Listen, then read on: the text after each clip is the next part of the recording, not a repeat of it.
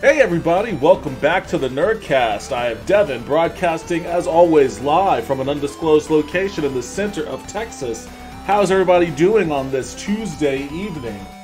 Pretty nice evening. I actually not just, but a little while ago, a couple hours ago, I went and I got my booster shot. So my arm is a little wonky right now. It's a little sore, but other than that, I'm doing pretty good. I hope everybody else is doing good too. It is the week of Thanksgiving, the Thanksgiving holiday, which obviously is a time for feasting and indulgence. So I hope everybody is gearing up to do some of that. I was pretty annoyed earlier today. I got out on the road to go somewhere, and there was a lot of people just driving around. I guess the Thanksgiving traffic is in full swing right now. It took a while usually I could just go up and down Mopac, no problems, but there was a big traffic jam. And of course, today was the day that I was like, I know my gas tank is on E, but I'll be able to get to where I'm going before I need to fill it up. And, I was just sitting in that bumper to bumper traffic with high anxiety staring at my gas, like a needle on my gas tank. But yeah, I guess everybody is hitting the road for their holiday weekend. And if that's you, if you're one of those people who are out and about, then safe travels. I hope you reach your destination safely. Hope you have a very good Thanksgiving Thursday, Black Friday. I hope if you dare to engage in those sorts of things, I hope they go well for you. And, a little bit of a long weekend for, some people at least. To feel sorry for people that work retail. Part of the reason why I don't engage in Black Friday, not just the psychotic nature of some of it, but excuse me, I did my time in the trenches working retail on Black Friday, and it wasn't fun. Wasn't fun. So, be kind to those who are out there who, if you decide to go out somewhere on Thursday. I mean, yeah, it's Thursday now too. It's not even really Black Friday. Like, stores are open on Thursdays around 6 too. It used to be that they would open, midnight, but they started pulling it back, and it's like our Black Friday sale starts at Thursday at 7 p.m. or something like that. It's like, damn, I feel sorry for those people working there. If you end up at a restaurant or something on Thursday or Friday, and the workers there seem a little dragged or curt or worn down, just be kind to them. Leave a nice tip and be kind. This is a tough time of year for everyone, really, for a variety of reasons, but especially for people working retail under these Black Friday conditions. So there is that. Let's see. There's a couple of things I wanted to go over before I jumped into the gaming stuff. There's, this. Let's just get right into it. Let's just get right into this thing. Oh, come on, mouse, get over there. There you go. Yeah, let's just get right into this thing. First, let me test something out here real quick. I've got my stream I'm monitoring, so I want to see if my chat looks a little bit more visible than it had in past streams.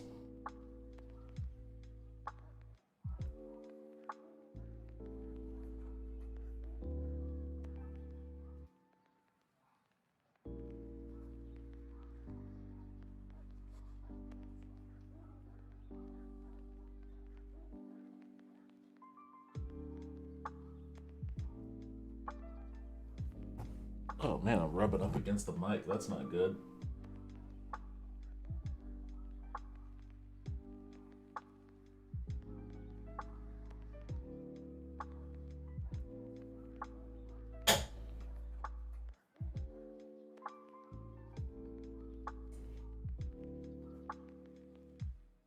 Man, for whatever reason, that looks really squashed. I can't really get a good... I want to change.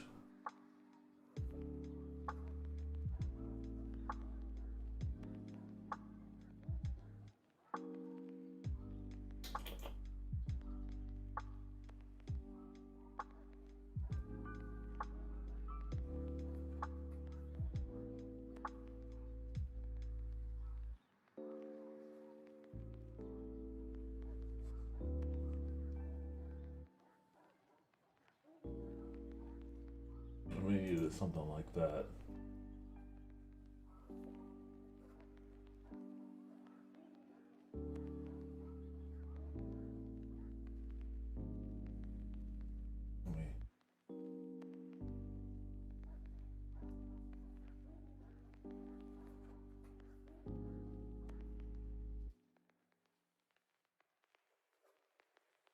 Let me try this real quick.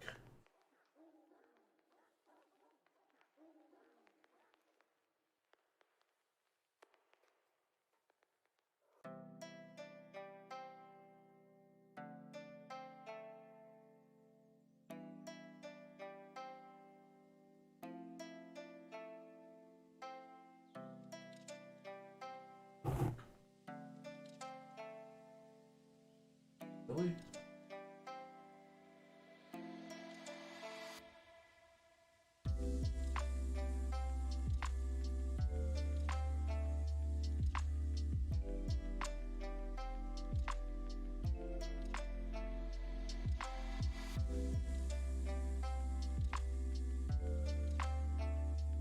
Why is that all squashed like that? Looks gross looking.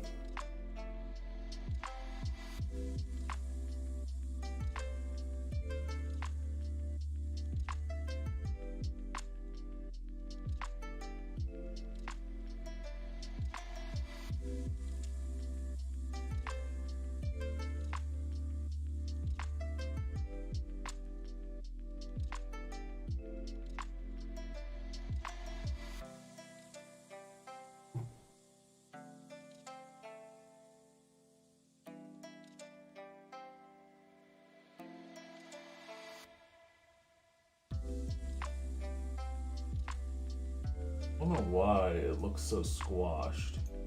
I wish there was a way for me to fucking... This widget. I wonder if I, try something real quick. Just getting some real on-the-fly shit.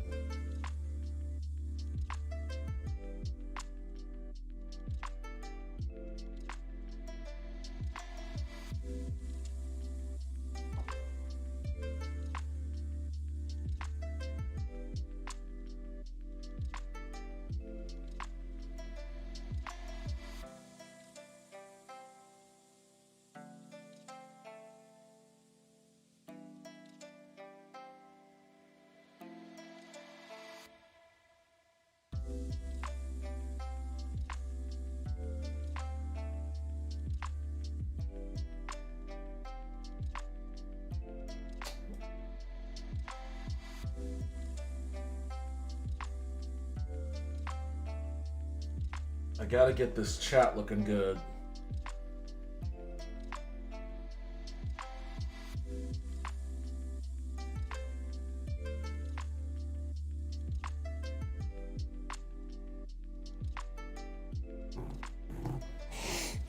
Okay, back up, Mike. Back up. I'm rubbing into you. It's bugging me.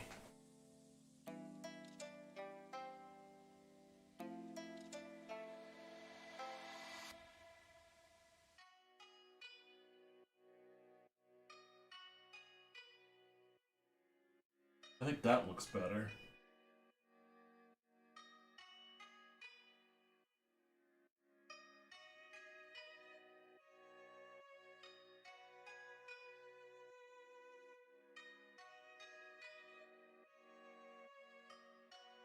Okay, I think I can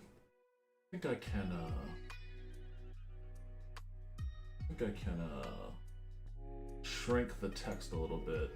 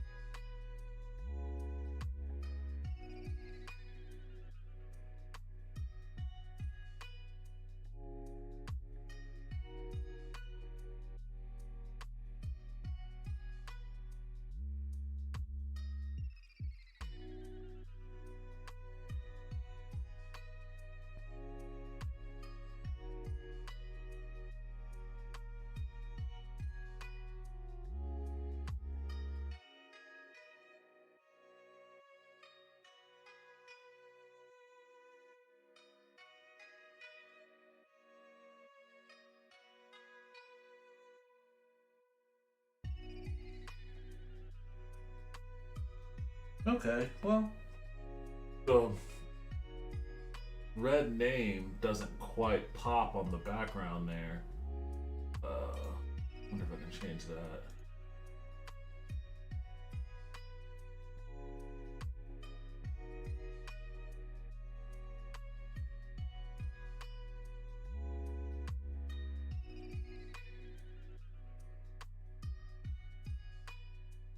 Like I can't. Oh well. Oh well. That looks good enough. Let me one more quick thing real before I start on this story.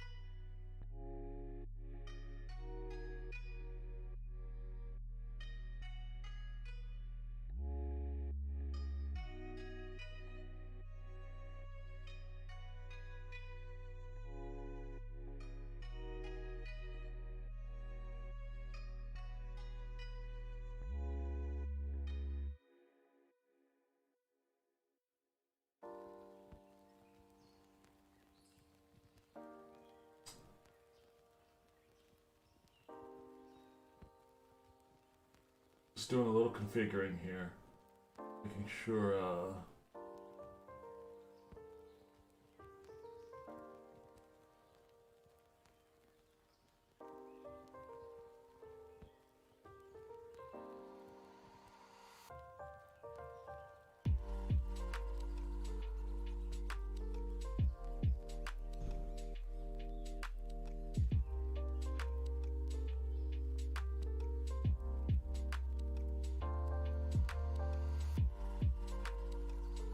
Okay.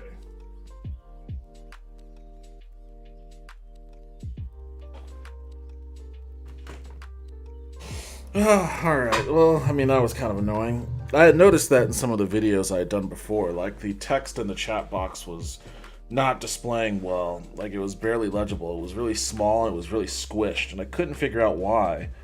And I still really haven't. I just know that it's something to do with the widget that came in with the scene I'm using.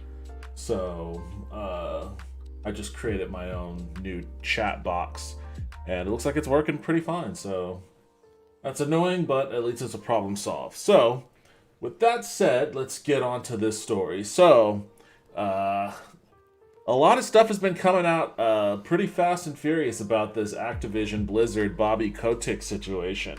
And I talked about it twice before already. First time I talked about it with Justin, we went over the whole story and all of that. And the second time, I provided some updates. I think that video went live yesterday.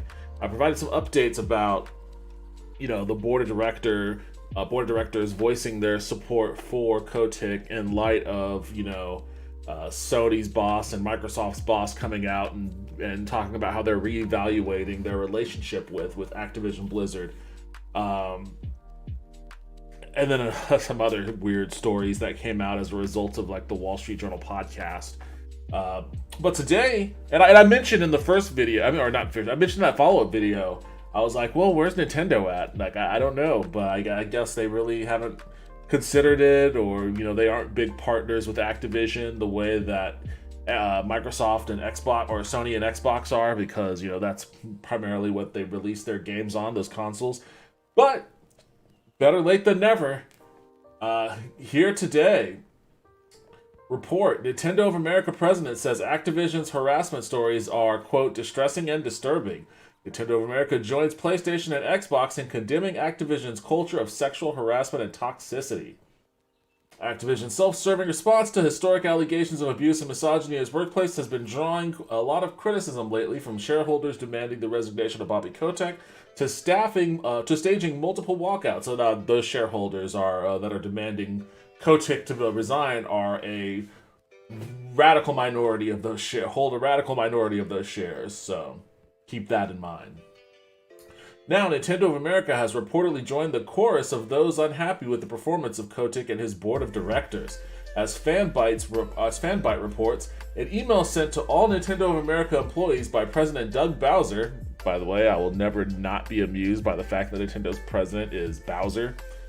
Last week addresses the situation, opening with, quote, "Along with all of you, I've been following the latest developments with Activision Blizzard and the ongoing reports of sexual harassment and toxicity at the company. I find these accounts distressing and disturbing. They run counter to my values as well as Nintendo's beliefs, values, and policies." The email then goes on to say that Nintendo staff have been, quote, "in contact with Activision" and, quote, "have taken action and are assessing others with no specific mentions of what those actions are." So yeah, it sounds like similar to what Microsoft said. Microsoft said that they were, it says right here, the Xbox executive also said the console manufacturer would make, quote, ongoing proactive adjustments to its relationship with Activision Blizzard. I don't think Sony has said anything quite that harsh as far as like expressing a desire to reevaluate their relationship, but you know, you have at least two major console manufacturers, two major publishers that, you know, are talking about hitting Activision's pocketbooks, man, hitting their bank account. That's when it gets real. That's when it gets serious. Like, you know, once you start affecting, like, a lot of the reason why some of these shareholders, well, a lot of the board of directors are on the board specifically because of Bobby Kotick. Some of them are boys, some of them go way back to when he first took over Activision. This board exists because of Kotick, and they know that he is the one that made them all fabulously wealthy. It's just a matter of how important is that loyalty to them once that wealth starts to take a nosedive. And Activision stock has already tumbled pretty severely. But once you start talking about maybe Microsoft and Sony, and to whatever extent it may be have an impact, Nintendo peeling back on supporting Activision's games and maybe even not allowing those games to be released or whatever, however extreme their policies may go, you might start to see that board peel back a bit.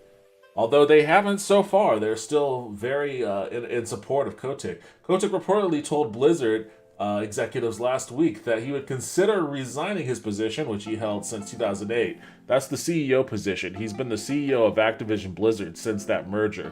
But he's been a top executive or involved in that level of decision making at Activision, either as a board or as the executive since 1990.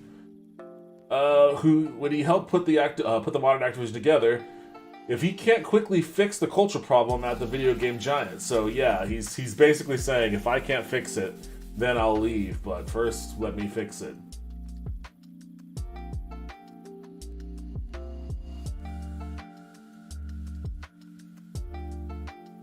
Yeah, so. And that leads into this story. Report, Activision CEO Bobby Kotick will, quote, consider, not even that he will quit, he'll just, quote, consider quitting if he can't fix company's culture. Deceased Activision Blizzard CEO Bobby Kotick, who last week was the subject of staff walkouts and shareholder calls for his resignation, has reportedly said he will, quote, consider leaving the company if he can't speedily address the harassment issues that have made headlines around the world this year. The Wall Street Journal says Kotick met with Blizzard's executive last Friday and told them that, quote, he would consider leaving the company if he can't quickly fix the culture problems at the video game giant. Culture things at culture situations like culture environments and climates at video game companies. It's a weird at companies in general, not just video game companies, just at businesses in general. It's a weird kind of thing it's not like instituting a culture depends largely on the type of people that you hire. So changing the culture, and some people don't get that. Some people think that a culture that a company has is all about, oh, we all wear wacky hats, or we have a wacky hat Friday, or oh, there's a cold press or cold brew machine in the break room, and ooh, there's a mural, a wall art mural right over there. Isn't that wacky? That's our culture. Like, we're really laid back. We got a beanbag chair in the corner. Huh? Beanbag chair? Laid back culture. And none of that really has to do with the culture of a company. The culture and climate of a company is a direct result of not just the leadership up top and the kind of expectation that the leadership sets. It's also a function of the people that is hired, the people that work there, from the leadership to the lowest position. And that's not something he's talking about. Oh, if I can get it fixed quickly. There is no quick to that. Like, Wall Street Journal report adds, quote, Mr. Kotick, who has led Activision for 3 decades, stopped short of saying he would step down on a Friday meeting with executives of the company's Blizzard Entertainment unit, but left the possibility open if misconduct issues across the company weren't fixed, quote, with speed. These people said. There is no speed for that. Like, so misconduct issues... Talking about fixing misconduct issues with speed it's kind of like, it's an arbitrary and almost irrelevant sort of marker that he's establishing for himself there, because it's not a climate, or at least I hope to God it's not a climate, where, like, misconduct and assaults are occurring on, like, a regularly enough basis where you could actually have metrics that measure it out in a quick time frame. Like, oh, we had 17 reports of gropings on Tuesday, and then down to 16 on Wednesday, and then 14 on Thursday, and 12 on Friday. So the numbers are going down, and we're sustaining those numbers at a low rate. Like, I mean, if Activision Blizzard is that kind of a place, that you should shut it down just in general. But I mean, even if it isn't that kind of a place, like, it's hard to quantify it. Like how do you measure that sort of thing? Like, you send out a bunch of company surveys, I guess, and you try to gauge the response, anonymous surveys, and you just kind of gauge the response on a week-to-week basis. But I mean, there's just so much that goes into, like, how even doing something like that can affect people's morale. Like, especially if those people are being sent this survey from the very people they were complaining about. Like, nobody at Activision Blizzard, I imagine, wants to hear from Bobby Kotick about these sorts of situations, right? Like, he's not the guy that they want to hear from. They want him to resign. And he's not going to carry any weight when he talks about this sort of stuff, And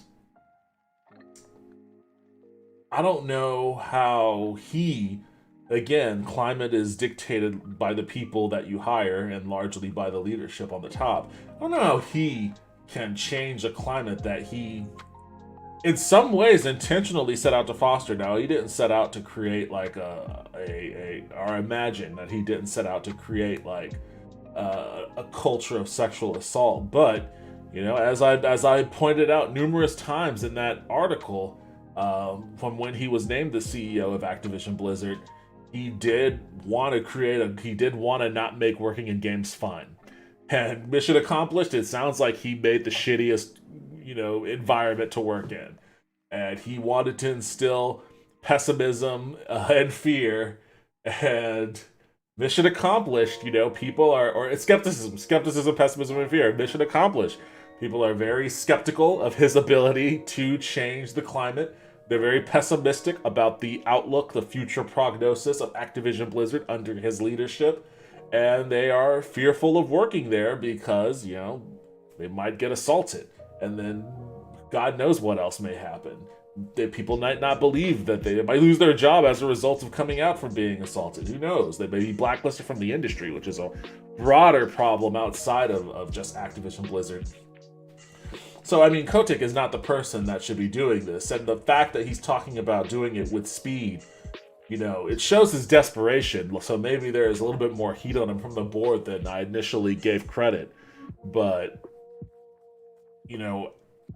he's not the person that should be doing this. He just needs to go. He's not going to be able. He's not going to be capable of changing the culture that is definitively his culture. You know, it's his. It is his finger. These are his fingerprints. It's also said that at a separate meeting on Friday, top executives of Activision Blizzard relayed to Mr. Kotick that some employees wouldn't be satisfied unless he resigned, according to those people. And that, quote, Mr. Kotick, I always say Kotick or Kotick. Mr. Kotick said he was ashamed of some of the incidents that had happened on his watch and apologized for how he handled the unfolding problems. Well, I mean, what can you do? If you're ashamed, then resign. You know, take in some of that. Take in some of the culture of Japanese industry and feel great shame on yourself, and feel that the only honorable thing for you to do at this point is to resign. Okay, so then Kotaku goes into the same kind of editorializing that I do. This is bullshit. Kotick took charge of a reborn Activision in 2008. Those culture problems he's talking about are a systemic level of harassment and misogyny abuse fostered through years of cultural neglect and, at times, reportedly committed by Kotick himself. We talked about that earlier. I mean, that doesn't mean he might not experience some shame for it. You know, I doubt he does, but I'm not going to completely discount the idea that he might. Let's see. There was another situation here too. Here it is.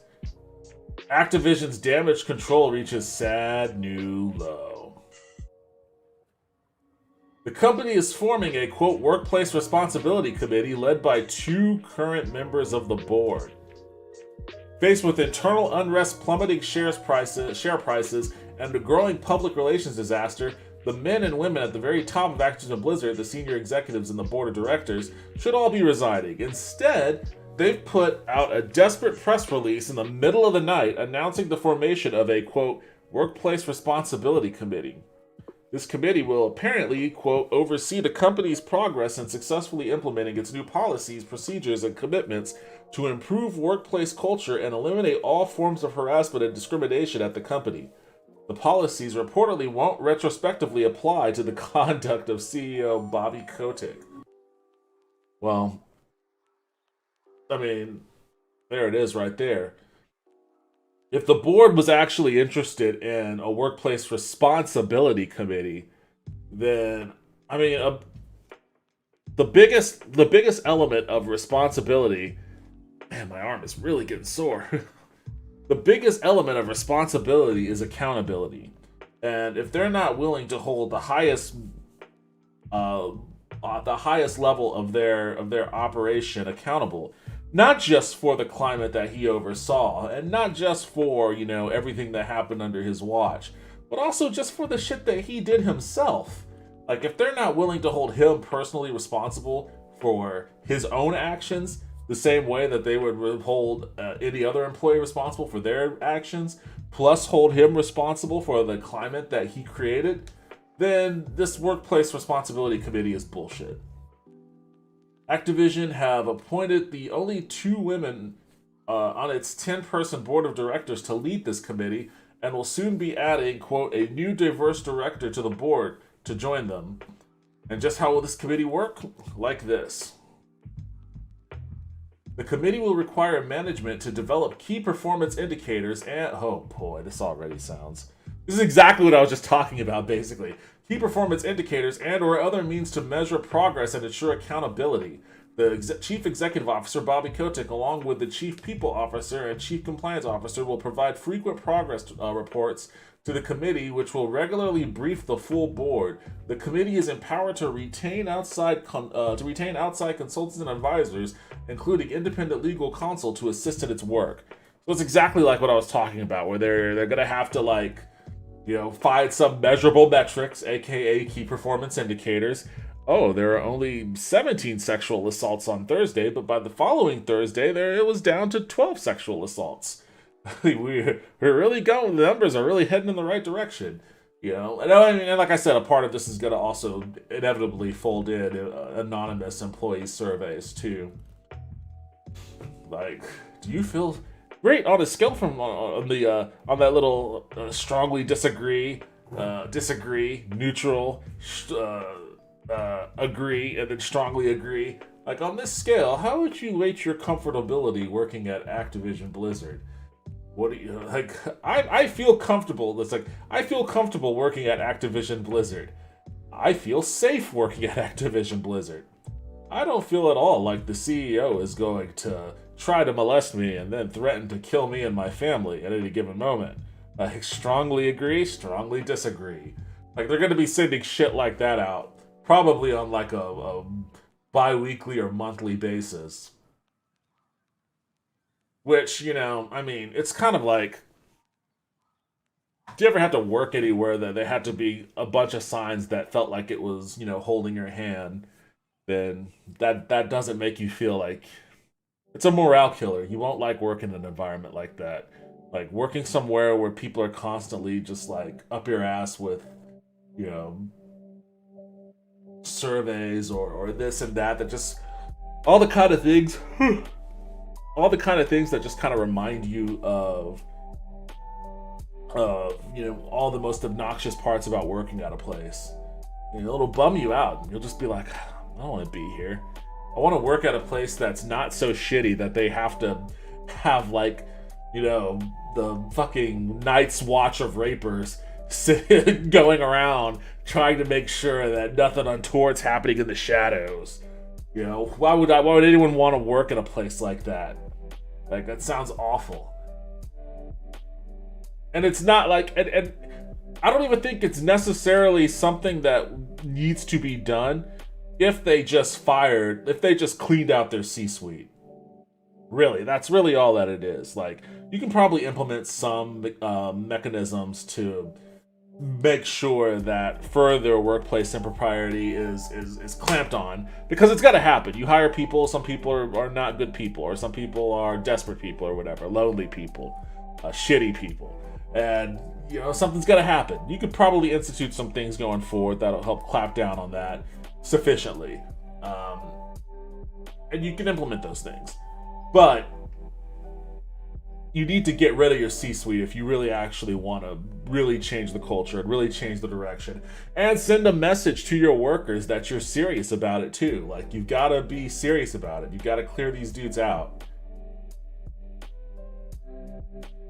And then you clear those guys out and you make better hires. You make more humane hires. Stop bringing in fucking Bush and Trump officials into your executive branch and then acting surprised when your executive branch is fucking toxic and shitty human beings.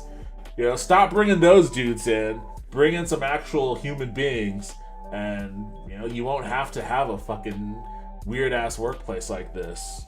Like, people can go to work and be chill, work on their job, work on their things, make 3D models, and you know, make websites or whatever part of the company they work at, and not be constantly reminded that, you know, sitting at the very top of their tower is like some fucking gropey vulture and all of his minions waiting to, you know, just trying to trick you into thinking that they've changed so that they don't. So really, that's what it is. Like, they're trying to trick you into thinking that they've changed so they don't lose their grip on that fat sack of cash they managed to grab. You know, just desperate to hold on to whatever money they have. You know, and if I was Kotick, what I would do is I would resign, and then I would do the whole checking myself into rehab thing. It works for other celebrities and whatnot. Just check yourself into a rehab, you know, see a therapist or whatever, and then after some amount of time, maybe a couple months or so, come back out and see if you could take a swing at being a CEO, Jesus, what's the word? A rehabilitated. See if you could come back out as a rehabilitated CEO, take some other company over, and see if you can do it all over again. I know Activision's kind of your baby. It has been since the 90s, but You lost hold of it, man. So the committee consisting of two members of the board will brief the board, of which Kotick is a member. Yeah. An outside advisor can be consultant, but there's no mention of input from Activision Blizzard's near 10,000 strong workforce. Yeah, like I said, I imagine the input from that workforce is going to come in the form of like surveys. While the company with the board support has been making important progress to improve workplace culture, it is clear that current circumstances demand increased board engagement.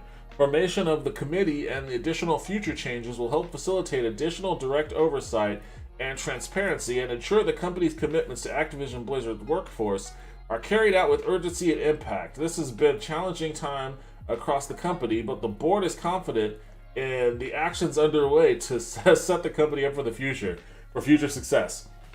It's been a challenging time because Kotick and other senior leaders have helped foster and protect a culture of harassment and misogyny at the company, while the board of directors, made up of many of Kotick's old pals, continue to lend them their full support. They did nothing in the 10 years preceding the lawsuit that blew all this up, and when given the chance to make change in the months since July, installed Blizzard's first woman co-head and then drove her out feeling tokenized, marginalized, and discriminated against. That's very true. And she was a Bush crony herself. She was a fucking Bush crony. Stop hiring these fucking freaks. The workers and fans of Activision Blizzard, and this is the thing, the workers, man. Fuck the board of directors. Fuck these guys. These are bloodless, God-hating vampire capitalists. Just do away with them. You don't need them. These are the people that we should be looking towards and listening to. These motherfuckers need to form a union already. Like, they should have their demands set out for not only what the changes that they want to see, but new policies that they want to see implemented to prevent these kind of climates from fomenting again. And they know best what they want to do, what they want to see, how they want to implement it. They know best. These fucking psychos don't know best. These people are ivory tower, they're disconnected from the company. They just sit on a yacht somewhere in the Caribbean, watching the little stock ticker go up or down, occasionally getting an email or getting a phone call, and then having to have like their quarterly board meetings to go over some numbers. They don't know what goes on in the day-to-day at Activision Blizzard, and quite frankly, they don't care. To the extent that they care, they care about whether or not that stock ticker they pay attention to goes up or down. But they don't really care, which is why they're still holding on to this Kotick, man, because he made them a shit ton of money, and they know they know he can continue to make them money if he didn't create a fucking orc horde as a office space. So that's their only concern. That's their chief concern, their primary concern. Like, they don't care about the workers, and I don't care about the fucking board. Get rid of those guys.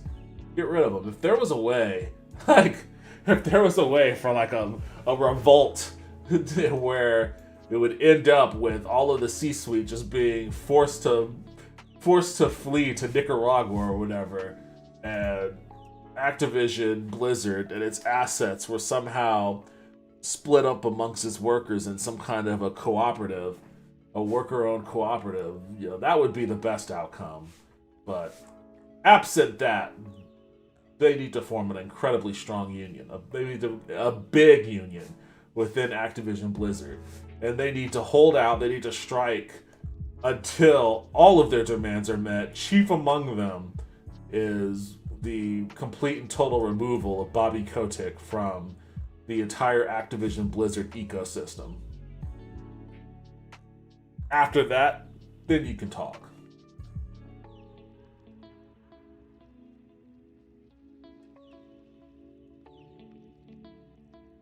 Alright, just a couple of little light stories here before I jump into Halo. Oh man, I was going to scratch the back of my head, and now my arm is like, I got that booster. Whew, and it's boosting that pain.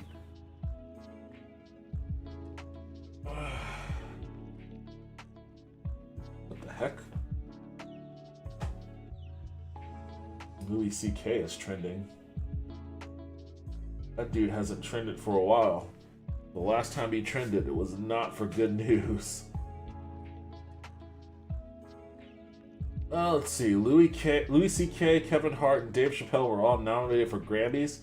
If this is cancel culture, may every woman comedian I know be canceled instead of simply underpaid and unrecognized. That's very true. Like, all these fucking dudes that are just crying out their dicks about cancel culture, and it's like, if you've been canceled, why am I fucking hearing from you every other goddamn day?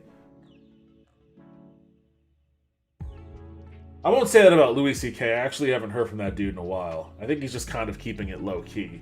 He's still selling out shows and whatnot. That's fine. I don't need him to like.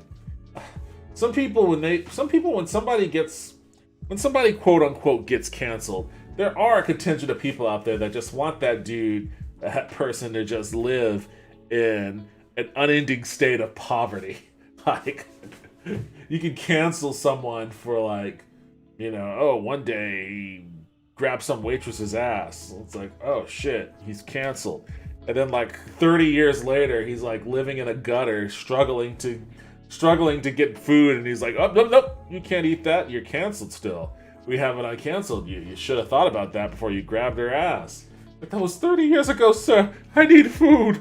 Like there's that kind of dimension where it's like, all right, back off.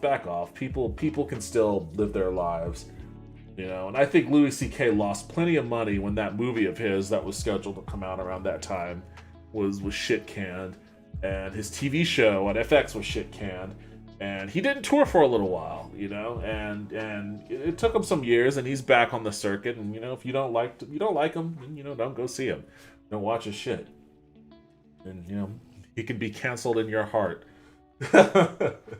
And same goes to Kevin Hart. I forget why he was canceled. I don't think he was actually ever really canceled. Something about the Oscars, I don't know. And Dave Chappelle, I mean, Dave Chappelle is like a product. Dave Chappelle is the byproduct of an individual who time kind of evolved around, or evolved beyond rather. So like the shit Dave Chappelle's kind of joking about that's getting him into trouble right now, it's not incredibly dissimilar from the shit that he was joking about like 20, 30 years ago or whatever. It's really just, the climate around him obviously has changed a little bit. And there are some comedians that are better about adapting to that sort of thing than others, I think Bill Burr is an excellent example of a comedian who can retain his comedic edge, contain the essence of his vibe, but he adapted to society a lot better. Like, he had bits in the past where he would drop the F-bomb and all of that sort of stuff, and things that, he could have probably complained about. Oh, these millennials or these Gen Z or whatever, but he doesn't. He doesn't really, not to a huge degree at least. Sometimes he does, but I mean, he's never really. People have tried to cancel him, but it never sticks. One, because he's funny, and two, because he does involve his shit. And he doesn't do it cynically either. Like, you listen to his podcast, you can tell that, he's having moments of where he's kind of working through, the dilemma of being basically like a Gen Xer or a younger boomer or whatever he might be, probably a Gen Xer. Yeah, he's definitely a Gen Xer, but like he's living in a world that's, more and more being the terms of our climate and our culture is being dictated by Gen Z, right? And it's funny that Kid Rock video came out, ain't nobody gonna tell me how to live. It's like one of the most ridiculous songs I've seen in ages. And like in the song, he's rapping about like, offended millennials. And it's like, dude, are you still harping on millennials? Millennials are all in their 40s now, man. Gen Z's way more radical than we ever were. Like, and they're the ones that are setting the tones for things. Shit, man. I watched, what was it?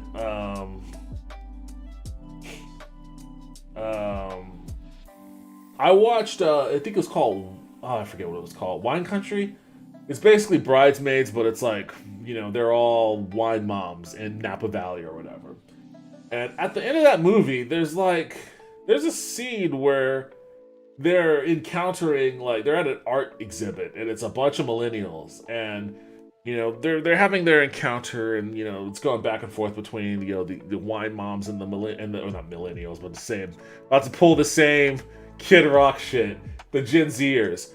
And as they're talking and they're tossing out these terms and phrases, I remember just thinking to myself, what the fuck, do Gen Z people really talk like this? I also was watching something else. I forget what else I was watching.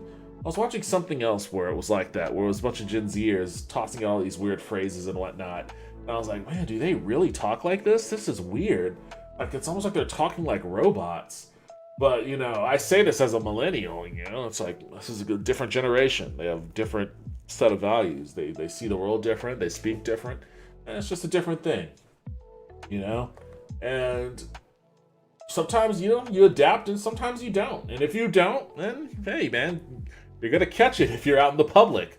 There's plenty of people that don't adapt to, they live their lives just fine because they're living, isolated, in their house or in the woods or God knows what. Who knows how many people out in the sticks or, in very insular communities, either in rural America or just insular communities within their little clique in urban America. Who knows how many people still refer to black people as colored people? Who knows how many people, do things the old-fashioned way, whatever that may entail. There's plenty of people that live that way, But if you're in the public sphere, then, especially if you're in the public sphere in the capacity as being an entertainer, and entertainers, if they want to remain relevant, they have to be able to. Entertainers have to be able to Jesus, what is the word I am looking for? They have to be able to have their art span across multiple generations, basically. They have to be able to have their art exist and be relevant in their time, in the next generation's time, and in the generation after that. That's a part of what makes them great, if they want to be great. It's like I can go back and watch Ghostbusters, the first one. It's like, man, this is an awesome movie. And then I could watch, Bill Murray in Transcend. Yes, thanks, John Brennan. What are you saying here? They grew up with a computer in their hand. They're pretty much half robot. Yeah, I think that's a part of it too. And it's kind of tough because there's a lot of really good. There is a lot of really good things that come from being able to just have a computer in your hand, right? Like, you do get a different perspective on the world. You do have access to information if I was a kid, I wished I had that access to that information as a kid, but I didn't. And, I got into a lot of trouble, not knowing things, basically. Almost poisoned myself once because I was living on a tropical island. It was very hot. I was walking home from school. I was a very long way from home with no water. And I knew that plants had water in it. I didn't know what kind of liquid that particular plant had in it, but when I put it in my mouth, it was not so good. I could have Googled it if I had Google at the time, and it would have been like, do not drink liquid from this plant. But hey, you know what? You live and learn, huh? Maybe that's just a part of something that the younger generation's going to miss out on. Doing wacky experiments by virtue of not having Google readily available to you. But yeah, like Bill Murray, he's just as awesome now as he was, back in the 30s, Jesus, back in the 80s, like he has a kind of comedy, a kind of presence that transcends, all those different generations. And a part of that is just learning how to adapt to it, right? So, some comedians do it better than others. I haven't listened to any of Louis C.K. stuff since he's been back. I don't. Maybe he did adapt. Maybe he didn't. Maybe he's still doing the same kind of comedy he did before. I don't know. He's not struggling. People are going to his shows. He's selling them out still, so he's definitely not canceled. Same with Kevin Hart. Like, he could sell a Madison Square Garden like that if he really wanted to. And Dave Chappelle too. And I haven't seen his latest special. I know that it got a lot of shit because of some of the stuff he was saying about the trans community. And I get that, but I mean, I'll be honest with you.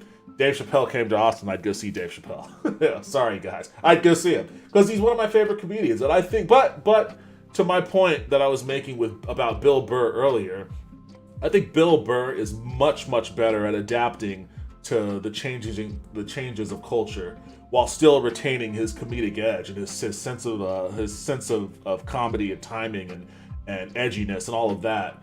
I think he's way better at it than Dave Chappelle. And I think Dave Chappelle, if there's one criticism I would level at Dave Chappelle, I saw it was honestly mildly heartwarming. Okay, well that's definitely not words I've ever seen used to describe it, so that's interesting. Mildly heartwarming. I'll give it a shot. I'll probably watch it while I'm in a turkey coma at any one of these next 4 days or 5 days. But if there's one criticism I would level about Dave Chappelle is that recently he's just been starting to get maybe a little too preachy, and I appreciate Bill Burr in that he always when he seems like, as far as like his podcast is different, but when he's doing comedy, if it seems like he's about to go down a road of being preachy, he'll always like cut himself off at the knees about it in one way or another. And it adds levity, and it reminds you not to take shit that he says super seriously. And I think that's where Dave Chappelle gets into trouble, because when you get kind of preachy, then you're kind of giving people an excuse to take the shit that you say super, super seriously. And then when you do start joking around about things, about subject matters that are serious, people take you super seriously. And then you're like, wait a second, these are jokes. Are we not allowed to joke? It's like, you're allowed to joke, but like recognize the context of the climate you're telling these jokes in. Like it's not Def Comedy Jam from the 90s anymore. Like you either adapt or you just get used to getting shit on by people, you know? And that's kind of the world that we live in right now. And I don't quite have a problem with it, but it's also kind of interesting when people have tried to cancel Bill Burr, and it never takes. And you see that every now and then. People will try to cancel something, and it doesn't really it doesn't stick. They tried to cancel Chris Pratt too, and you know, for whatever reason that doesn't stick. I really don't know the Chris Pratt thing. I mean, I think it's probably the same thing, where it's like, if you're funny, if people perceive someone as being funny, then you're not going to be able to cancel them.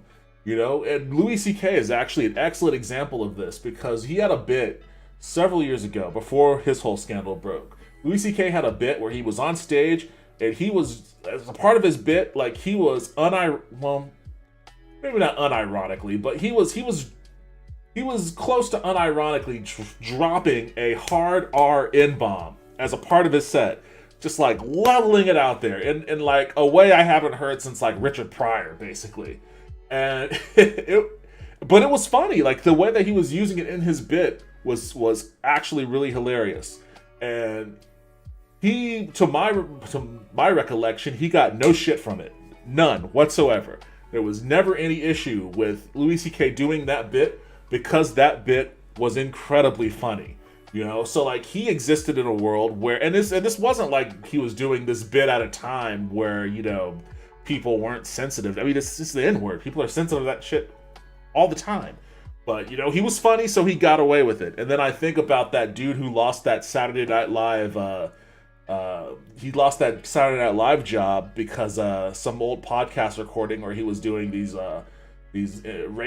racially charged impersonations of, I guess, Asian people or whatever.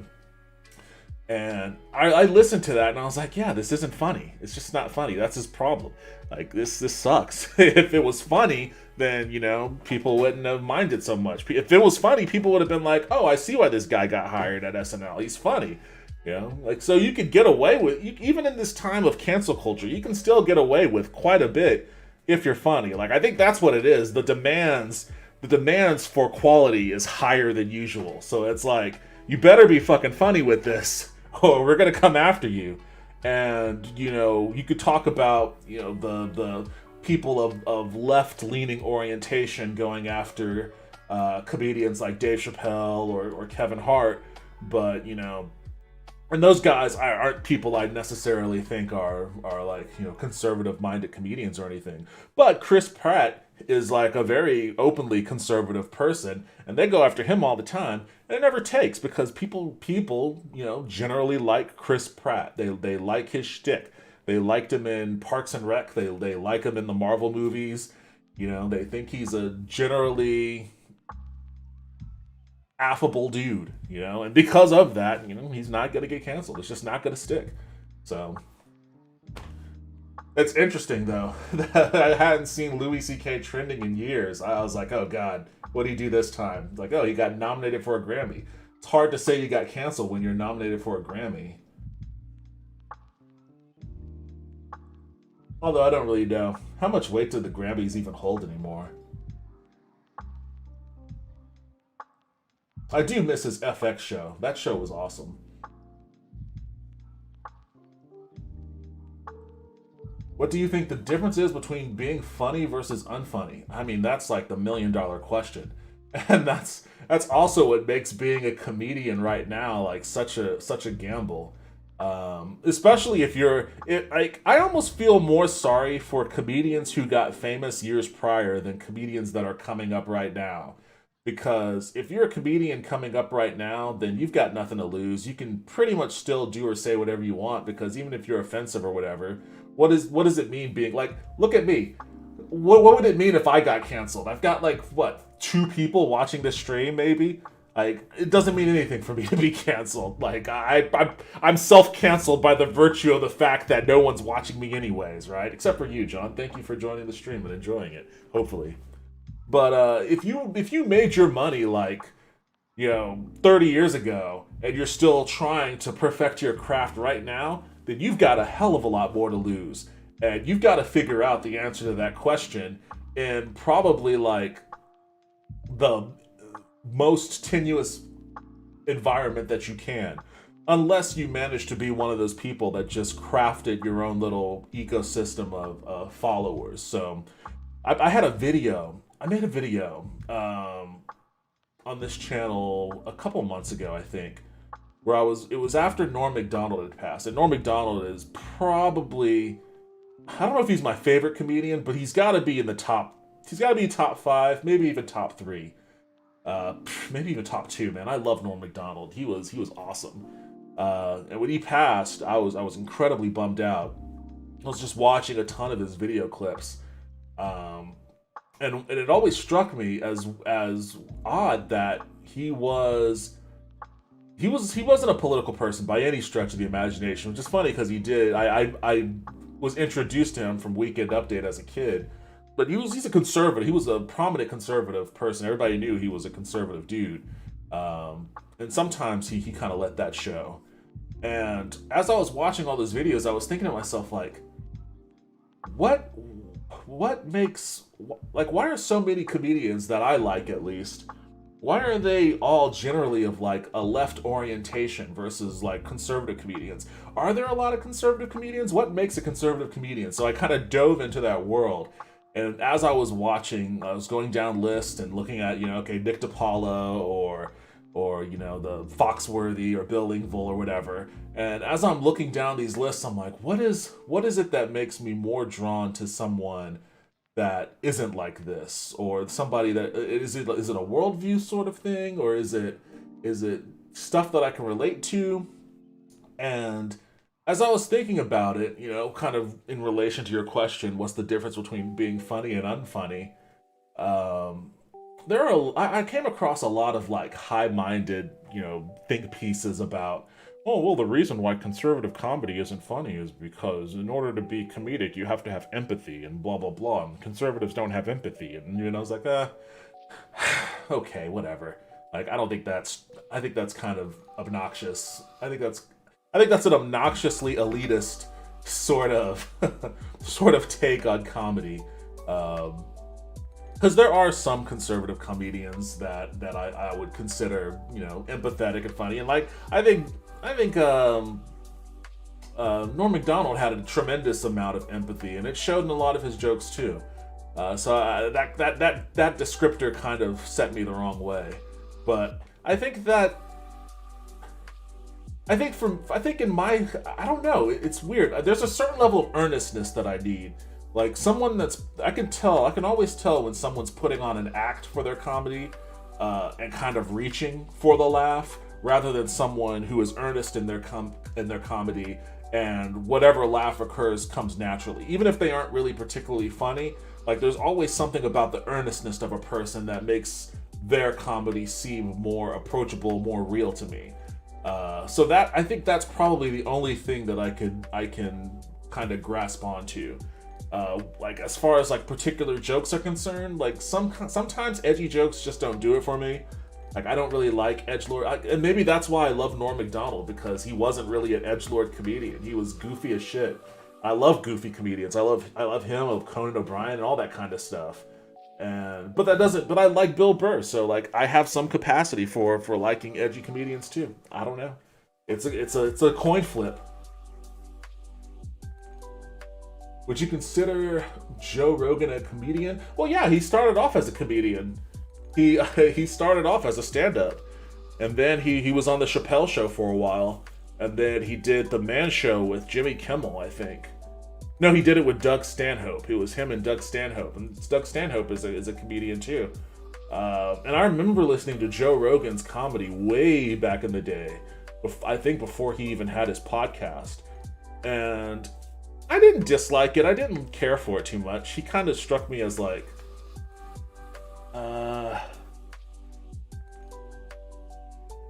I don't know if I have a good comparison for it. Maybe it was a lot like Jeselnik, Anthony Jeselnik, something like that. Maybe not quite as curt as Jeselnik, but it kind of had a little bit of that vibe to it. Like, and you know, it just doesn't sit. It didn't sit too well with me. But I wasn't a fan, but I didn't dislike him either. And you know, when his podcast started popping off, you know, I watched it every now and then. I was like, oh, okay, I could see how his comedy. I think I can see how Joe Rogan's brand of comedy worked better in a podcast setting, for me at least, than on stage. That's a great word, earnestness. That's the word I was looking for. The Dave Chappelle special was earnest. Okay, I get that. And Dave is really good at that sort of thing. Like, I think I saw Dave live when he first started touring again from his like weird sabbatical, you know. He went to Africa and whatnot, and then he just kind of chilled and laid low and didn't really, he did stand-up things here and there, I think, in Ohio. But when he first started touring again, he came by Austin, and I saw him then. And I got that same vibe, like his older stand-up, when he was, you know, younger, doing Half Baked and Chappelle Show and all that. That felt more like a comedian that was, you know, on stage to fucking knock it out the park. He's got bits, he's got voices, he's got stories, and he's doing all this shit. And he still had some of that when he came back, but there was a lot more, like, he became a lot more almost storytelling. And maybe this is what I was talking about when I talked about the danger of being overly preachy. And when you become overly preachy, people start to take you a little too seriously. I think that earnestness from his that kind of informed that he was informed from his experiences with, you know, what happened with this show, and then stepping away from comedy or stepping away from live performance for a bit, and then coming back and, you know, just kind of feeling the need to express his experiences. It was much more earnest than he had been in his younger years, and I appreciate it. Like, he's really good at it. He's really good at commanding an audience, at, you know, knowing when to bring the levels down, knowing when to bring the tone into like a realistic realm, and kind of disarming people with that, like, with that sort of seriousness. And then when people are disarmed, like, that's when he'll like, you know, he'll do a joke, like a quick jab of some joke that people aren't necessarily expecting in the earnest moments. And, you know, he's really good at kind of doing that kind of work. That his comedy has kind of evolved into like that sort of thing. It's kind of interesting to see, especially if you go back and watch his earlier stuff. It's like, oh, it's almost like a totally different comedian. I mean, you can see the styles are, or, you know, the delivery on a lot of stuff is still the same, but it's like a totally different type of comedy. But yeah, he's in a tough spot. He's in a tough spot, but he's not struggling. I mean, that Netflix special did awesome for him. You know, he's making money. And I mean, he made the money before the special even premiered by virtue of how Netflix works. And then he got a bunch of press from it. You know, no pub is bad pub, especially in the eyes of a comedian, because then he's going to use that pub to go out and sell shows.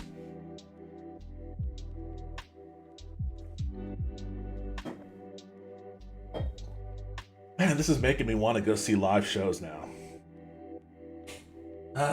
It's been a long time since I've seen a live comedy show. Have you seen Tiger King 2? I haven't even seen Tiger King 1.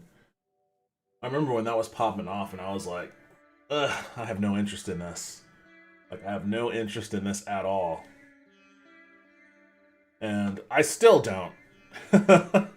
I really have almost negative interest in it. I don't know anything about it except for, you know, I know the name Joe Exotic. I know his wife or whatever. They say she tried to kill him or what. I don't know what the deal is. I just could not have been less interested in it when it popped off. And I think that was like at the start of the pandemic, and there was so many other things that I was watching at that time, and I was like, I know everyone's into this show, but I don't want to jump into it. I'm gonna keep watching. I'm gonna keep doing my rewatch of Game of Thrones and watching The Witcher and watching this and that. It's funny. Speaking of, though, I got onto, I don't even know. Oh, I got onto that whole discussion because I saw Louis C.K. was trending. But even independent of that, I wanted to talk about this story a bit because it kind of touches on the same thing. Ridley Scott blames The Last Duel's box office failure on millennials. And this is just like, again, that total boomer mentality, you know? And it's, I feel sorry for him.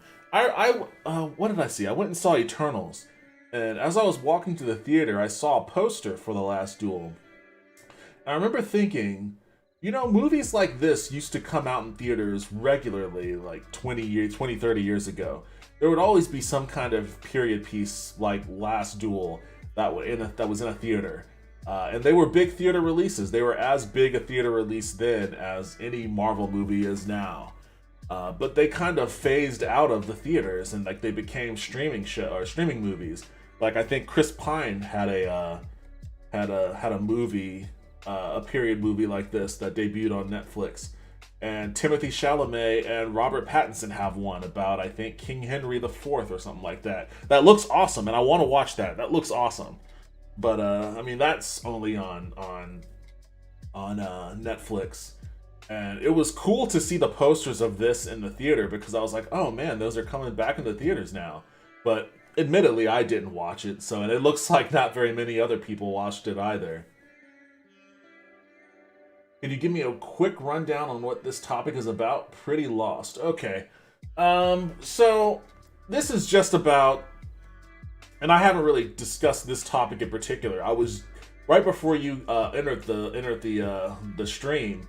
I was about to start on this when I got sidetracked from the Louis C.K. situation. And I was just going off on Louis C.K. because, we're going off about Louis C.K. Because, like, I just saw some tweets of people that seemed dissatisfied with the fact that Louis C.K. is quote-unquote back. And, you know, that he isn't really canceled. And I was like, well, you know, some people just, you know, when someone gets canceled, they want them to live in poverty for the rest of their lives. And like, it's like, no, that's not only is that not a realistic expectation, but it's actually a really shitty expectation. You have to give people an opportunity to, you know, for redemption and rehabilitation. You know, and that was basically what that was all about. But it's interesting that it tied into this because, you know, it was also a discussion on, you know, the expectations of the different generations, you know, what comedians should expect, you know, trying to adapt their comedy to younger generations, newer generations. And I think filmmakers need to do the same thing. Like, cell phones and Facebook are blamed for The Last Duel's box office bust. But how? How would you... Well, this is his quote. I guess he was on Mark Maron's podcast. During the interview of Mark Maron's What the Fuck podcast, Sir Ridley Scott... Oh, yeah, he is a sir, huh? So Ridley Scott complained that The Last Duel's box office calamity was all down to millennials. Quote, I think what it boils down to, what we've got today, are the audiences who were brought up on these fucking cell phones, said Scott. I guess he meant millennial. The millennium do not ever want to be taught anything unless you're told it on a cell phone. This is a broad stroke, but I think we're dealing with it right now with Facebook, he explained.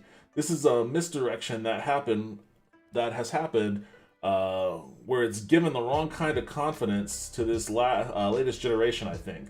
The Last Duel has earned $27 million worldwide after its debut last month, starring Ben Affleck, Jodie Comer, Matt, blah, blah, blah, blah, blah, blah. Although Scott was originally concerned that Disney would undersell his historical epic, that turned out not to be the case. Disney did a fantastic promotion job. Wait, this is a Disney movie? Well, what isn't a Disney movie? They just own everything now. The bosses loved the movie. I was concerned it was not for them. Despite this, The Last Duel still performed abysmally at the box office, but Scott stands by the movie and states that the studio's decisions were sound from start to finish. That's the call you can make, he said, about taking on the project. That's the call Fox made. Oh, okay, it was a Fox property, and then Disney, I guess, kind of sucked it up, huh? We all thought it was a terrific script, and when we made it, you can't win all the time. I've never had one regret on any movie I've ever made. Nothing. I've learned very, very early on to be your own critic. The only thing you should really have an opinion on is what you just did. Walk away, make sure you're happy, don't look back, that's me. I mean, clearly not, dude. You were just blasting millennials. IGO's own review said The Last Duel is a grueling watch and certainly not for the faint of heart. However, it rewards you with social commentary that's as relevant today as in 14th century France. The Last Duel offers several bloody, brutal battle scenes and a fierce final duel that's up there among director Ridley Scott's finest fight scenes. Wow. Okay. Well, that's cool. I mean, he did do, he's done a lot of movies, and I did watch some scenes from The Duelist, and those were pretty awesome scenes. So, I mean, it sounds like a cool movie, and I do want to watch it. But, I mean, it didn't do poorly because millennials are on their cell phones, man. Like, it did poorly because people aren't used to seeing these kind of movies in theaters anymore. And especially at a time where there's still a huge contingent of the population that's very trepidatious about going out to a theater, because we are still technically in a pandemic. You know, it just makes people a little bit more cautious about what they're gonna, especially with also the increased cost of everything. You know, with inflation being what it is, people are a lot more trepidatious about what they're gonna go spend money on when they go out to a movie theater. It's spend money on those tickets, spend money on those concessions.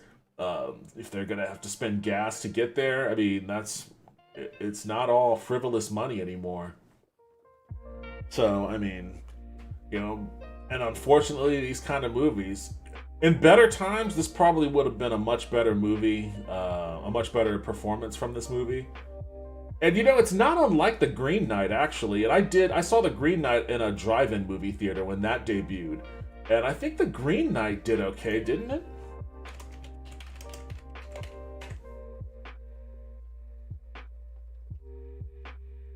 Let's see. Budget of $15 million, box office $18 million. So, definitely not the worst in the world. As of September 17, 2021, The Green Knight has grossed $17.2 million in the United States and Canada and $1.1 million in other territories for a worldwide total of $18.3 million. In the United States and Canada, The Green Knight released alongside Jungle Cruise and Stillwater and was projected to gross around $4 million. Oh, okay. See, so it debuted alongside some pretty big blockbusters there. But it still did well. It slightly overperformed, according to this. It overperformed, debuting to $6.8 million, and finished second in the box office behind Jungle Cruise. You know, so I mean, I don't know, Ridley Scott. Maybe your movie wasn't marketed properly. A part of the, I mean, and by the way, these numbers, you know, I think, yeah, it earned $27 million, and it earned more money than Green Knight did, but Green Knight is a success, and this is a failure. But that's because this also has a $100 million budget, and Green Knight's budget was substantially less. So, you know, this movie probably performed as well as the Green Knight as far as like, the sheer number of tickets, but because of this, it's a quote unquote abysmal failure. If they could have found a way to make this movie for a quarter of this budget somehow, then it would be a success story. Unfortunately, that's not the way they went. I find it hard to trust reviews nowadays. Never know who gets paid to say something positive or negative things. Yeah, and I don't like, reviews aren't the end all be all for me. Especially like I don't ever want to go to like Rotten Tomatoes and like live or die by their rotten or fresh rating. Basically, that's just a general read on whether critics enjoyed something or didn't enjoy something. And if something's like a 5% or a 10%, then yeah, I'll be like, okay, maybe this isn't worth my time. But like if something is like 30-40% or so, then I'll give it a shot, because sometimes, and maybe even more often than not, I'm on the other side of that 40%. I'm like, I don't know what these guys are talking about. This was great, So it's never an end all be all. It's just more of like a temperature of what I should expect going into something. I should say reviews from major outlets. Yeah, I can't even really remember the last time I read a review for a movie start to finish.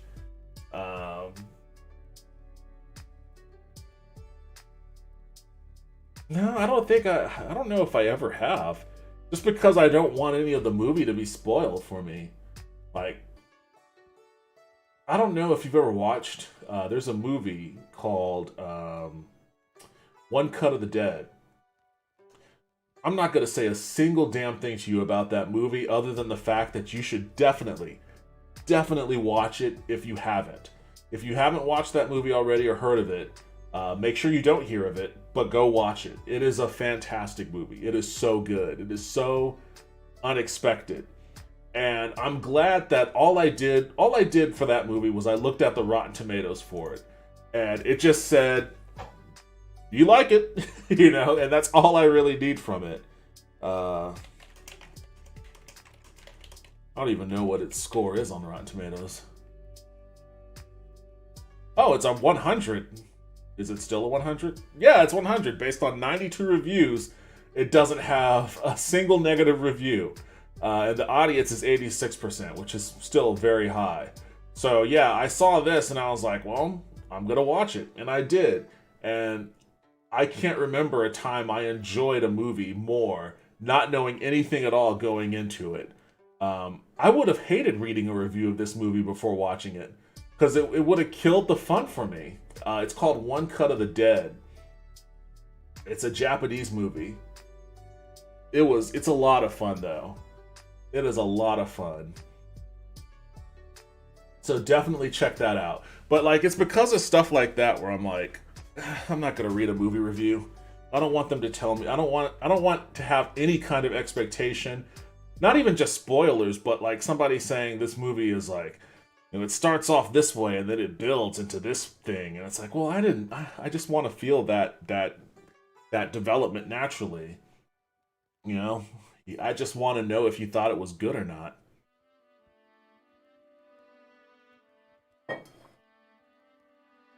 On my list, awesome. Kathleen Kennedy talks emotional Obi-Wan reunion, suggests Star Wars sequel trilogy characters could return. This would be interesting for a variety of reasons.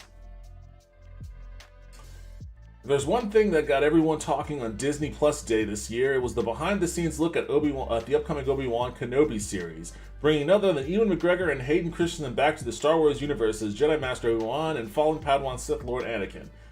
Uh, they didn't show a trailer during Disney Plus Day, and that was a bummer.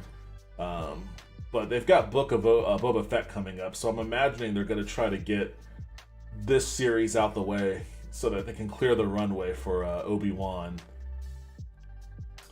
Speaking to Empire on the upcoming Book of Boba Fett issue on sale, there's Lucasfilm boss Kathleen Kennedy opened up about the emotional reunion of McGregor and Christensen on set as they slip back into those iconic flowing robes.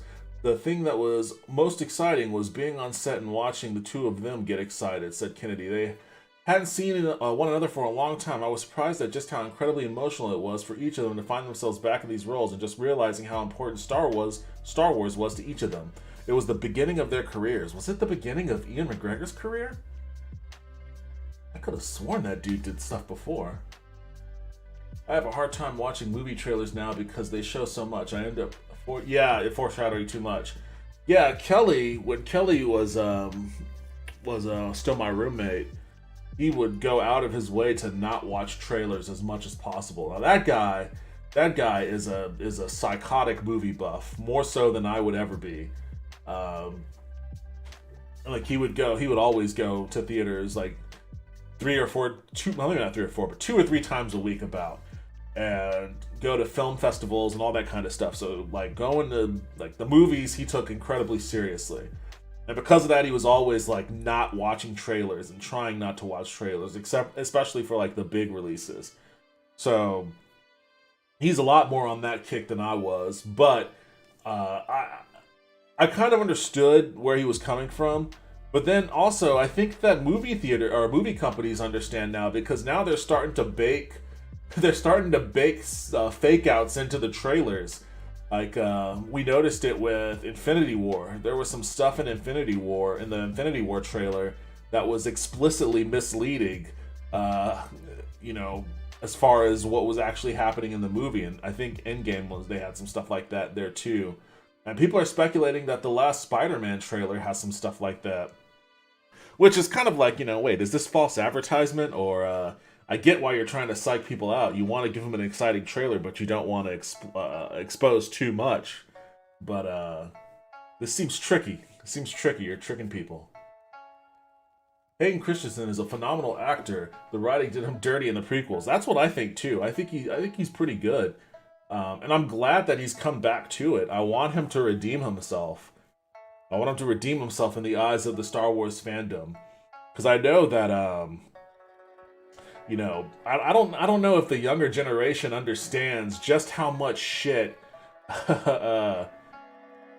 Excuse me. I don't think the younger generation who love the prequels understand just how much shit we gave Hayden Christensen, and a lot of people involved with the early prequels when they released. Like, I remember there was just some horrible things written about pretty much everyone that wasn't Natalie Portman, to be honest, or Ewan McGregor. They liked those two, but everybody else got a bunch of shit, especially that poor dude that did Jar Jar Binks. Like, that guy, he had to go to therapy for it. But I mean, they gave Hayden Christensen a lot of shit too, and it's like, a lot of us were too young to realize that it was the function of a lot of bad writing and probably not so good directing too. That was the outcome of his performance. But I've seen him in some stuff since then, and yeah, he's pretty good. He's not bad. And I hope that as a result of him returning to this, that we start seeing him in more things. I think it speaks highly to him, to a certain degree, that he was willing to come back to this, after his experience, man. Dealing with Star Wars fans, it's not always the easiest thing in the world. That's pretty cool. I'd love some more red herrings and more trailers. Well, I think you're going to get a lot more, man, because Marvel, at least, have been all about doing the red herrings and trailers. And I don't know if they'll ever fold that into the Star Wars universe. I think maybe Star Wars might be a little bit too sacrosanct for that, but I think more people are going to start doing that in trailers. Honestly, I would be okay with just shorter trailers. Like, I don't need a 2.5 minute trailer to get me hyped up for a movie. Just give me a little tease, and I'm perfectly fine. All right, where's the part that I wanted to talk about? While Obi-Wan Kenobi is springing from the prequel trilogy, and Rogue One prequel and/or bookends the original trilogy with the post-Return of the Jedi Mandoverse shows, it sounds like there may be more stories to come involving the crew introduced in the most recent sequel trilogy, which wrapped up on the big screen with The Rise of Skywalker in 2019. Quote, certainly, those are not characters we're going to forget, teased Kennedy of that third generation of Star Wars heroes. They will live on, and those are great, and those are conversations that are going on with the creative team as well. That's what I'm interested in, because things did not end well for a lot of those principal actors, like Daisy Ridley and Oscar Isaac both have expressed a general sense of closure for their involvement with the Star Wars franchises. Oscar Isaac sounds like he's not super interested in returning to Star Wars, and Daisy Ridley the same. And John Boyega, he has been incredibly vocal about his dissatisfaction with the Star Wars franchise and his involvement in it. And it sounds like he wants nothing to do with Star Wars, really, at this point. But, I mean, that's... at the same time, money is money, you know? And Disney has money, and they could offer money. I wonder just how much relationship repairing Kathleen Kennedy would have to do in order to get all three of them to return, or if she'd be willing to recast them. That would be a bummer. It would be a real bummer to see anyone other than those three play those roles, especially John Boyega. Like, I know that he's super down on Star Wars after his experience, but I would love to see him return as Finn and actually, like, you know, be involved in a more consequential and more character developed story. Maybe somebody can, you know, maybe they can recast somebody to take his place and they do just fine. Probably Jonathan Masters. He seems to be starting to pop up in everything nowadays. But I don't know. I would like to see that. I would like to see. I talked with Justin on a prior stream about just exactly what the future of Star Wars looks like under Kathleen Kennedy, given her recent extension. And, you know, we talked about how they just basically should hand it all over to, I mean, allow Kathleen Kennedy to, of course, still be executive producer, but hand over the creative managing of the franchise to Jon Favreau and Dave Filoni, because they know they demonstrated being able to do it excellently at a high level. They know the lore, they've got stories to tell, and they know how to put together, you know, a TV show at the very least, a couple of them, start to finish. That's a very important thing, especially in the context of all of these canceled Star Wars things that keep popping up now and then. You know, they have the experience, you know, they have the goodwill of the fans, so hand it over to them and let Jon Favreau and Dave Filoni try to get Daisy Ridley and John Boyega and Oscar Isaac back on board. I would trust them to handle it. Alright. I'm gonna get back into Halo. It's so weird. I used to hate Halo.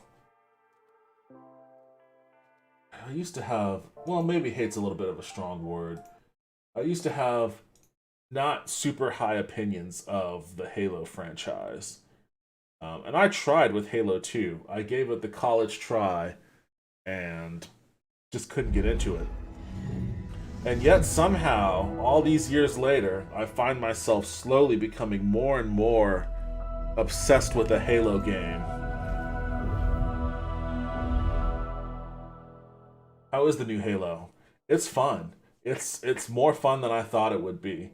It's actually, it kind of reminds me of like the old Unreal tournament where you can just where the action was super fast paced. The multiplayer maps are kind of, I don't want to say they're small, but they're more compact than you would think they would be. I remember the old Halo maps being a little big. and it kind of made the multiplayer component feel a little roaming. But there's not a whole lot of roaming in the multiplayer on this one. It's pretty. Oh man, do I want to do? No, I need to level up still. I need to level up a little bit. I need to get better. But yeah, like it's fun. It's a lot more fast paced. The game modes are fun. It looks good. It sounds great. Love the soundtrack. If you like post rock, if you like This Will Destroy You or stuff like that, the soundtrack is right up your alley. I wasn't anticipating this game. I was surprised as everybody else when they dropped it all of a sudden. And you know, the multiplayer component is free to download on Steam at least. Probably on the consoles as well. So I just went ahead and grabbed it to try it out, and lo and behold, here I am, jumping into a Halo match. Slayer. Oh, come on, what? I guess I should have checked to see if my thing was working before I jumped into this.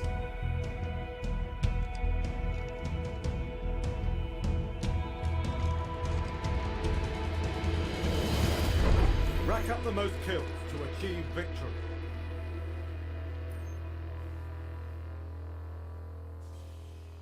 There we go. Oh man, it's not even... Why does it always mess up? Oh, it's because of Witcher. That's why. It's because of The Witcher that the proportions are getting messed up.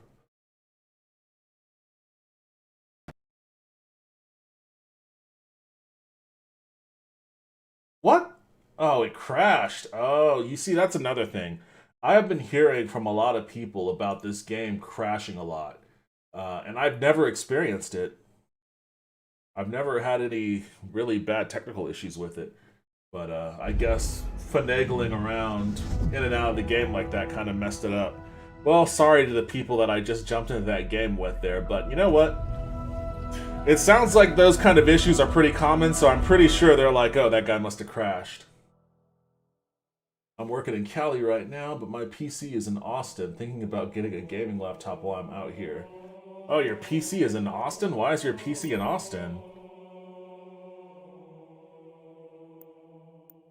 I haven't played on a gaming laptop in ages, but I remember having one of those big Alienware ones, and it was like 40 pounds and just generated so much heat.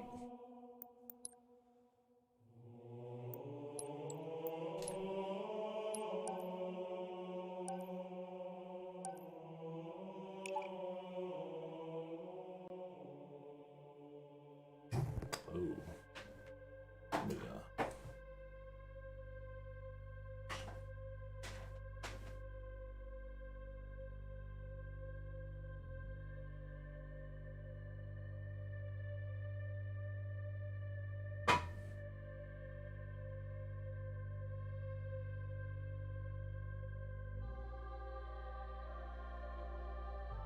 All right.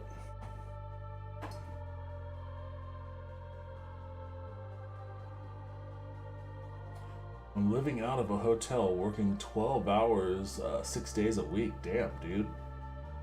Didn't think I could take my massive PC on the plane. Okay. You don't mind my asking, what do you do? Working 12 hours a week, 6 days a week out of a hotel? That sounds awful. I like that Master Chief has like an anime themed, Hello Kitty themed nameplate. Claim their flag. Defend our own. Alright. Where's their flag at? There it is. You're close. Oh shit.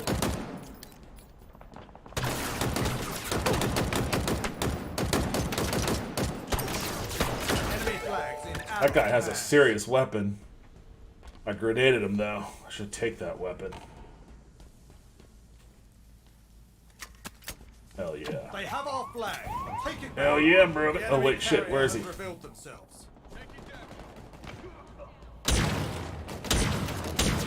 Ammo reserve depleted. Damn. That grenade, he got, I guess what's good for the goose.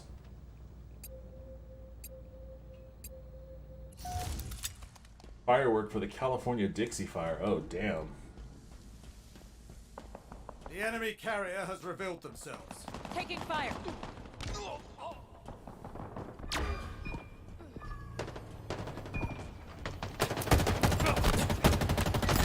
Flag return.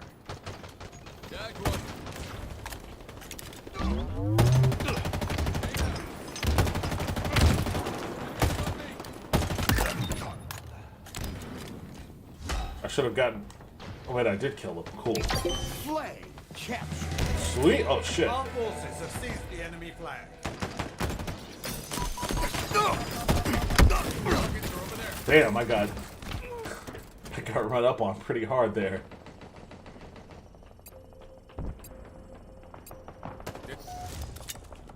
Well, if you think your gaming laptop can handle it, I would definitely recommend it. Oh, Flag captured. And I took your gun. Our forces have seized the enemy flag. Your ammo reserves are depleting. Oops.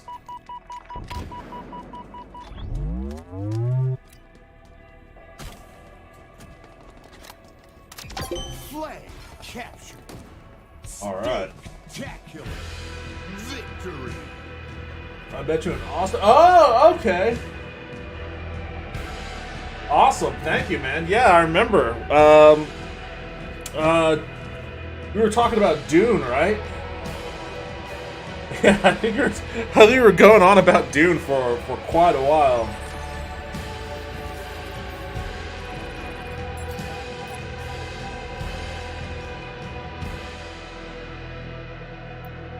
Wait, what did I get here? Win a game by dominating the enemy team. Oh, I got that? Holy shit. I guess I am getting a little bit better. Just a little bit. Kill an enemy with your magazine's last round. Cool.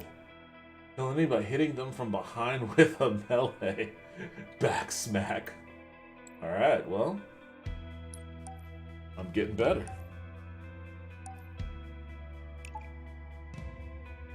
Hell yeah, I was in a yellow and blue tracksuit. Okay. I do remember.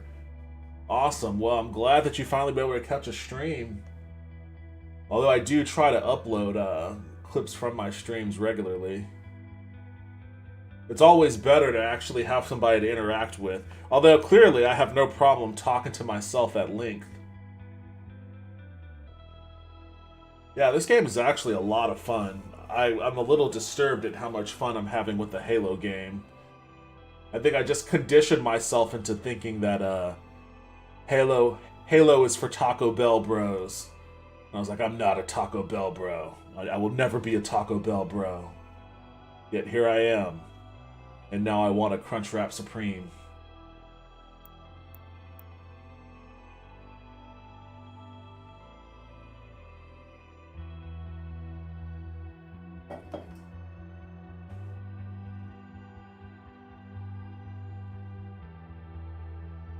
Event in progress? What's going on here?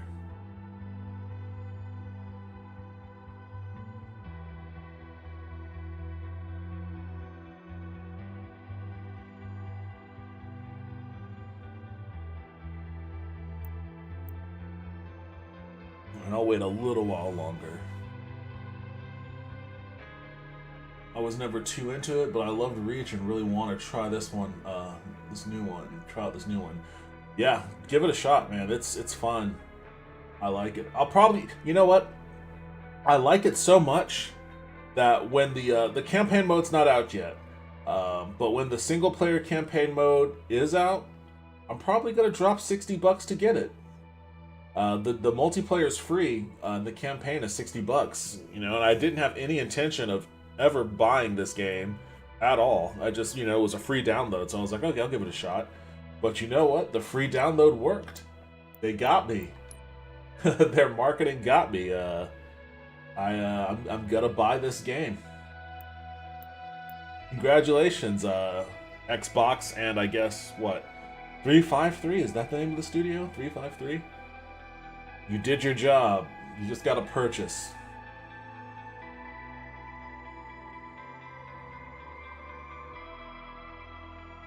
Oh, here we go. Cool. Damn, that took a while. Are people just not playing right now? I'll watch that whole playthrough. Yeah, we'll see. Another problem with me and first-person shooters is that sometimes I just lose interest. I just, and it happened with Deathloop. Like, I got Deathloop, and I started playing it, and it was a cool game. It was fine, but I just lost interest really quickly, and was like, all right, I'm on to something else. 343, okay. I was 10 off. Lay claim to the zones and defend them. I will say one thing, the starting battle rifle fucking sucks. So, the most important thing in the world is to find yourself a gun immediately. Oh shit! That thing blew up right in my face.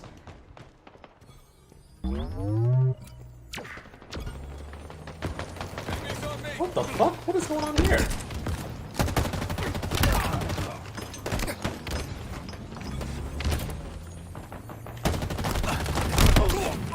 Oh man!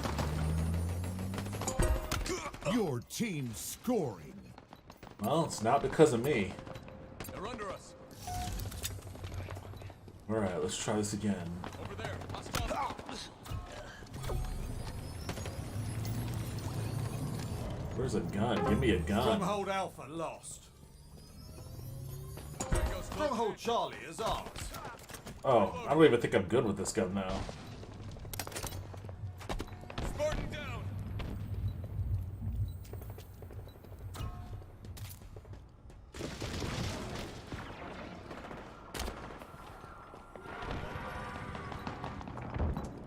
The enemy has captured Bravo.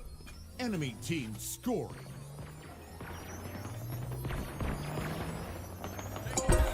Gotcha. Your team scoring. I gotta be on the lookout.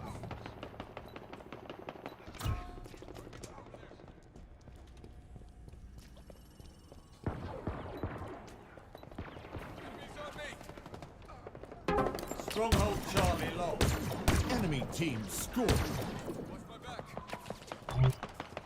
Oops, that's the wrong Signature button. inbound.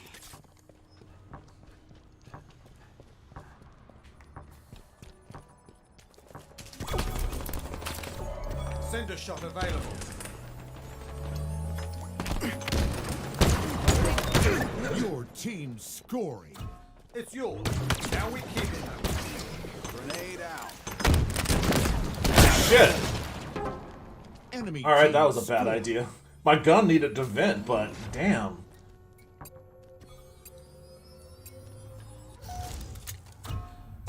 Stronghold Charlie is ours.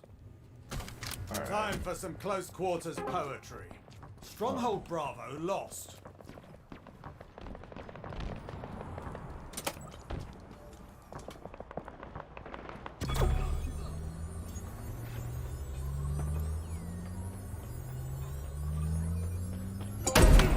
Your team scored. Let's see them try to take it from us. Good shot, buddy. Oh shit. Get out of there. Get out of there. Not much ammo left, Spartan.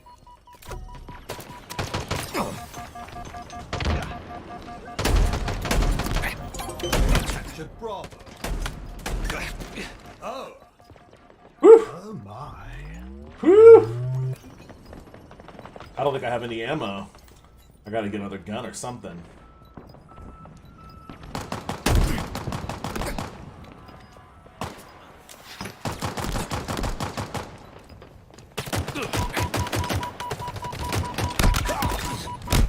Gotcha, bitch. Whew. Halfway to victory. Damn, just halfway? Spike obtained. I'm fucking out here with my damn 6-shooter.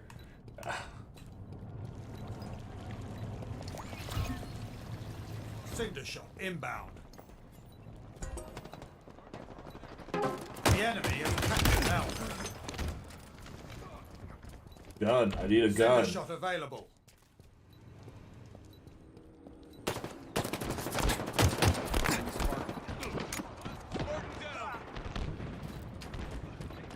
Down there.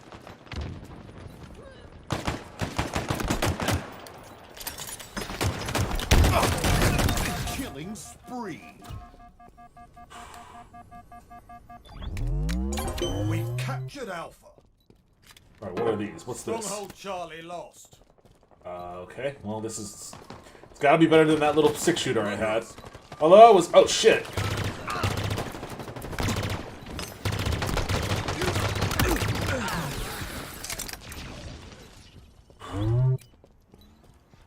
Grab the equipment.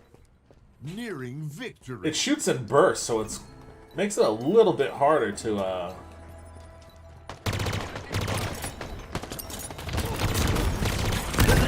ammo reserves are depleted.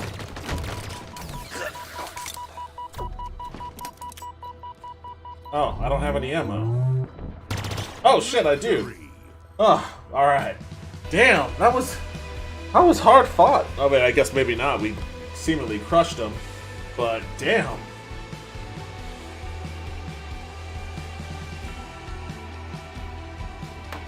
Yeah, the maps are kind of small, but I like that about it. It makes it frantic. It makes it to where you don't have to spend a whole lot of time hunting for people.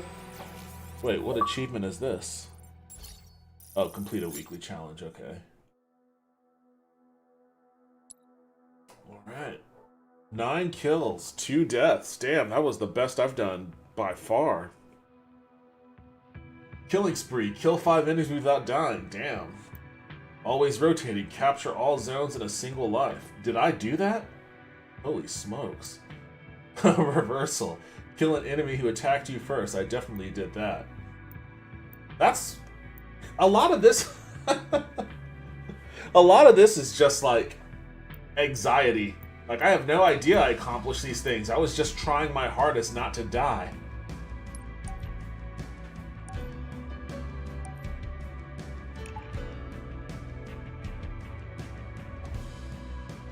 Yeah, 228 hard fought indeed. Yeah, it didn't seem like it was that imbalanced to me. But, you know, I guess that's just how it is whenever someone's got a gun in your face. But, you know, this is me. I'm playing right now, and I'm going to wait until I get to my 1000 XP. I'm playing where it's me and some other people against bots, so we're going against bots right now. I haven't been confident enough in my skill set to play against actual people. Actually, when I first downloaded it, the first game I hopped into was with other players, and goes without saying, I was smoked pretty readily. And I felt bad for my teammates. I was like, my teammates, oh, what the fuck? I was like, my teammates need somebody better than me. So I decided to just play in this bot mode until I felt good enough to jump in with against other players. So I'm gonna get to 1000 XP so I can hit my level up, and then I'm gonna try to do the. Then I'm gonna try to play with other players again. Although I think these guys are players. Like, I think my teammates are players, but I think we're just going up against bots. I think that's how it works. Oh, okay. Well, I wasn't expecting that. I guess that happened. Wait, does this gun suck? I feel like this gun Enemy sucks. flags in allied hands. Let me get this gun. Aim true. Oh shit. What the fuck happened to me? They've taken our flag. The enemy carrier has revealed themselves. What the fuck happened to me? All of a sudden I was... Oh shit, is this a sniper rifle? Oh, I fuck. see headshots in your future. Maybe. We have eyes on the enemy flag carrier.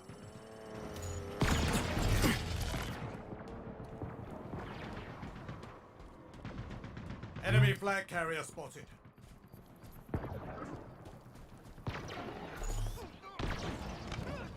Cover me. Flag returned. Flag captured.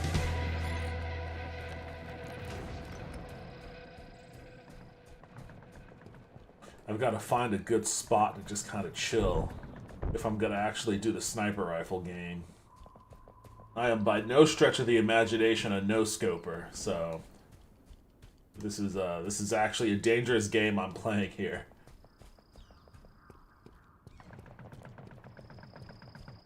Enemy flags in allied hands. They have our flag. Take it back. The enemy carrier has revealed itself. Active camo inbound. What a Got him. shot. Got him. Active camo available.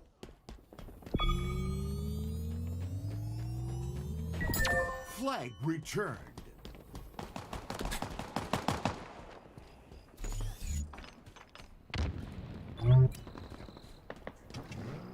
Oh shit! Oh god damn it! Flag returned. I hate that. I hate that. Did some damage. What's this guy doing? Why allow me to just fall off like that? That sucks. These bots aren't fucking around. No, they aren't. These bots are for real. This is like... Oh shit, what the fuck at this guy? S7 sniper inbound. Enemy flags in allied hands.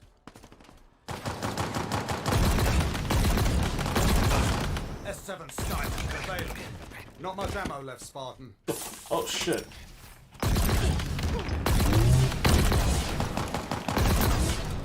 Targets are over there. Cover me.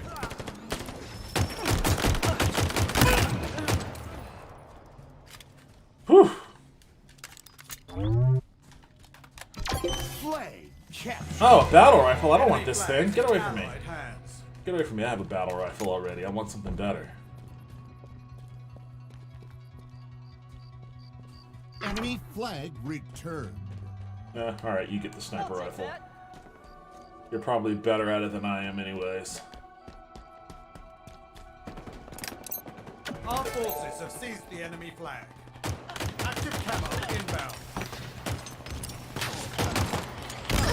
Gotcha, bitch.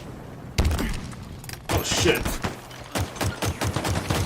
Camo available. Got you too. Whew. Run away. Run away. That's my strategy. It's to hit and run. I need to find another gun somewhere. Flag captured. Oh, we won. Sweet. Spectacular victory.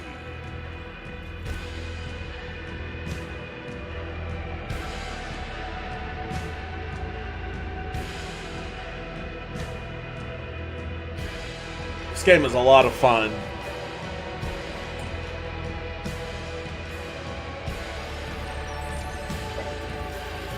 Just give me my 1000 XP already. 50? Ah, alright. What is this? Headshot an enemy with a power sniper rifle. Did that.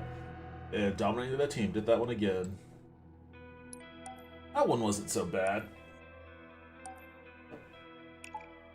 The enemy team didn't kill you once. You know what? You're right. I didn't die. And there was some close... The only time I died was when I backed off of that cliff. There was some pretty close encounters, too. I might actually be getting a little bit better in this game. Maybe. I don't know. We'll see. We'll see. I feel that way now, but it's the second I play with real players, it's going to be like, no, you still suck. You still suck to a dramatic degree. Go back to the bots. You know what? I'll try playing with real players after this match. I'll jump into an actual game and see how I hold up. There's still a lot about it that I don't get. Like, sometimes the announcer voice will be like, power items incoming. And I have no idea what that means. I don't know what a power item is. I don't know what it means that it's incoming. Damn, that dude's decked out.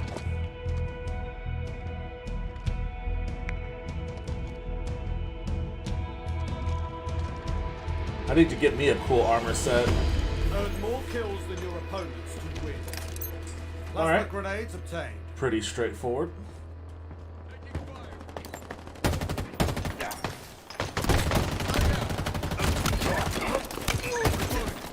Damn, we just fucking mowed those poor fools down. They just ran into like a slaughter field. Or a slaughterhouse, not a slaughter field. What the fuck am I talking about? Slaughter field. Boom. Oh shit. Oh, they got me. I was too busy trying to pick up that gun on the floor.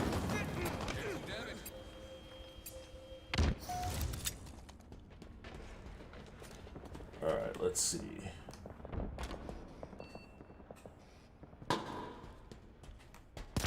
Oh shit.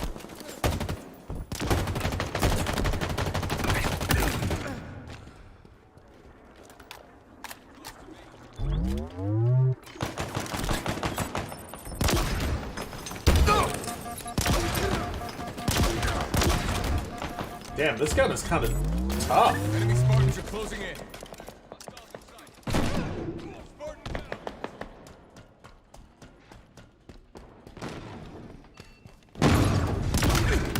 A thunderous assault. Alright, let's see. Let me get these grenades.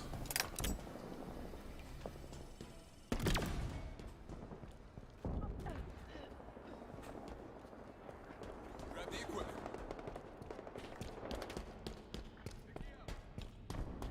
Overshield inbound. I don't know what an overshield is. That means nothing to me, sir. Reloading. Oh shit. Overshield available.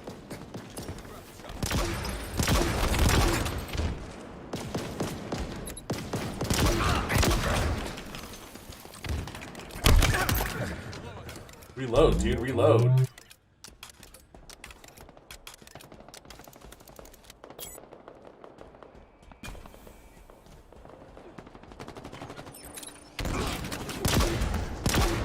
Ammo reserves depleting.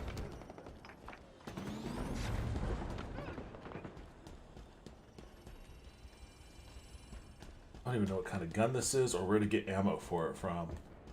I'm about out. I've got 2 shots left and then it's my pea shooter, so I need to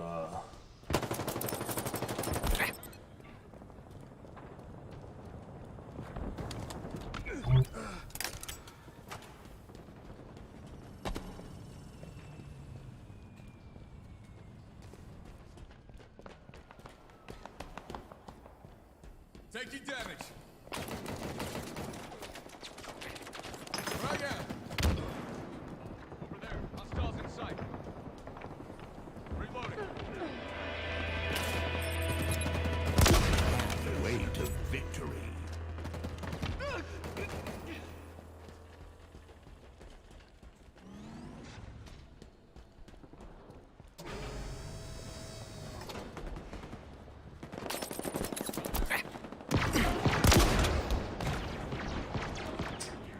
Alright, well, time to find another weapon. Oh, here's one right here.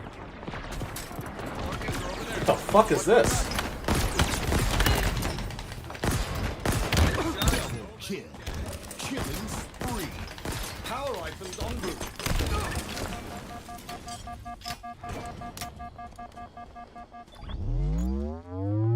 Power items on the field.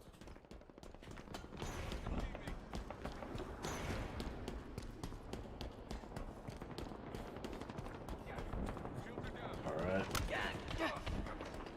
Oh shit.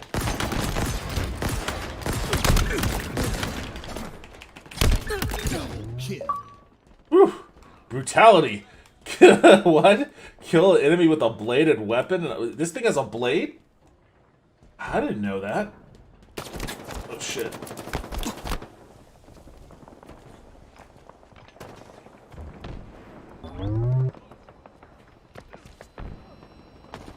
Taking cover. Taking damage. Nearing victory.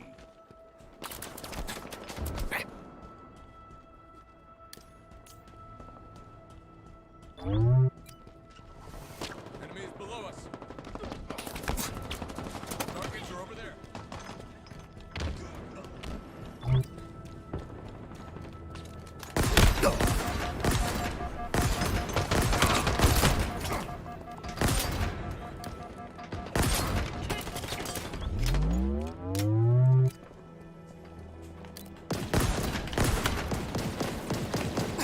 Wait, what the fuck? What happened? What happened? Why is this showing up? I didn't press it. What the fuck? God damn it! Did I guess I must have accidentally pressed that button then. That fucked me up. I had a good streak going. I had a pretty awesome streak going, and now I've got this shitty gun again. Inbound. I mean, we're 5 kills from winning, so I guess it doesn't really matter, but... Overshield available. Give me your gun. Alright, I got my old gun back.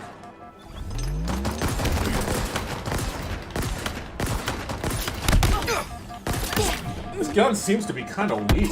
Oh, shit. And he got me. Well, my shield was down. Does the announcer have a British accent? It sounds like it might be a little... I don't know if it's British, but it has some kind of affect on it. Victory. Oh, man.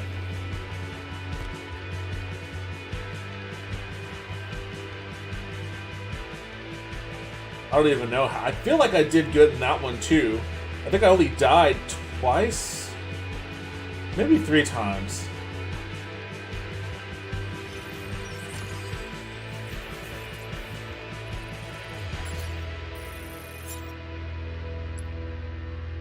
Yeah, oh shit. 10 kills and 3 deaths. I'm getting better. I'm a 42% accuracy rating. That's a much better improvement over my 20% that I started this game out with. Had another dominant stake, had another kill spree, had a double kill, 2 enemies in quick succession, alright. And another back smack. I'm real good at punching people in the back of their head. Alright, let me wait, what is this? Fracture Tenrai Fiesta? What the fuck does that mean?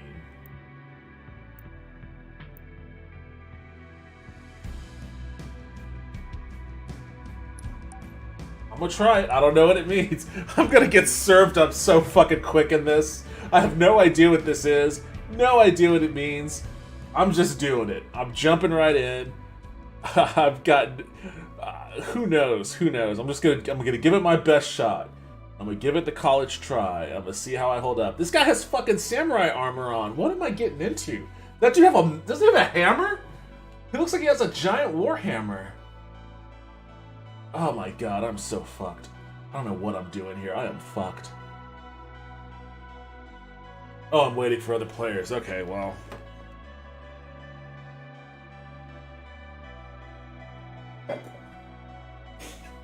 You're gonna kill it? Oh man, I don't think so, guy. I think that those bots have kind of inflated my ego a little bit. I'm gonna find out. I'm gonna find out real quick. I'm gonna fuck around and I'm gonna find out.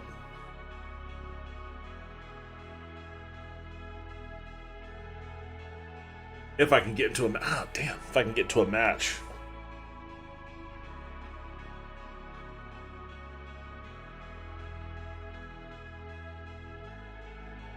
Oh shit, here we go.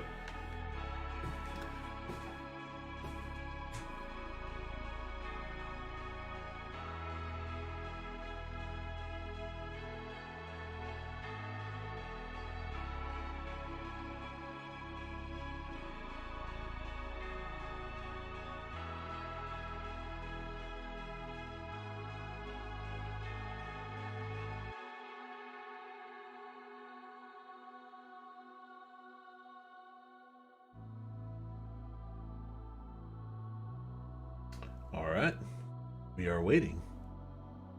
Fiesta. Well, what does that mean? You can't just say Fiesta and not explain it to me. 50 kills, first to 50?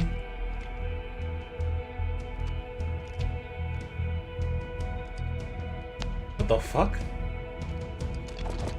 All right, guys. You two on the... Oh, geez, this guy's a bazooka on his back, too.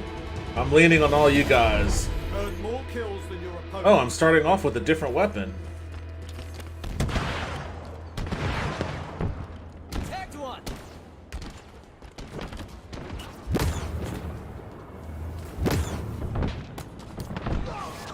Oh shit, bodies are flying everywhere. Lost a teammate.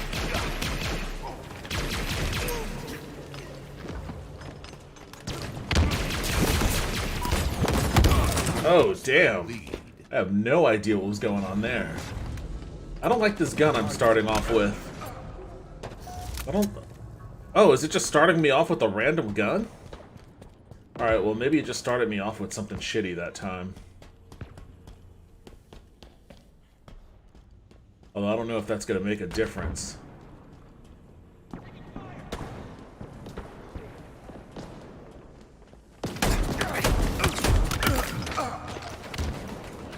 Got that dude.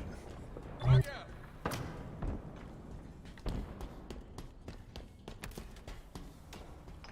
Enemies on me! Mark down.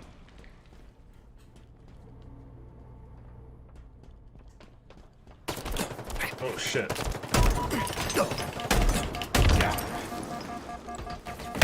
I keep hitting... I keep accidentally... Alright, I'm dead, I'm dead. I keep accidentally hitting the, menu buttons. That's what happens when I get panicky. Alright.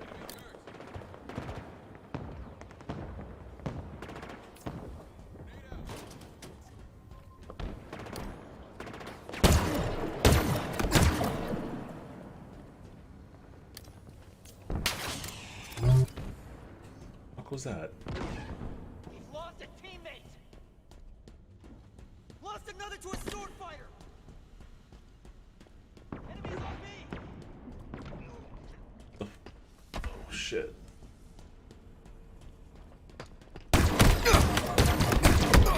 Oh damn.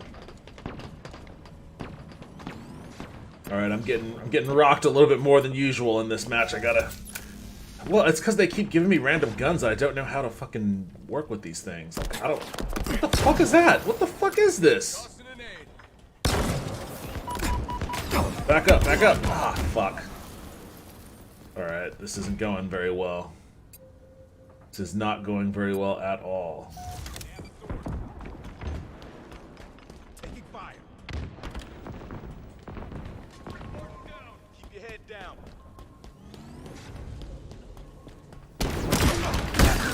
What the fuck? Oh, he had one. Ah, damn.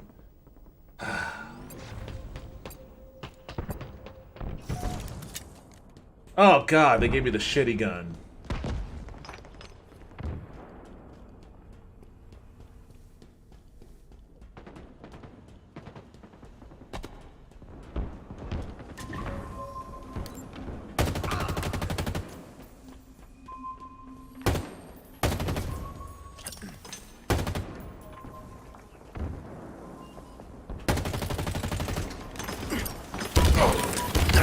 Fucking dude has a sword.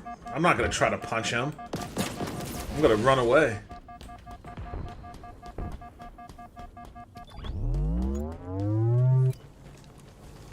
I'm not gonna try to engage with a sword guy. Melee combat, are you kidding me?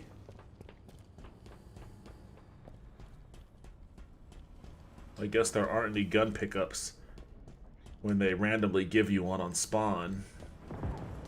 So I either gotta loot a corpse or die.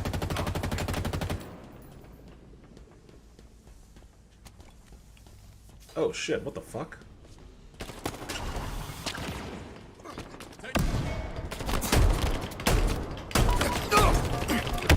Damn it, this fucking button, dude. They should make those... Oh, what are these buttons then? What? They should... Okay, they should make... Planters. What does that mean? I don't know what that means. They should make those buttons the D-pad buttons or something. I don't know. Gain the lead. Slice and dice! If we are winning, it's not because of me.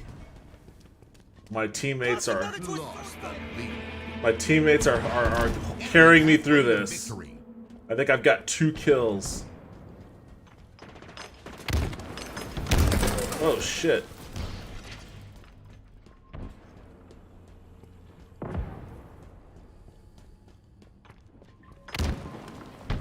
Gain the lead.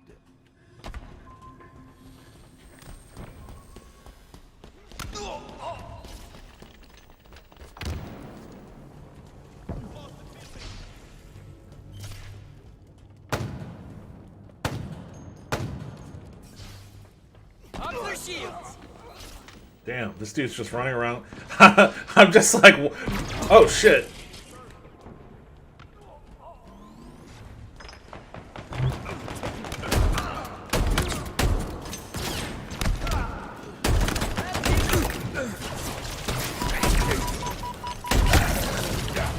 Damn.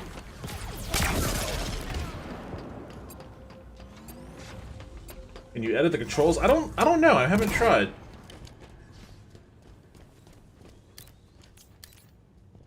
I haven't tried. I should try that sometime. Although I gotta say, if it, aside from that one button, the controls are. What happened to my shield? Aside from that, aside from the menu buttons being close to where my thumbs are, and the real issue is that once those menus pop up, you can't do anything. Like, you can't pull the trigger on your guns. So it's like, it's just like, it's almost like when your, you know, brother pulls the, oh shit, what the fuck? Oh shit.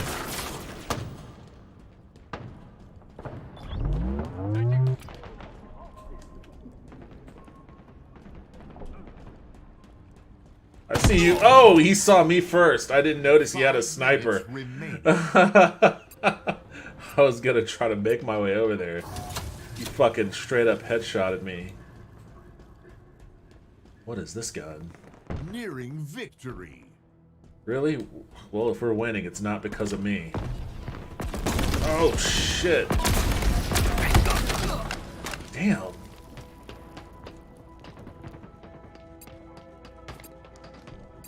How many times have I died in this one? Oh god, I hate this gun. Okay, I'll just stick with this one then.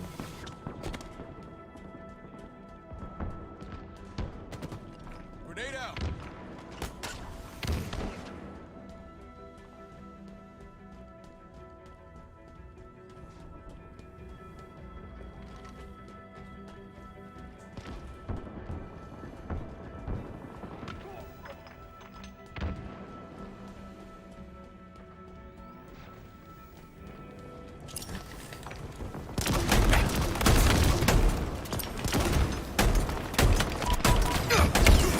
Damn.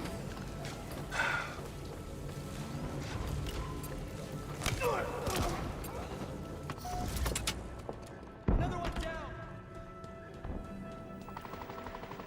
Pumping us up.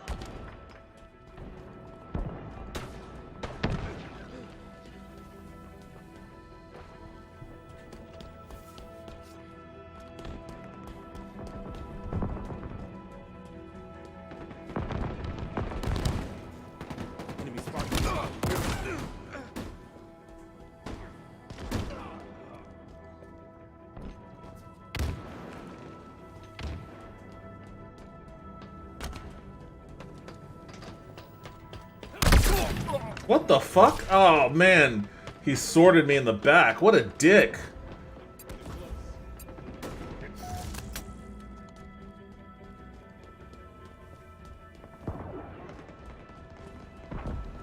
Victory. Oh, we won. Well, definitely not from me. Sorry, guys.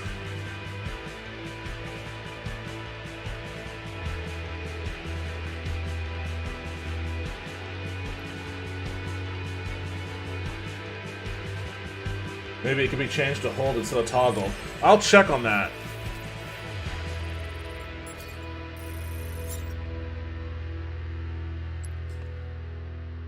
Oh my god! 2 kills and 11 deaths? Wow. I got thoroughly smoked. Oh boy. Well, that brings down all my bluster from earlier. I'm definitely not ready to play in the major leagues just yet. Let's see.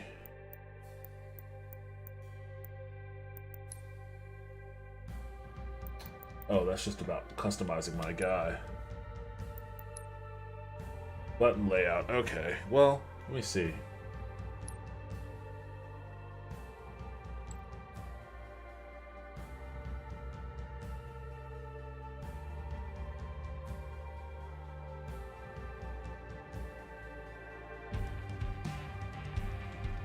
Oh, I didn't even know. Okay, how do I crouch then? I gotta figure out that stuff too. I generally enjoy crouching in first-person shooters.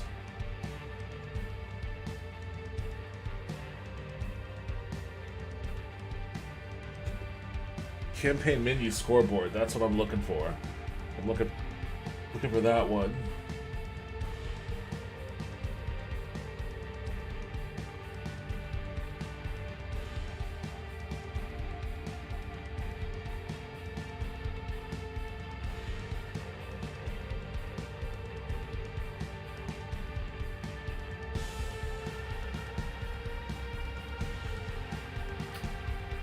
Toggle HUD.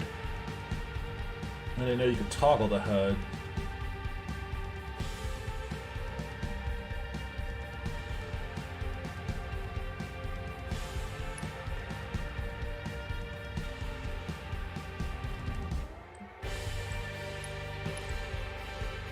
Wait, what happened?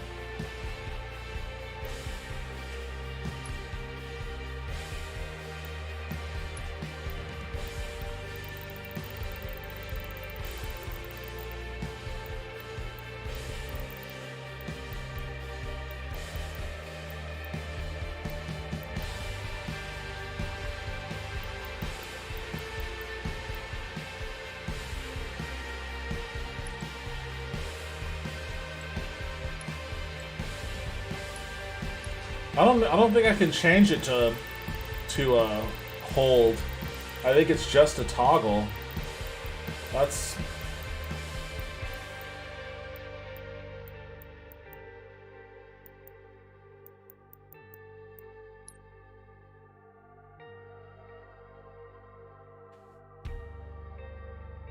really bound. Yeah. I can't. Fortunately, I can't change it to having to hold it. That's a bummer.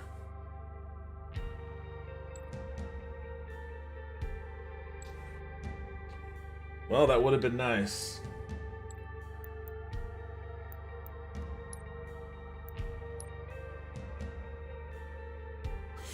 Oh man, you know what? Okay, maybe what? I don't know what the Fiesta thing means. Spawn with random weapons and on a variety of our area maps. Expect the unexpected. Yeah, I'm a little too inexperienced for something like that. I think I'll do. I think I'll just do a regular quick play. So I'll still be playing with other players, but maybe it won't be quite so freaking crazy and random. Ugh.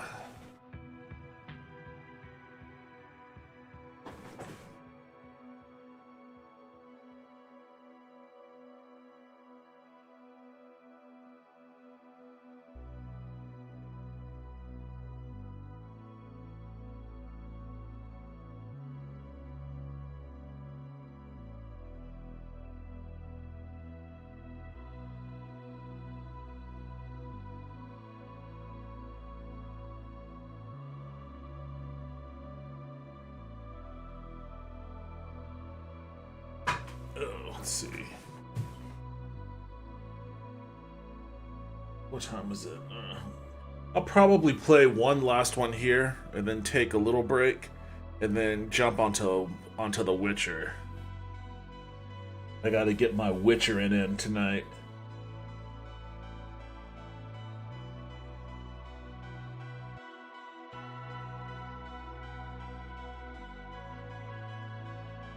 Damn, what? No one else is wanting to jump in on the quick match? Or maybe, I guess maybe it's trying to load me into a game where people are playing and they're waiting for that to be over. Cycling me in with some new players.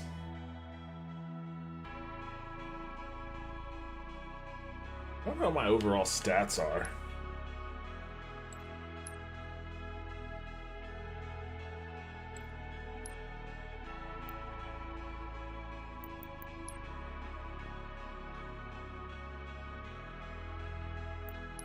What does view files mean? What the fuck is all this?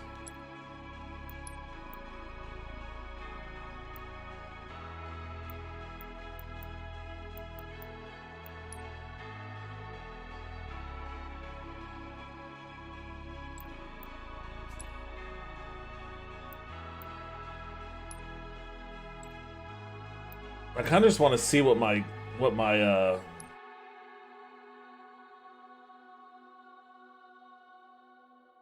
I kind of just want to see what my overall kill numbers are.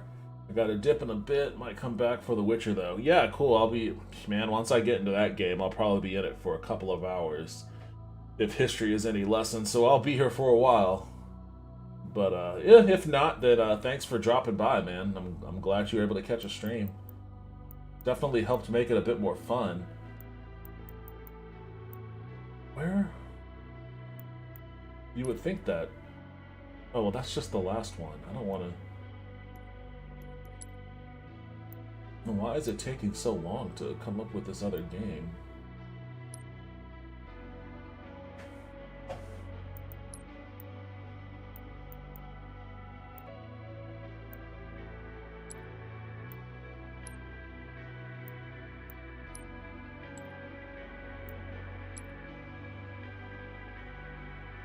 I guess they don't.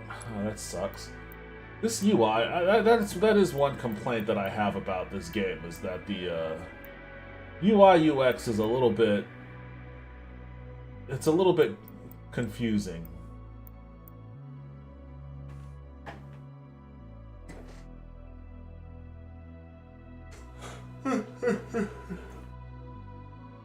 Let's see, what's he going on about over here?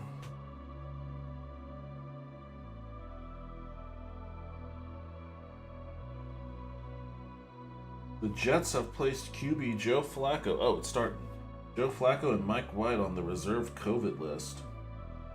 Well, I mean, it's going around, man. The pandemic's not over. So, they're not the first quarterbacks we placed on that list, and they won't be the last.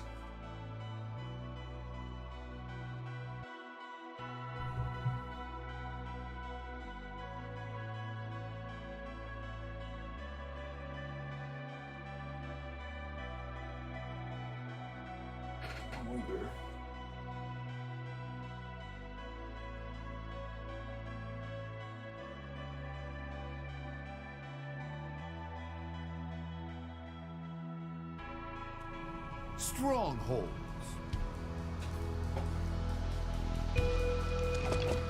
Oh yeah, I'll be back whether it be later tonight or another day. Thanks for the content. Keep up the hard work. Thank you, man. I appreciate that. I really do. It's not something I hear very often. So I very, very much appreciate that. Take care. Capture and hold the zone. Oh, whoa, what the fuck? Oh, okay, there we go. Frag out. Enemy turret. Oh, I probably shouldn't have made that switch, but oh well. Grenade was a hit. Stronghold Bravo lost. Enemy team scoring. Toys are ours. Watch my back. Stronghold Charlie lost. Stronghold Alpha is ours.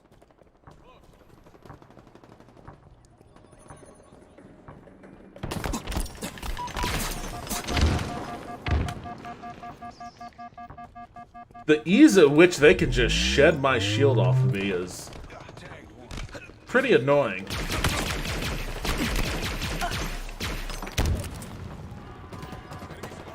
I've got to get rid of this gun. I've got to get rid of this gun. There we go. Grenade was a hit. Alright, I won't go in that room.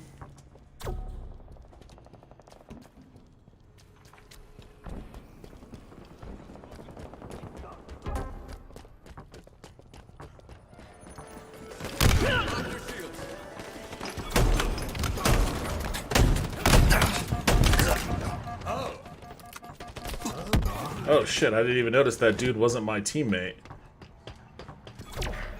Enemies hurt.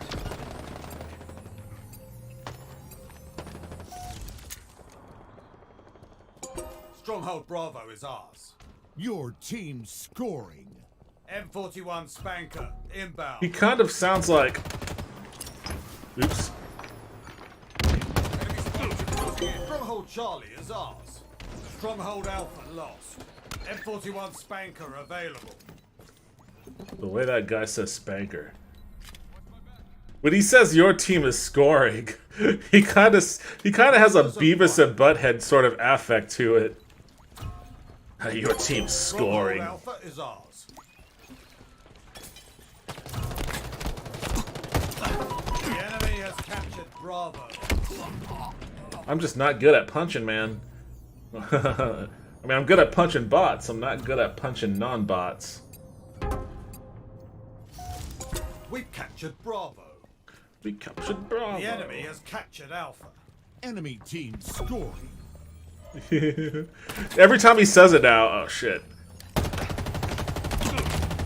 Grenade out. Stronghold Charlie is ours. Your team scoring. We've captured Alpha.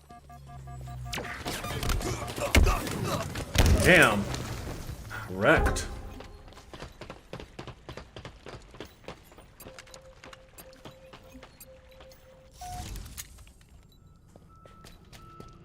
Like, half the battle is just finding a gun that doesn't suck. Spartan down. Once you can get a Enemy gun has that doesn't captured suck, Bravo. Enemy team scoring. it's not there. Once you can get a gun that doesn't suck, then you have half a chance.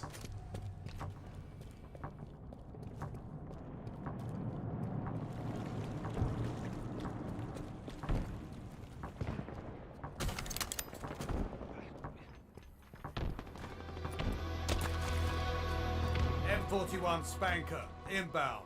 Enemy halfway to victory.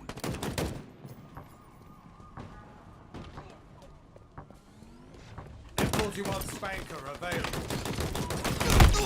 I was punching, dude. I was punching. God damn it.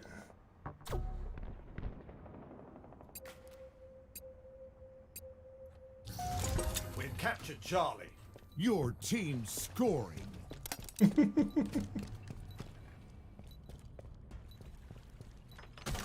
Is this gun any good? I don't think I like this gun. I don't think I like this gun. Oh, they're whooping our asses. They are whooping our asses. Stronghold Bravo is ours. I'm gonna try. The enemy has captured Alpha. I'm gonna try. Tossing an aid.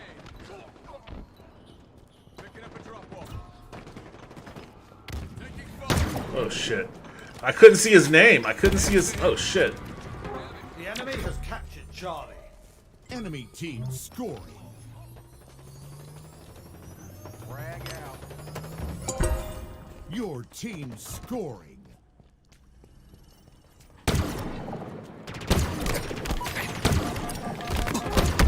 Enemy team Damn.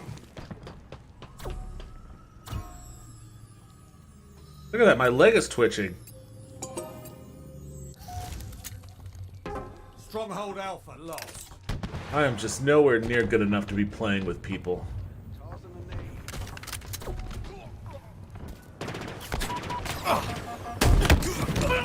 Like, how does he kill me that quickly? Taking fire. I think I was snapped by someone else. They just wiped my shield out with, like... Your team scoring.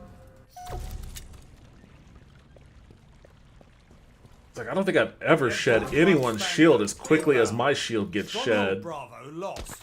We've captured Alpha. M41 Spanker available. Enemy team scoring. The enemy has captured Charlie.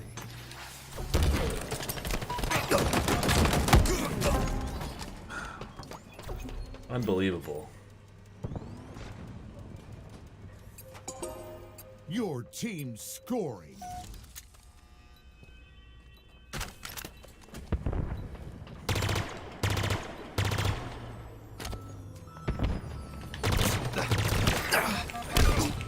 How am I not punching these motherfuckers? Enemy team scoring.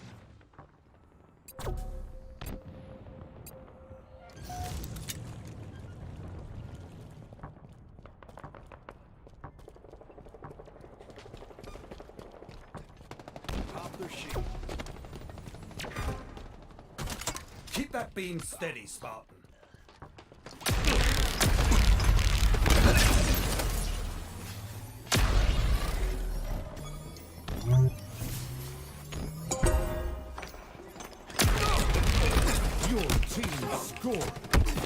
Like, seriously, like, how I punched him?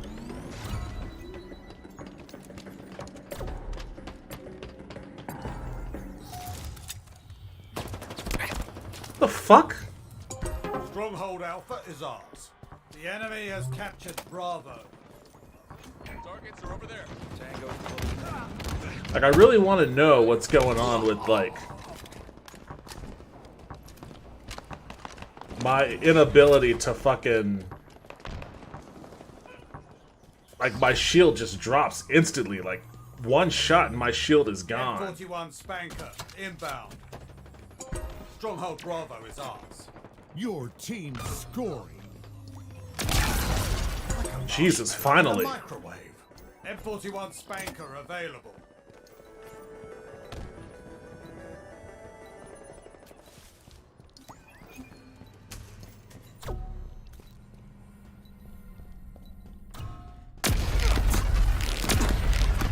Stronghold Charlie is ours.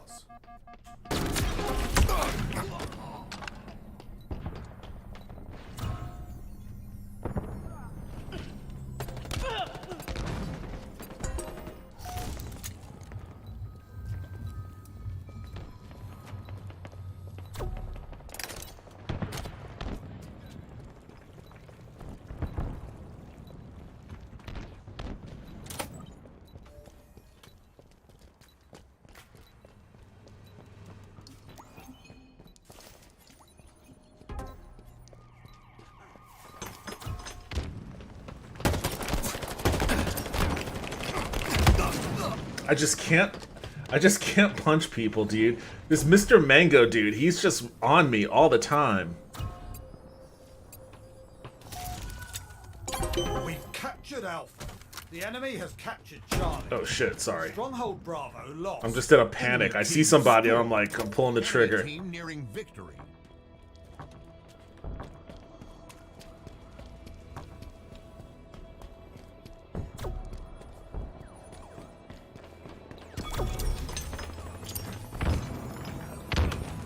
Stronghold Charlie is ours. Your team scoring.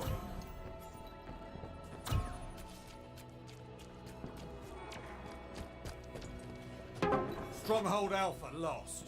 M41 Spanker inbound. Like, so long as I can mount a sturdy defense on this M41 spot. Spanker available.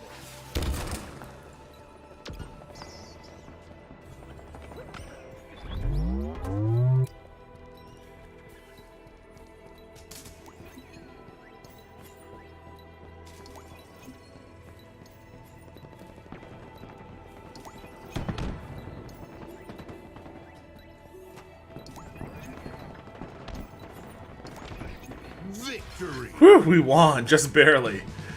Oh, just barely. Damn.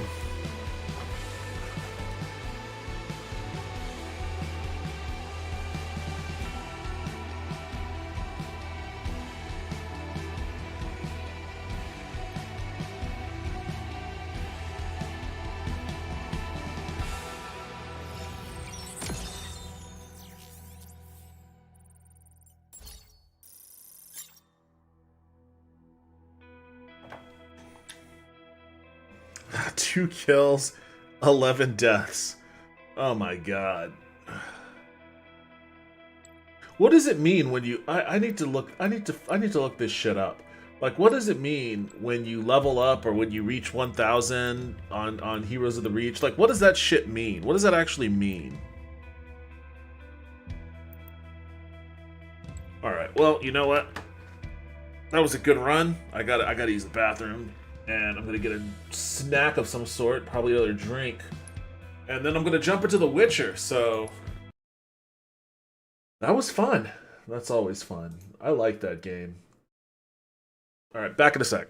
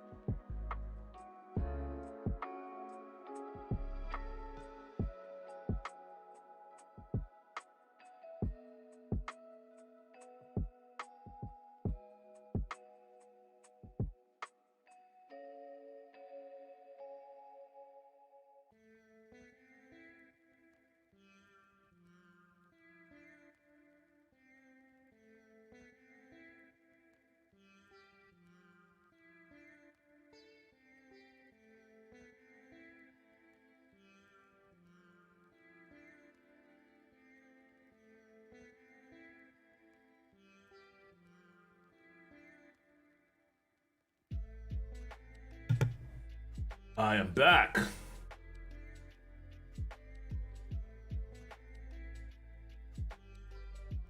Just checking some messages here real quick.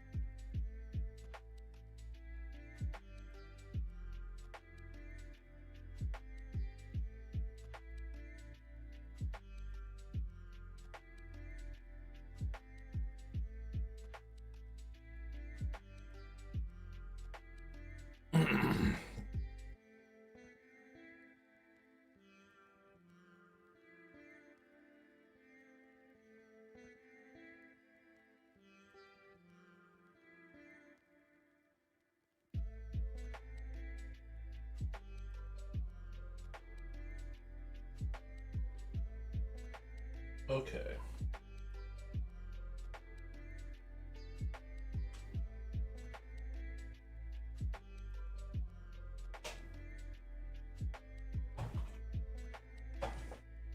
Let me see if I can make some adjustments to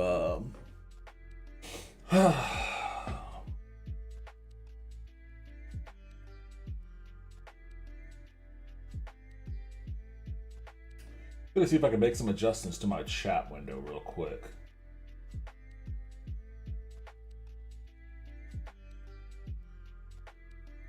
Actually, that's not what I want to do.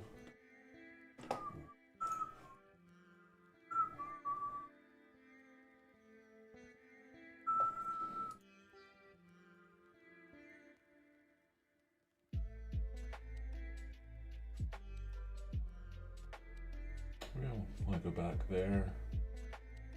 Then I'll do that.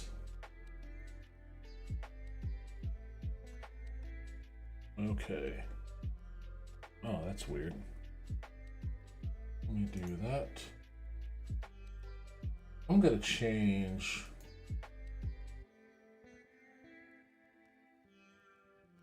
I'm gonna change that to always show messages. Just so that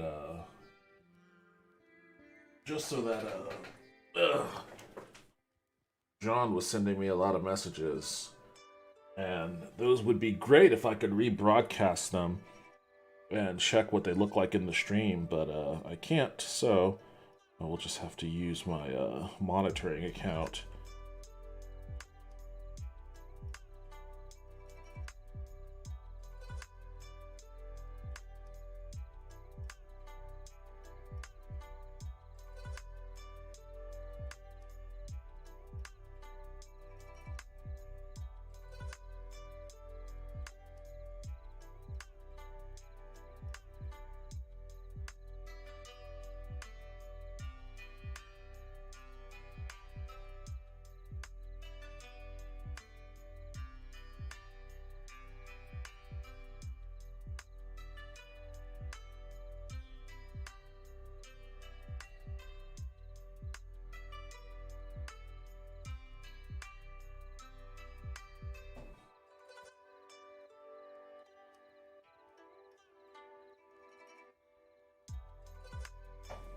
What the heck?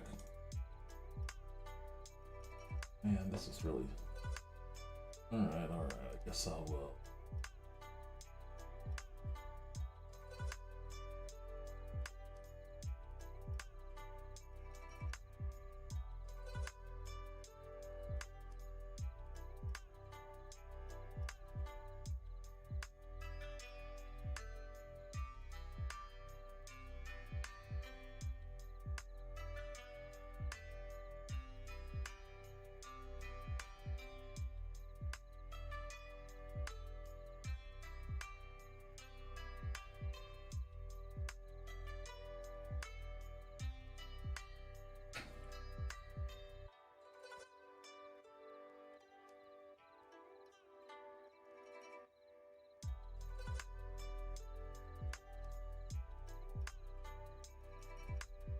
Okay, that's much better. Much better. I'm gonna change that to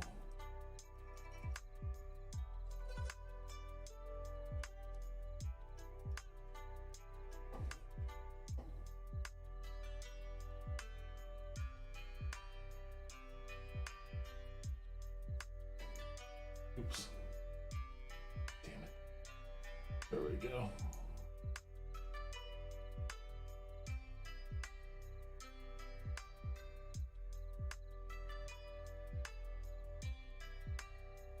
All right. Man, there's a lot of configuration with this chat window today.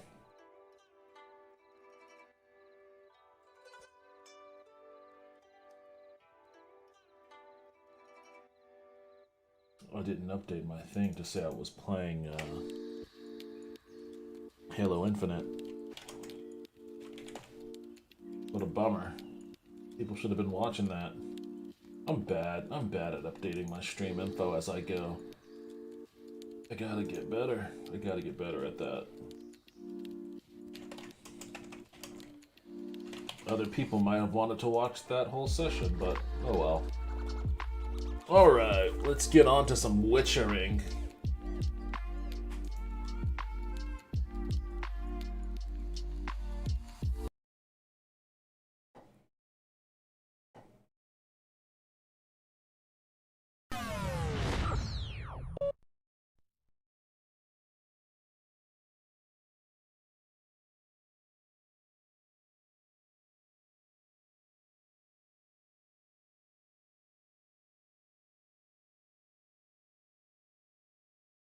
There we go.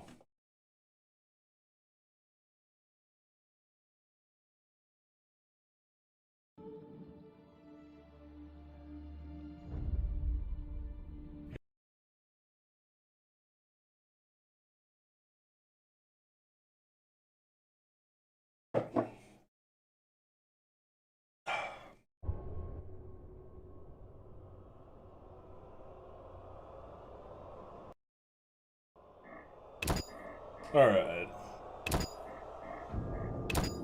Literally cannot remember where I last left off, but I always have that problem.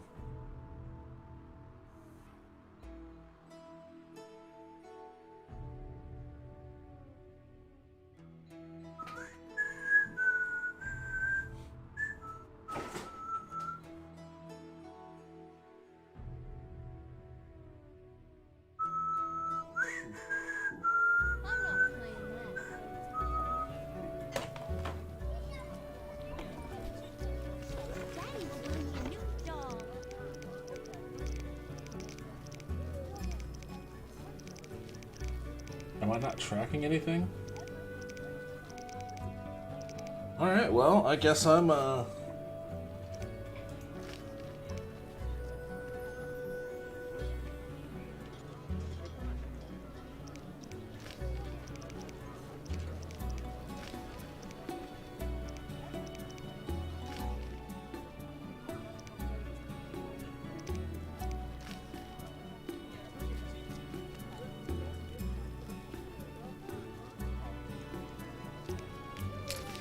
I've got nothing else going on, so may as well head over there then, huh?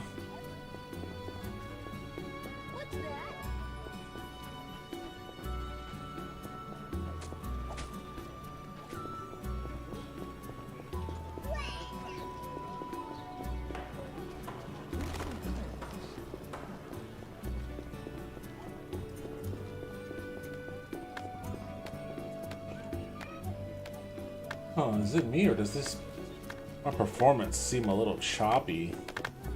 Know your place, Witcher.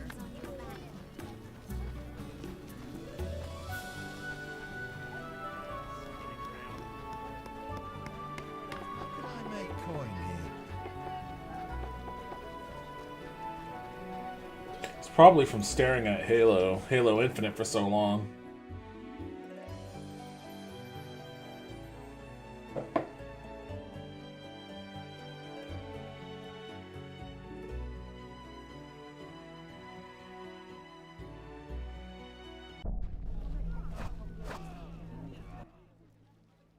Greetings.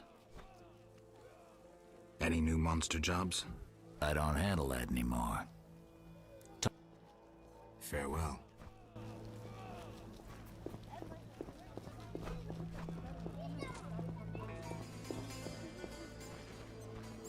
Any new monster jobs? Nothing's out to come by. Any new monster jobs? It's hard to just slip in and out of Geralt's voice. Why, hello.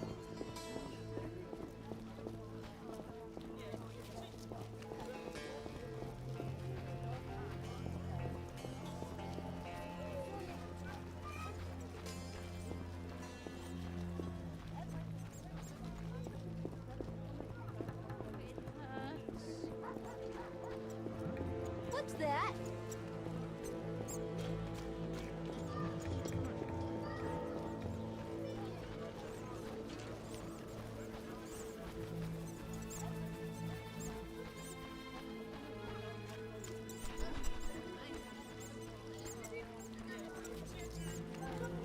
Oh, it hurts.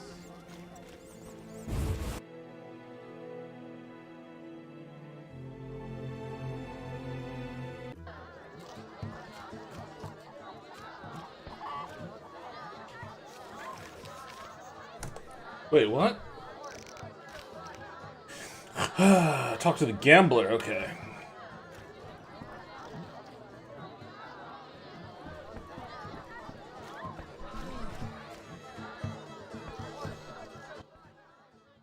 I respect those who take risks. Silver sword mean anything to you? Why do you ask? I don't have time for chit-chat. Take no offense. Where did you get the sword? I won it from a gardener. Where can I find him? The garden at St. Lebioda's hospital.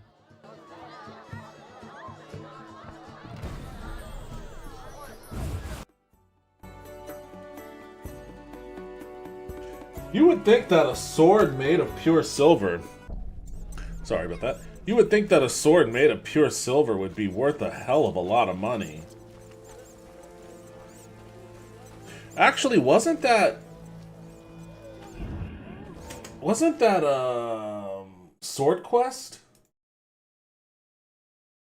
Hold on a second. An investigation must go underway for this. Oh.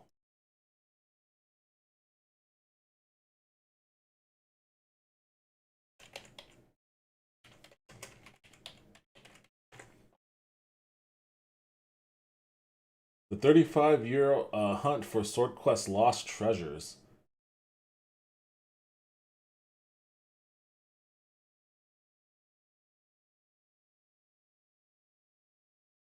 No, no, no, no. Fuck you, fuck you.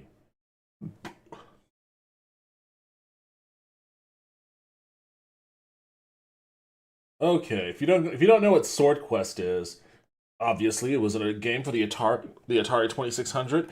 It was 4 games actually, and I think only 3 of them were released. It was a game wherein there was a contest built around it. You solved the puzzles of the game. If you were the first to solve each game and get the puzzles correctly in them, and then I guess mail your solutions into Atari headquarters or whatever, you would win a treasure from the game, but it would be real treasure. So there was Waterworld, I think Airworld, Waterworld, or Waterworld or Airworld. I don't know. They were named after the elements, I think. But each one had one was a Philosopher's Stone, they're actual treasures. So we're not talking about cheap shit. They were worth, I think, $25,000 each or something like that. Well, let's actually read the article. A solid gold sword. Okay, so the sword was gold. I thought it was silver. I don't think the sword was... Alright, well, we'll go with this. A solid gold sword. A diamond-encrusted chalice. A bejeweled talisman. Bejeweled talisman? Do they have their treasures correct? Oh, okay, here they are. Let's see what this is. Wait, can I actually view this image? I need to zoom in. And oh, shit. This is the fucking... Oh, cool.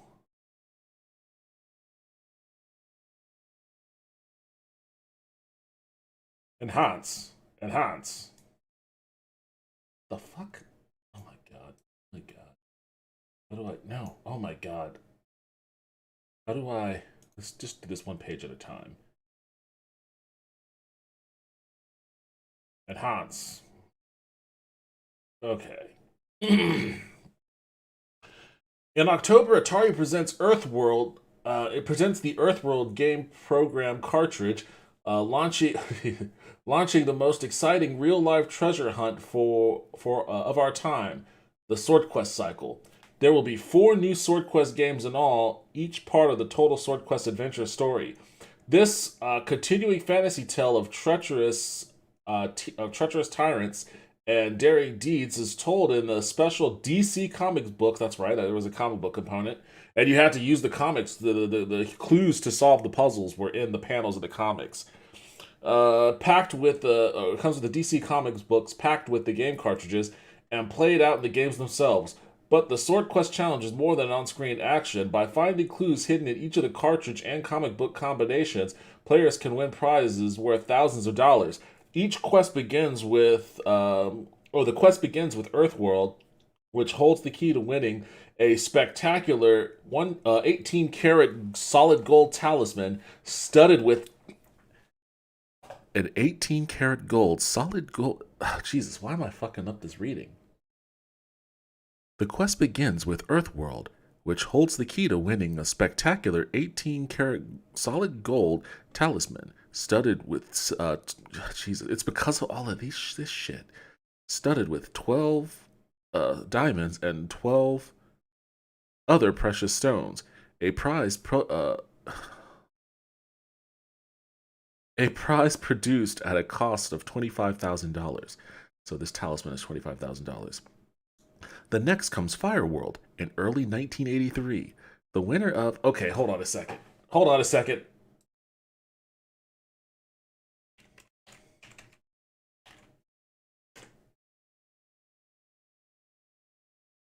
Okay, so in 1983, 25,000. What is that in 2021?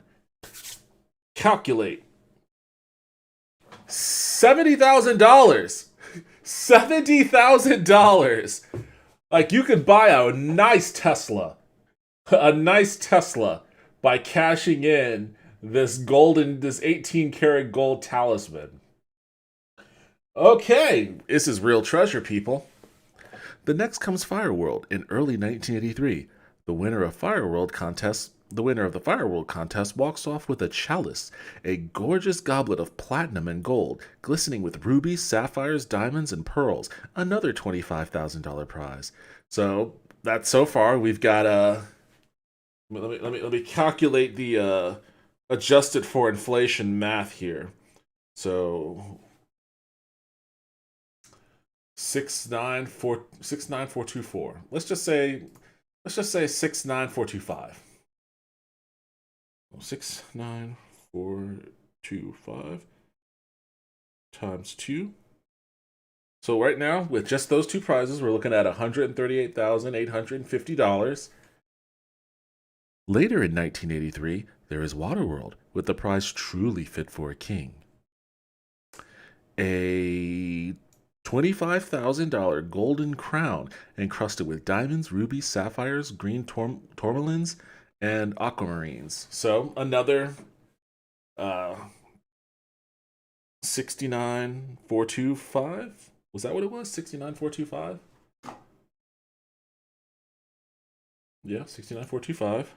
So that's $208,275. Finally comes Airworld. Uncovering its secrets will win the fourth $25,000 prize. So plus 69425 equals. So for those four, that's $277,700 for those four prizes. Finally comes Airworld. Uncovering its secrets will win the fourth $25,000 prize for some lucky player. It's a modern-day version of the mythical Philosopher's Stone, encased in an 18-karat gold box studded with emeralds, rubies, diamonds, and citrines? A Philosopher's Stone.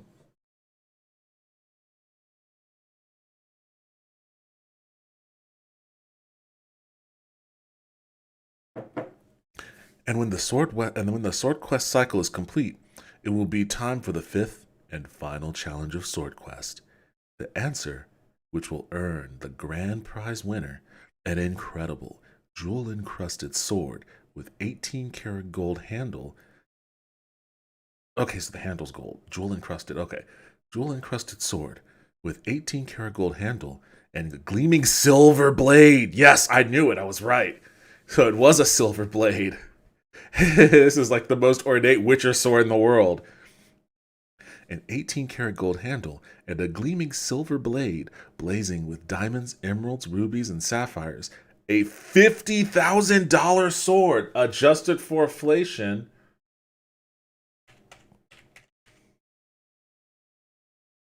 $138,849 sword. Let's add this to our total.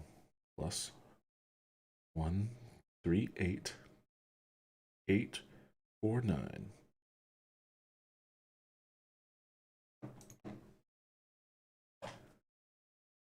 So that's a grand total of $416,549. That's almost $500,000. $500,000 in insanely ornate jewelry and a Witcher sword. A silver sword for monsters. What kind of secrets are hidden in the games? No one is saying. But what is that? Jules Saval? Wait, the director of marketing's name is Jewel? The guy that crafted this psychoticness? And by the way, this game, this was right at the height of the video game industry in the 80s, right before the crash. And in fact, I think the crash of the 80s is why only 3 of these games came out. I don't think Fireworld ever came out. So this is the pinnacle of the game industry right before that epic crash. And, you know, Atari was on top of that shit, which is why I guess they could afford to drop the crazy amounts of money they were dropping on these ridiculous prizes.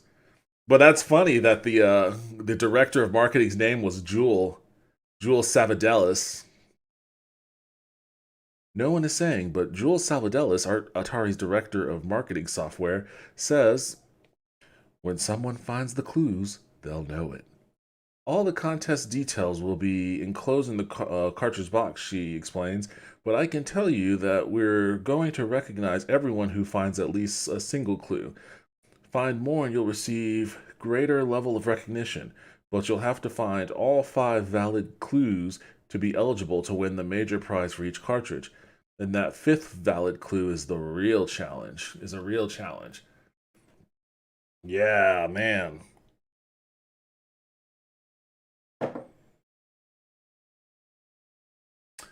And it started with Earthworld, which is $38. How much was $38 back then?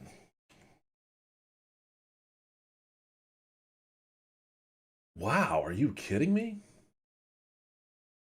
Wow. Well, I mean, we've got psycho inflation going on right now too, but still, wow. And we're bitching about $60 games, huh? Earthworld Volume 1 was or Sword Quest Volume 1 Earthworld was $105.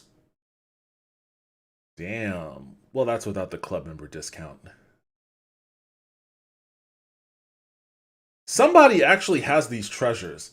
I forget who. Some obviously it's a rich asshole.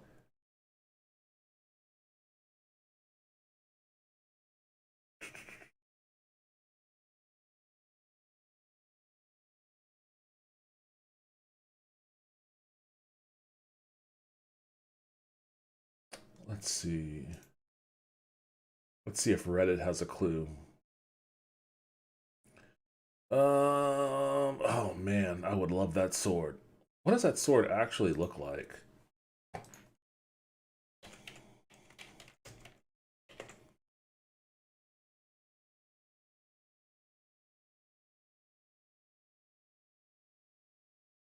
What a shitty picture. It was the 80s though.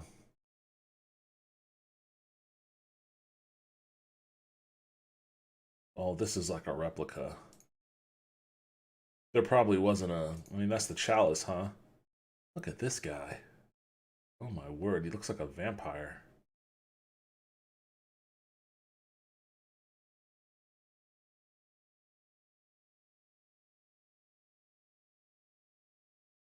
Satanic Panic.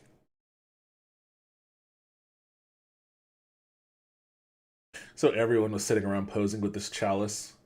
I guess if I worked there, I'd be posing with it too, huh?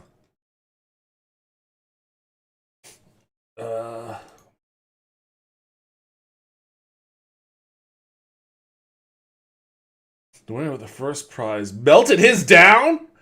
What? He melted down the... Oh, he melted down the talisman.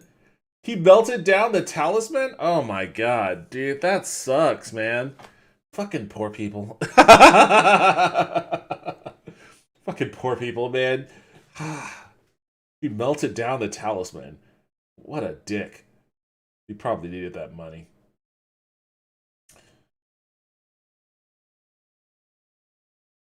The winner of the second prize keeps his in his vault. So that's the chalice. The chalice is in a vault. The other 3 prizes have never been seen again. It has been rumored that the Sword of Ultimate Sorcery had once been seen hanging in the house of former Atari CEO Jack Tramiel, who purchased Atari in 1984.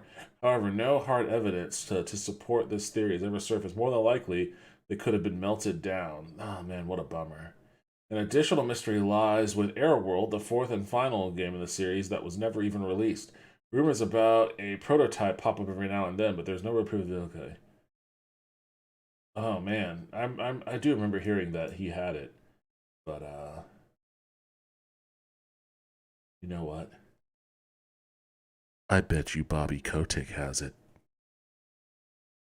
I bet you that motherfucker has it.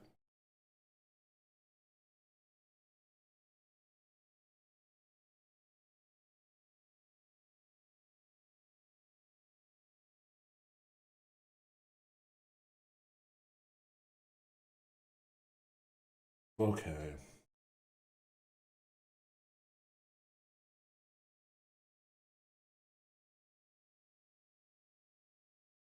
According to historian Kurt Vindel, these precious keepsakes were likely returned to the Franklin Mint, where they were turned back into gold coins or other things they could sell. That would be a bummer. I would like to think that these $416,549 jewels and Witcher sword still exist out there, just waiting to be found.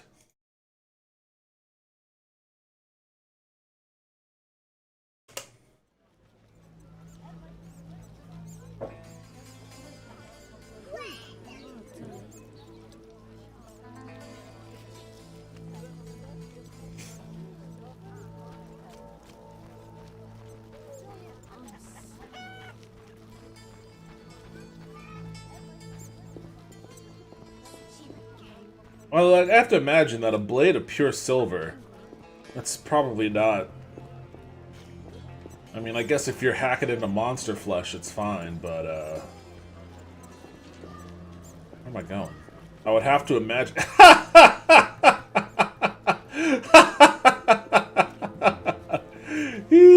He just shoved that little kid's head aside. That's so funny. Geralt, you're such a dick. He was just like, meh. Right on her fucking dome.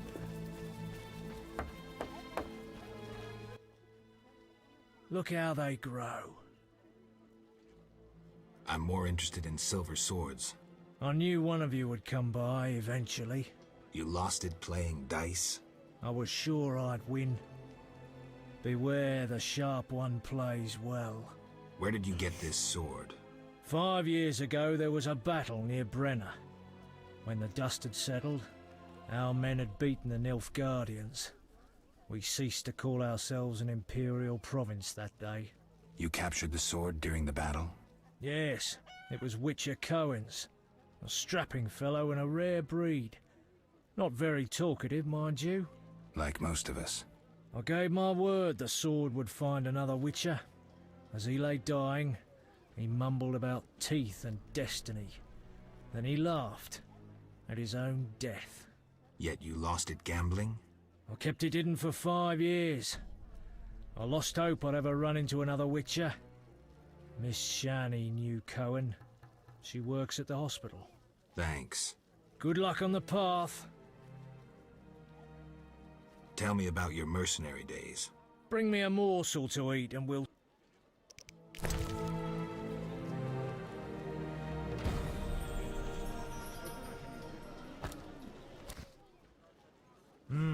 Delicious. Amazing how honest toil can stir the appetite. Thank you, Witcher. You were saying... During the war, I served as a mercenary under Pretty Kitty herself. You've heard what a warrior she was. What a woman. Strong women. Nothing on this earth like them. Too true. We could take on anyone. I saw half the world as a member of Pretty Kitty's corps of mercenaries. We even went to Zerrikania. That's really far. It was hell. Hot as an oven, and humid as a bathhouse. We massacred the natives while Zerrikania massacred us. They have flies there that creep up your nose at night and lay eggs. Then the larvae eat your brain and crawl out your eyes once they mature into flies.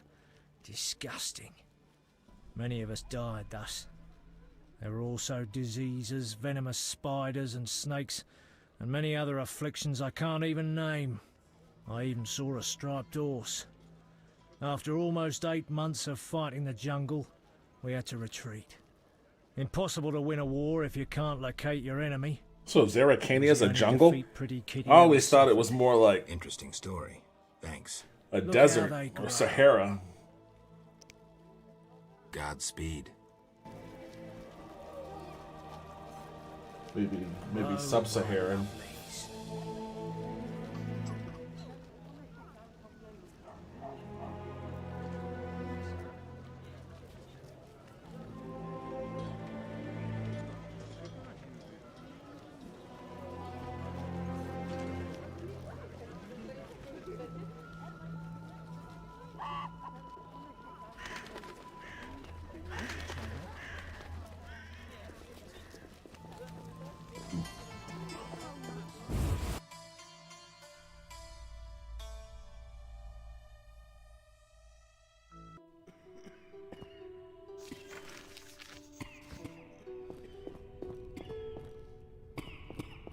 Oh wait, she's not here.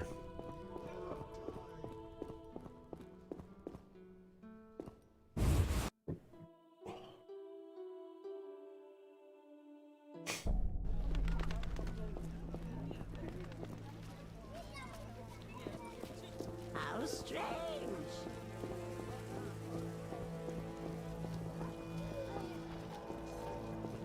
As Ralpanek says, the only good elves are dead elves. All non-humans are the same. The elves are worst. I've despised those bastards since my daughter. Let's drink.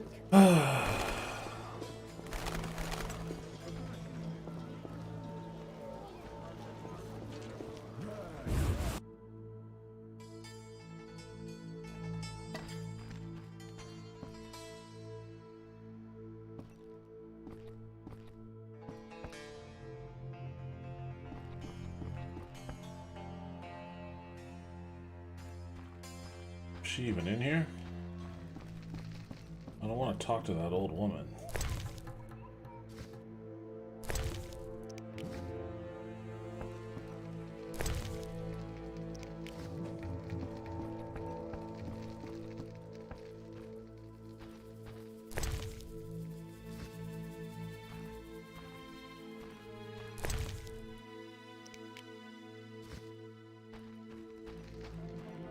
He's not even in here.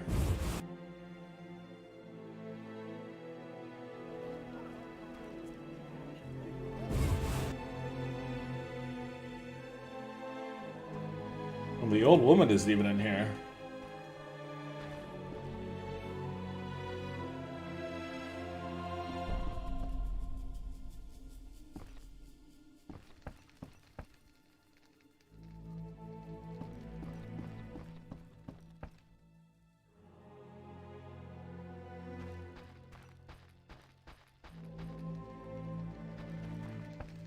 Why is Shawnee always such a pain in the ass to track down?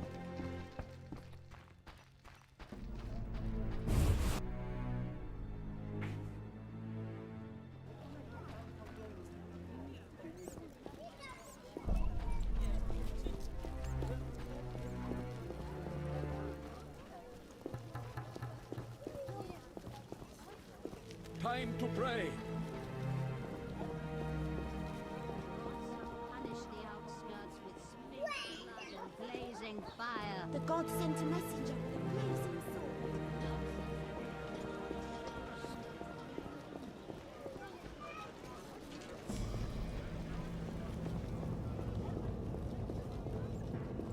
Ah, if I were a rich man.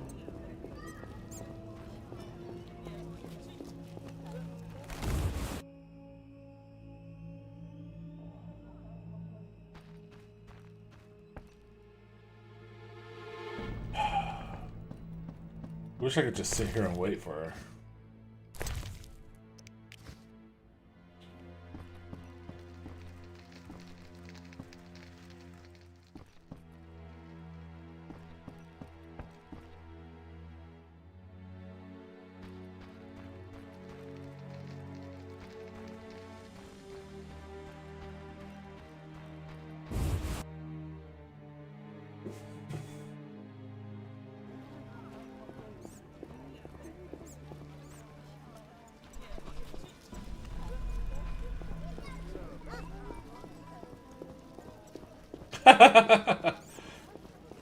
I always get a kick out of that.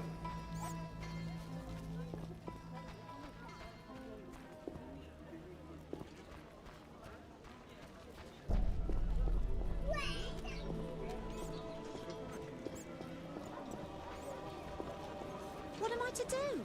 I'm trying to find Shawnee, but I should try.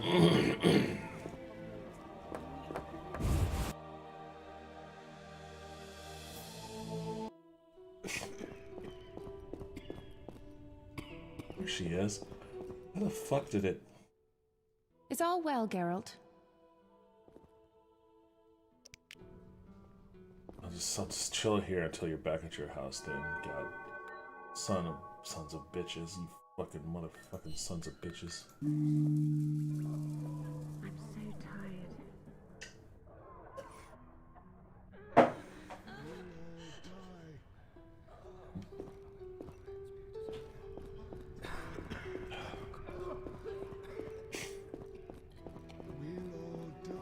We'll all die. You should have gotten vaccinated.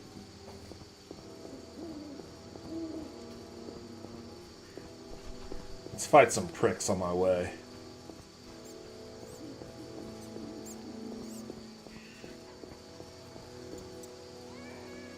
Really? None around, huh? I guess they're all hanging out for me in the temple quarter now.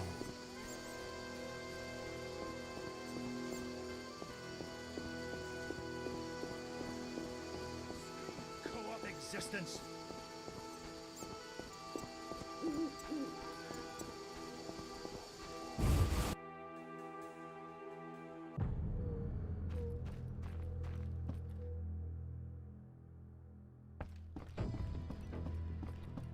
Wake up, bitch. We got shit to talk about. Is all well, Geralt? What is this? Farewell. What is this? I have to talk to Shadi about the sword. Well, fucking do it, bitch. Do it. You're right here. You're right here. She's right here. Fucking talk to her about the sword. Is all... I don't get what's happening here. Farewell.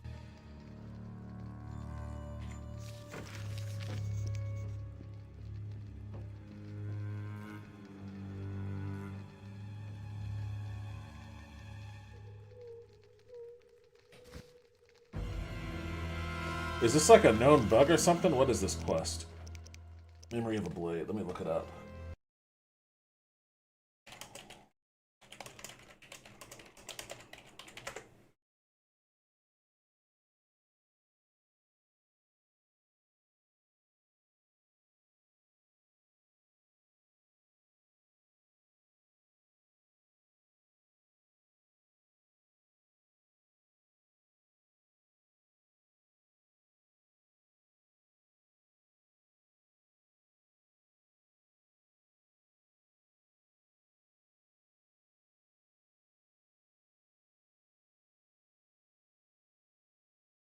Oh, okay. I can't talk to her about it in chapter 3. This seems like a bug. If I go to... I have to talk to Zoltan. Oh, Jesus. Okay, hold on a second. I gotta blow my nose.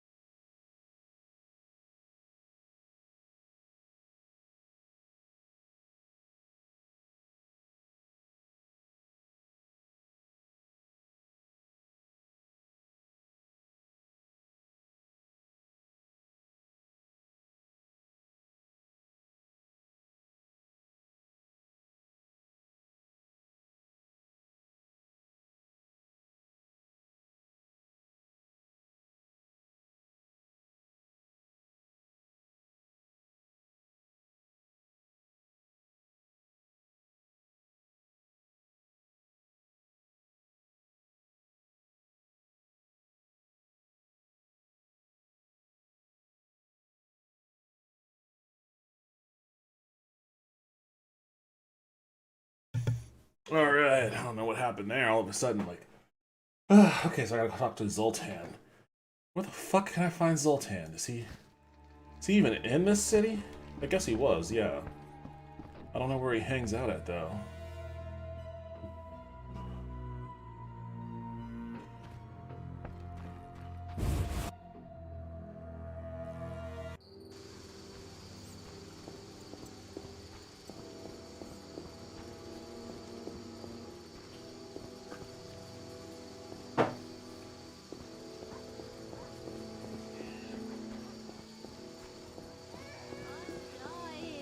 I know it.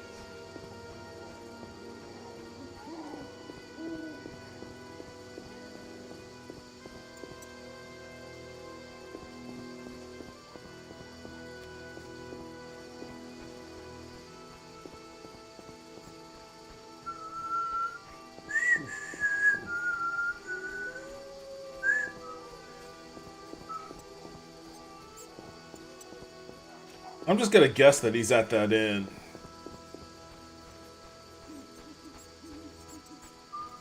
Oh, it hurts.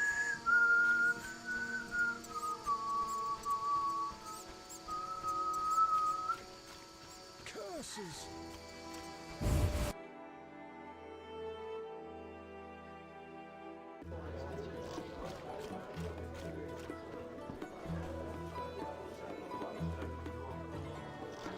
Should I mug someone?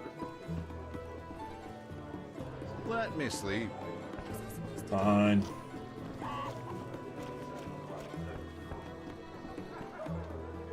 Gods, grant me patience. 5.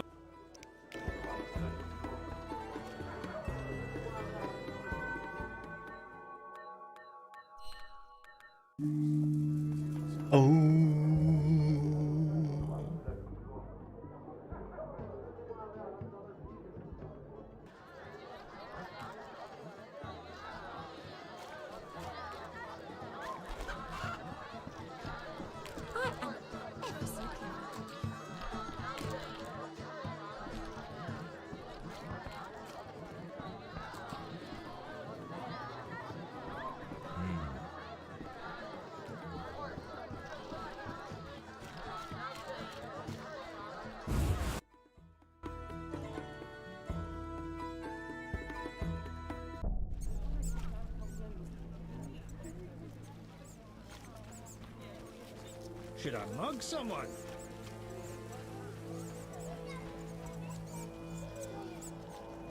Does this game tell you where you can find people generally? Oops.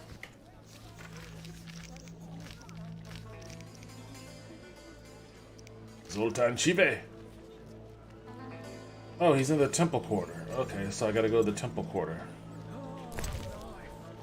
Damn it, I keep hitting the wrong button. Eskel.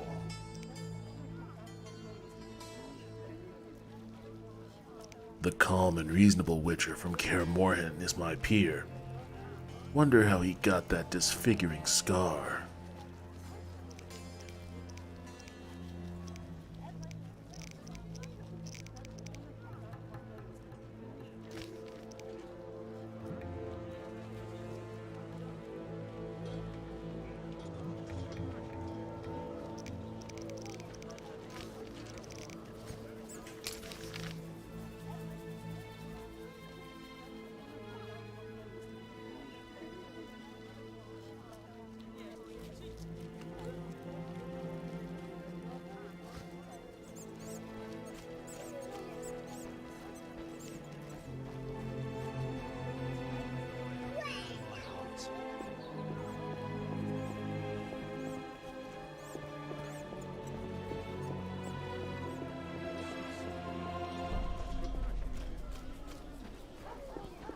Oh, you're getting old, Granny.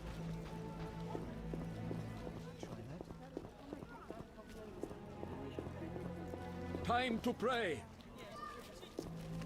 Who the fuck are you? Greetings, dwarf. No pain in your teeth? Schmarz, sein, dentist. Geralt of Rivia, Witcher, immune to cavities. Right? Which? Generally, yes. Dentist too, but rarely. Because I'm a collector of teeth. Want more teeth? Certainly. The rarer the better. I'll pay. I'll look.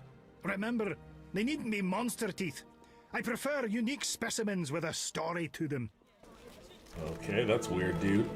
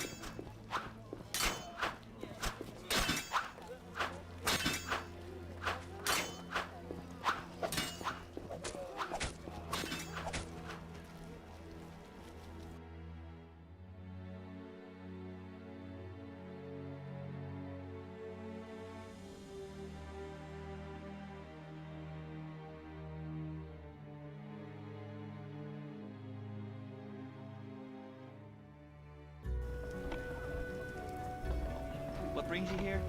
Never mind. Alright, now to find Zoltan.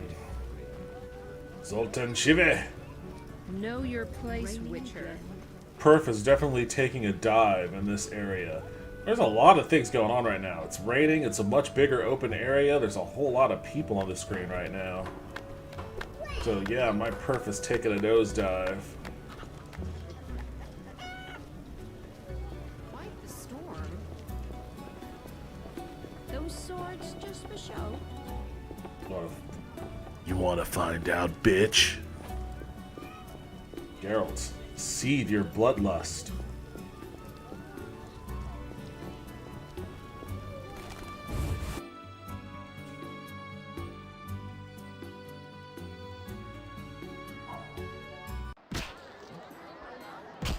If not for monsters and bandits, this city would be without equal. It's always something, huh?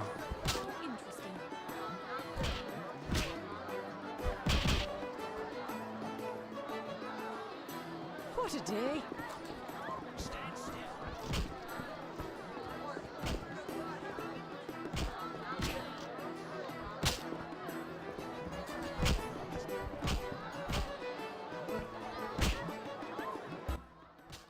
Dandelion. I'm glad you're here.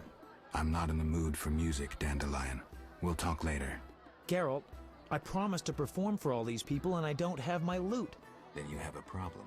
Geralt. How did you get in the trade quarter? Personal charm and fame open a lot of doors. I doubt city guards appreciate poetry. Geralt, you know so little. I approached a wealthy merchant whose daughter studied lute under me. With all the right contacts, he obtained a pass for me, thus demonstrating his appreciation for art. Sadly, we're no longer friends. What's so special about this loot? It's the one I got from Teruviel in the Valley of Flowers. Remember? I remember that.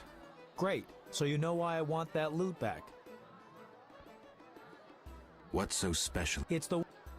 Who's Teruvia? The she-elf from the Blue Mountains. You did quite a number on her nose when you two first met. Where is she now? I heard she joined the Scoia'tael. I wonder if she's still alive. In the Valley of Flowers? I even wrote a ballad about that, where the devil says goodnight. I'll be singing it today. I don't recall.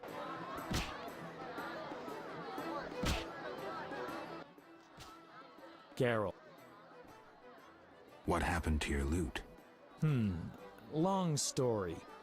Tell you over a drink?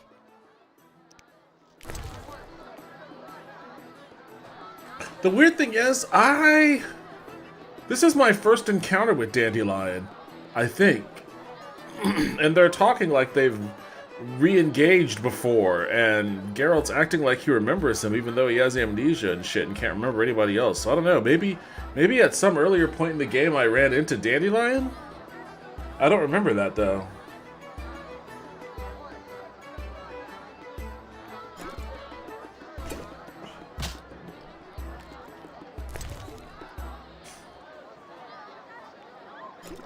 Let's just fucking get blitzed, man. Me and my boy Dandy.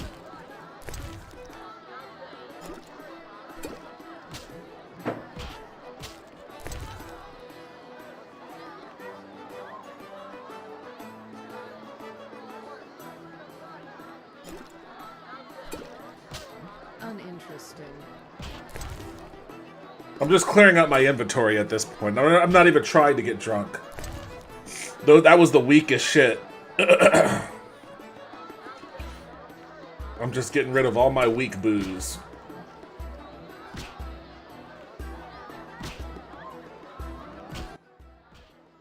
Ugh, forgot how tough you were. Got up the courage to tell me about the loot? I guess. My loot's at the home of a rich merchant. The house is on the west side of Salt Square. And I can't possibly leave. The crowd awaits.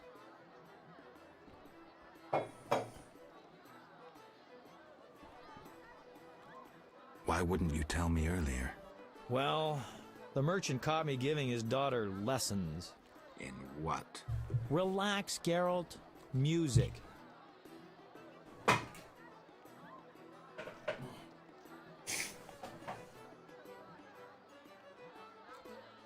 All right. I'll fetch your loot. Wonderful. Tell me about this merchant. All right. Truth is, he's got reasons to dislike me. What did you do this time? Let's say his daughter and I got to know each other without permission. Typical. Luckily, last time I visited, I made her pretty happy, so she hid the loot for me in a trunk on the upper floor. All right, I'll do my best to find it. We're not done yet, Dandelion. Ugh. Got up the courage? I get. Why wouldn't you? Well, I don't have. I thought I had the option before to drink again. I wanna. You've had it. I wanted to try to put him on his ass.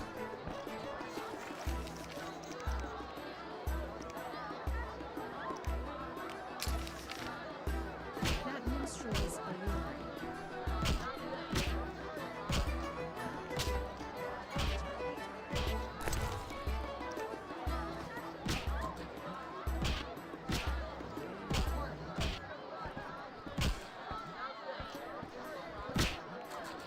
Finish it off, Geralt. You need the inventory space. Oh, man.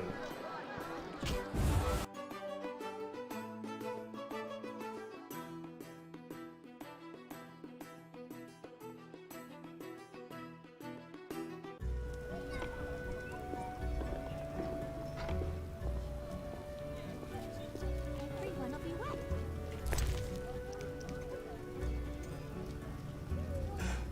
This is gonna be a KO if I do that. This is gonna be a severe KO if I do that. Actually, I never looked that up. I don't lose, like, money or anything when I pass out wasted, do I? I'm gonna save just in case I do, because I'm definitely drinking that last one.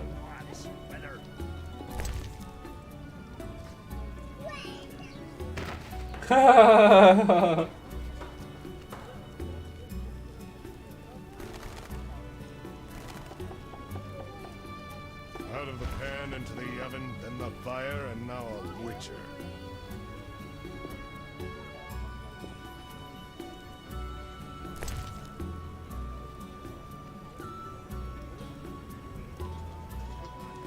Oh, looks like I retained all my stuff.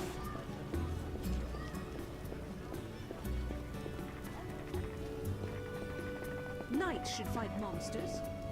Witches are cruel. It's raining, unfortunately. Go ahead.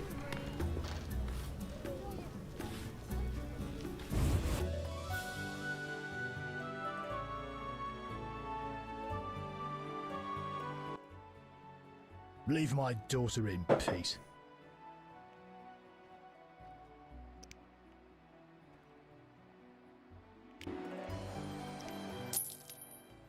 It's compensation for pain and suffering. The loot is in a trunk upstairs.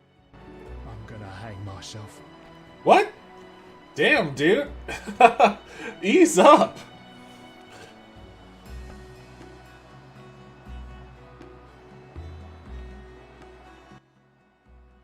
Who are you? Geralt of Rivia, Witcher. I apologize for the intrusion. That's all right. I'm terribly bored since Papa caught the troubadour Dandelion here. No one sees me. I'm gonna hang myself.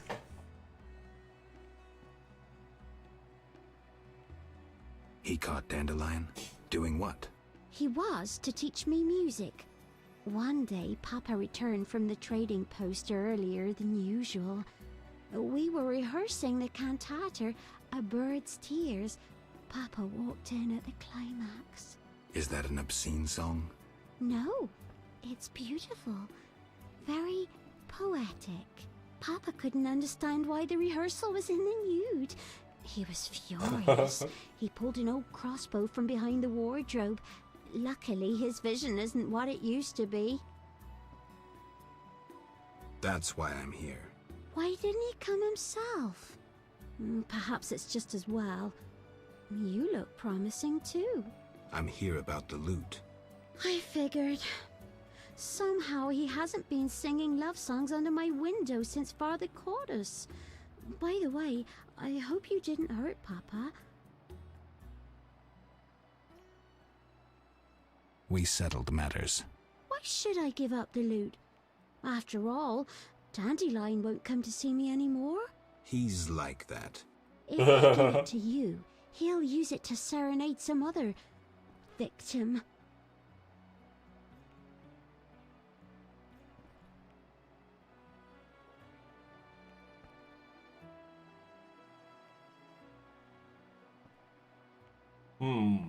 She seems susceptible to poetry, so...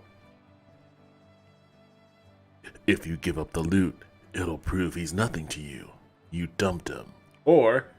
You demonstrate that your character, the beauty of your soul, outshines even your rosy cheeks. I feel like she's more susceptible to poetry than anything else. You demonstrate that your character, the beauty of your soul, outshines even your rosy cheeks. Don't flatter me. I'm no fool. The poet master showed me. He used me like some... I want revenge.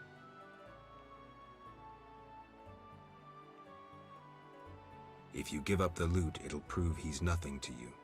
You dumped him. Yes, he fell at my feet. He proposed, but I refused.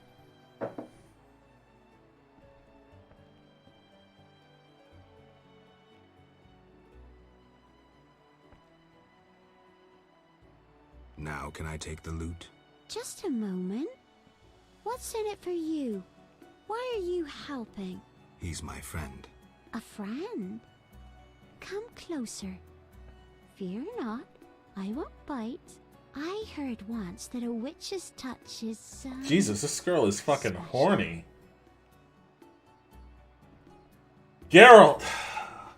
Alright, let me get ready. I'm gonna go ahead. Just in case. Causes a slight tingling. Let me show you. Really? Really, Geralt? Unbelievable. I just paid her dad. Good lord. No wonder that dude's like, I'm gonna hang myself. Jesus, Geralt. My Geralt is the most unscrupulous Geralt of all. Between this and, like, ruthlessly slaughtering all of those. Oh my. Oh my. Let's not tell Dandelion about this, okay?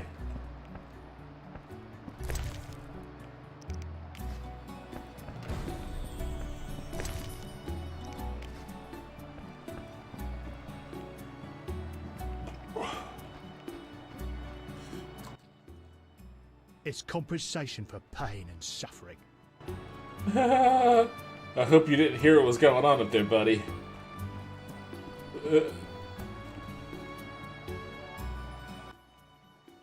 It's Okay.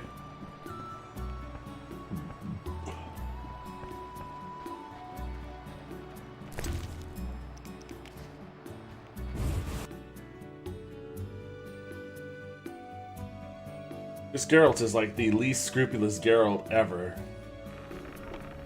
A witcher, hide your women.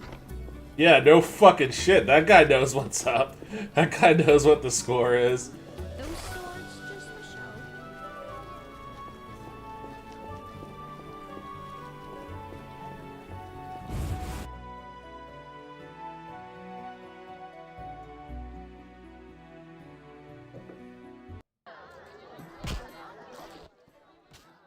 Geralt. Here's your loot. Great. I owe you one. I need to prepare. When's your performance? After 8 at night. Come if you want. If I can. Alright, I need to find Zoltan. Your mother sucks dwarf cock. Your mother sucks dwarf cock. I have no idea where Zoltan can be in this town.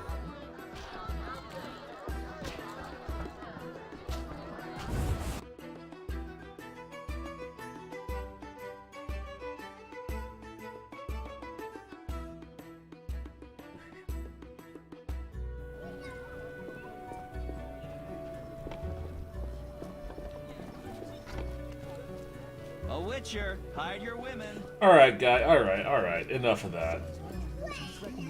He's just like following Geralt at this point. Just like, seeing where he's going and then like just yelling that.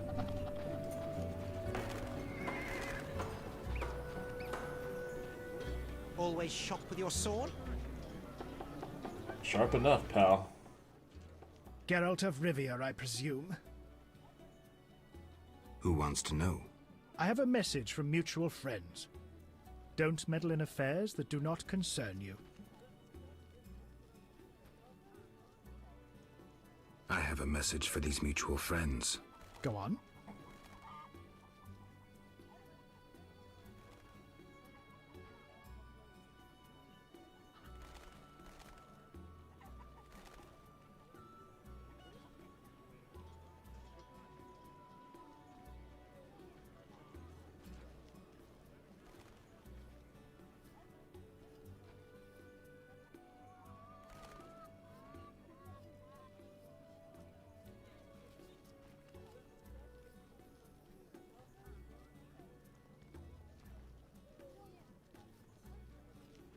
They should talk to me themselves.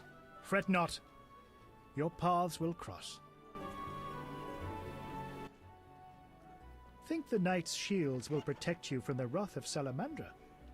You're deluded. Who said I need the knight's shields? You bore me. You're a pawn. The situation overwhelms you. Withdraw while you still have time. Amazing how many times I've heard that crap. Don't play with fire. No one has ever beaten Salamandra. Witcher Geralt, I'm surprised to see you alive. Witcher Geralt, I'm surprised.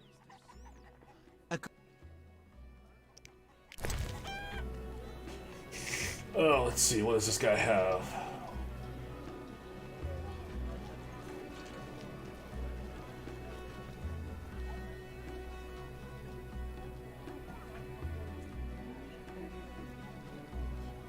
These books are fucking expensive.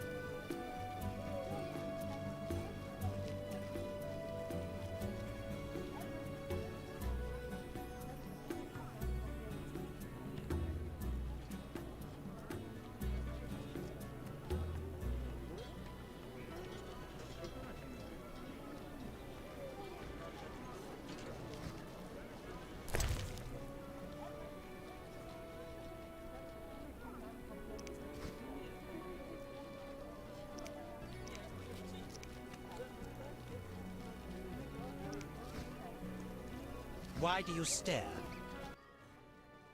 A good...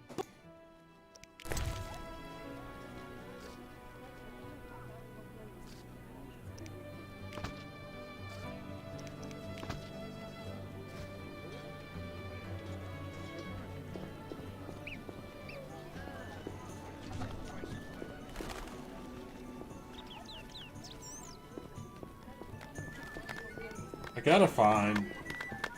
Behold, the best goods in the civilized world. Welcome. Booze? That's the last thing I need. I once heard a ballad about a witcher. A witcher, hide your women. Shut up, dude! I'm starting to get annoyed by this guy. Wink was that?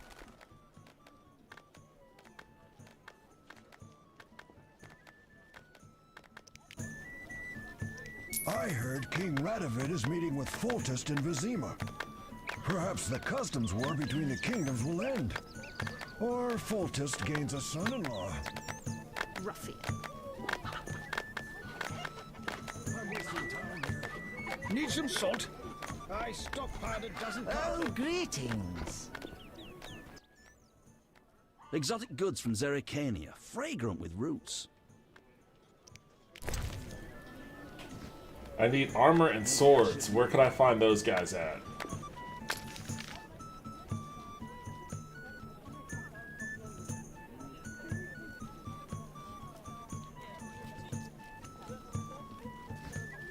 Who's behind this?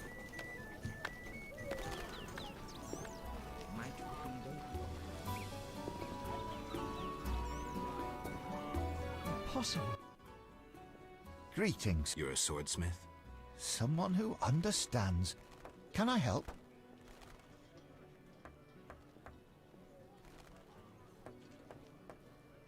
What's the difference?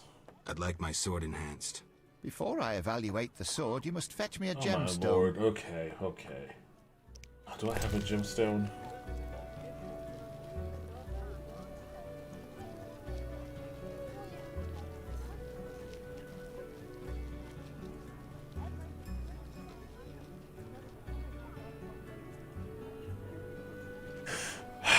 I guess I don't.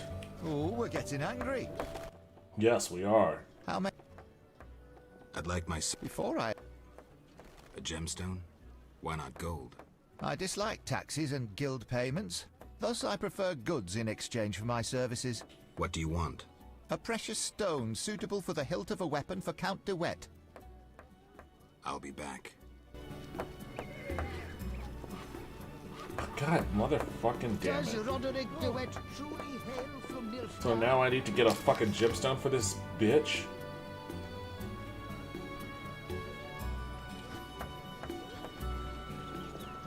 Maybe the arms dealer A will... witcher. Finally, someone who'll appreciate my way.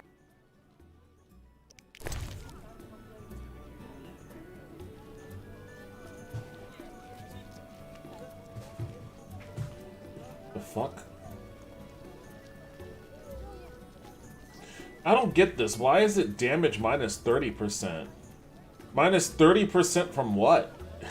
This says damage, like, this says, or, yeah, this says damage minus 20%, but minus 20% from what? What does this mean? Why is this, oh god, okay, it's time for me to actually look this shit up. What does this actually mean?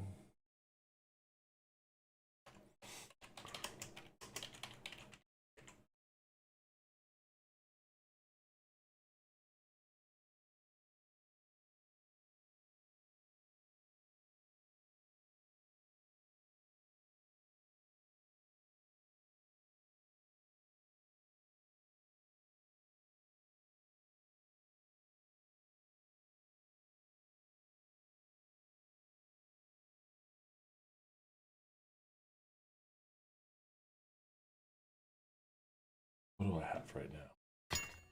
I have a Witcher Steel Sword. Okay, so this is what I'm looking at.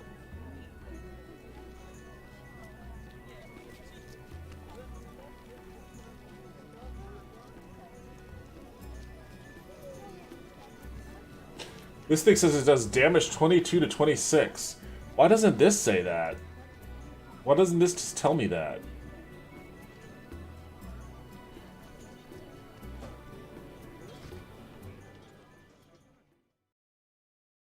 Like, it would be nice if it just told me, like,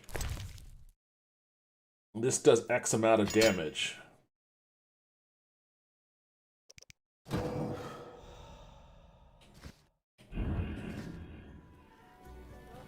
Am I missing something?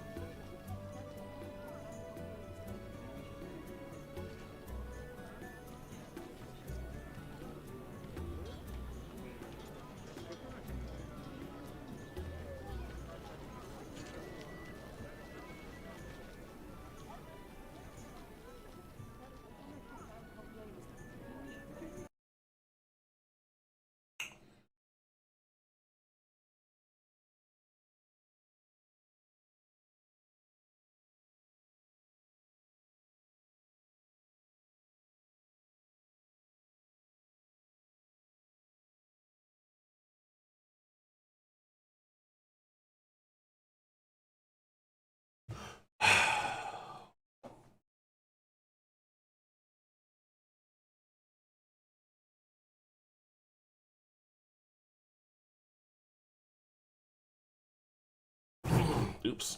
Oh, shit.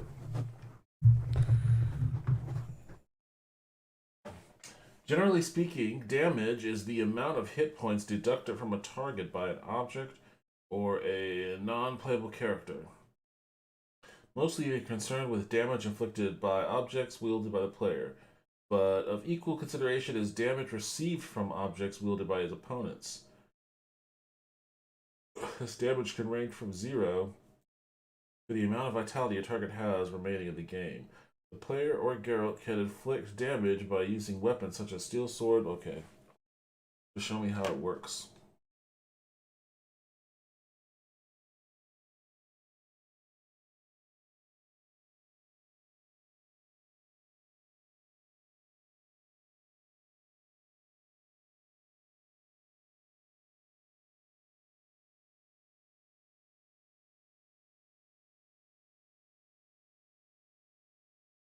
Well, that doesn't help. You know what? I think that,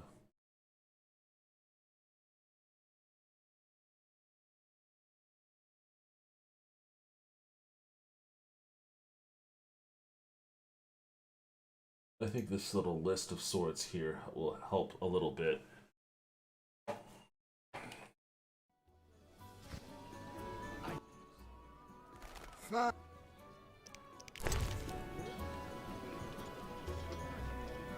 Well, I mean, not really, because I don't know what the difference is between damage minus 20% and damage minus 30%.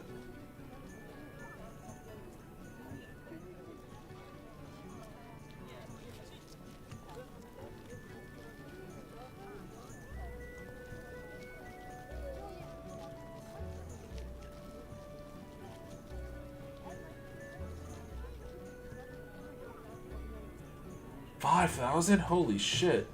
What is this?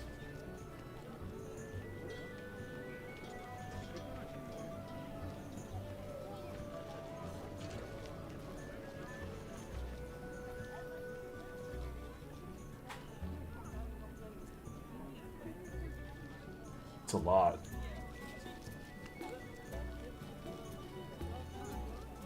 I don't...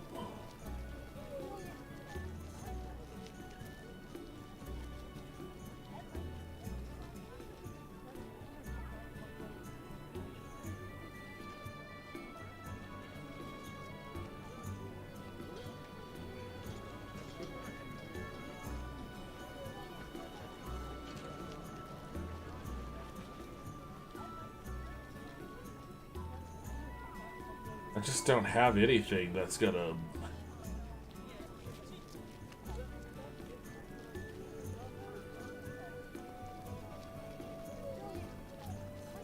Like, that's way too expensive. I don't have anything that's gonna get me there. I guess I could buy some... 20%? 10%?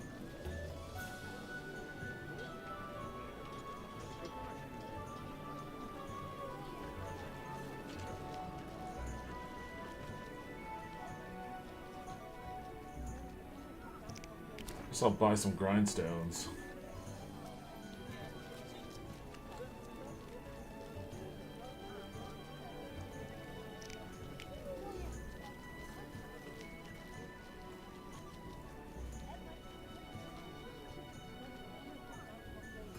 I don't want this.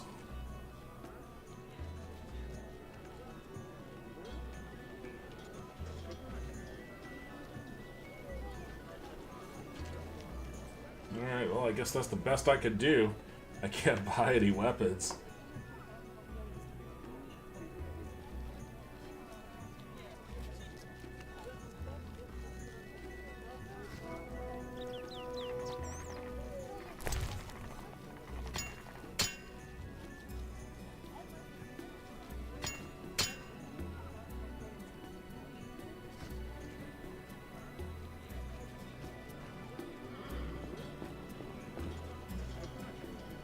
Why do you stare? At least I could sell these rings at some of these other merchants.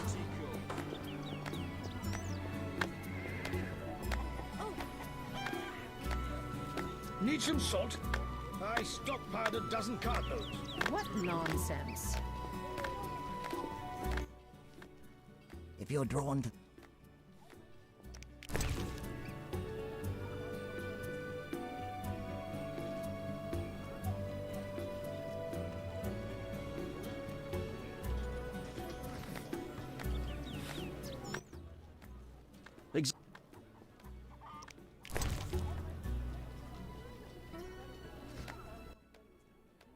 Exotic... You don't look Zerrikanian. Do royals sell royal strong ale? Farewell. Maybe I should move. I heard King Radovid is meeting with Foltest and Vizima. I'll be Perhaps damned the if you walk customs away war from my between shop the dissatisfied. kingdoms will end. Or Folt... Welcome. I just want to get rid of these fucking rings, man. Who can buy them? Give me the bookseller. Greeting. What do you have? Pleasing. Let's see. How can I... There we go.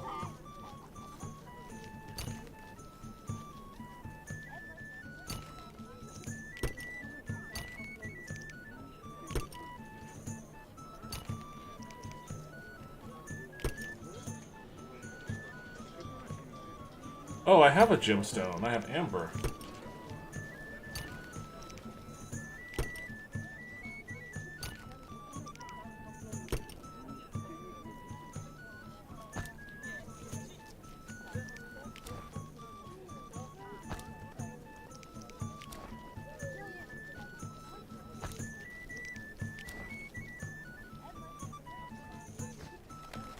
Thank you, kind sir. You want some blow? I've got a bunch of blow, too.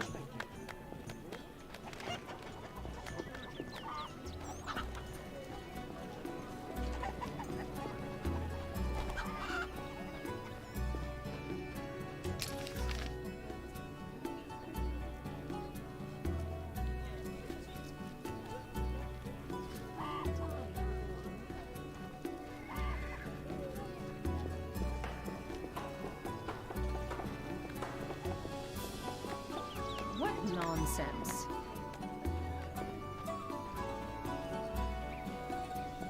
What's that? I'd like my sword. Before I have...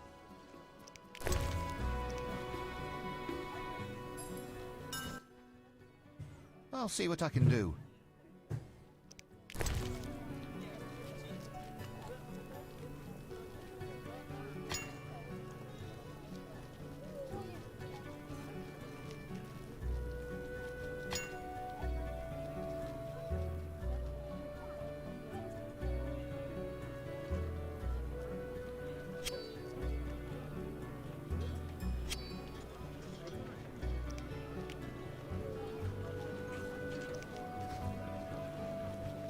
Wait, what?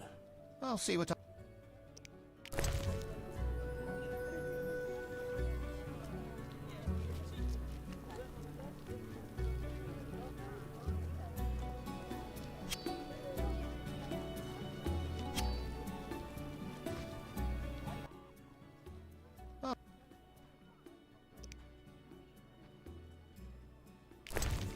I don't get what's going on here. I thought I could use. I thought I could do that.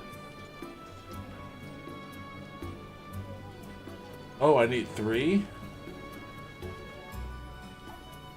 Oh, that sucks.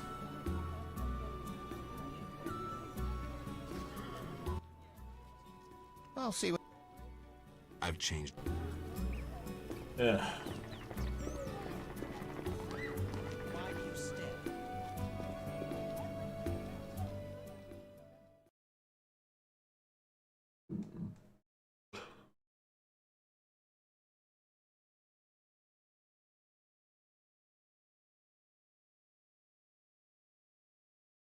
What ones do I have already? Yellow meteorite. I have 1 yellow and 1 red.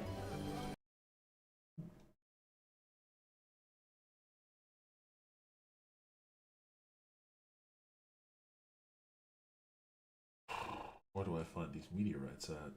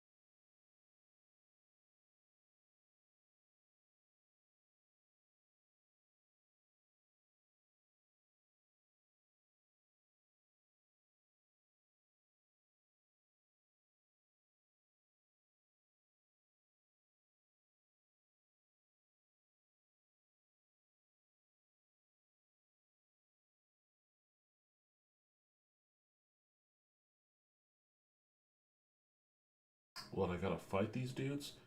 Okay, I haven't fought.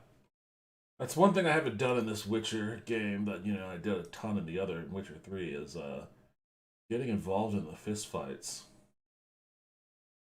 I haven't done any of the fist fighting. That took me off track. I need to find fucking Zoltan. I need to find Zoltan.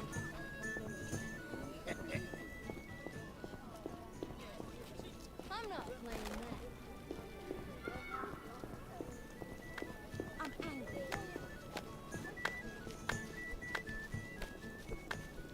What's that? A Witcher, hide your women. Oh, I swear to God, I'm gonna kill that guy. I might just draw my sword and slash that dude in half.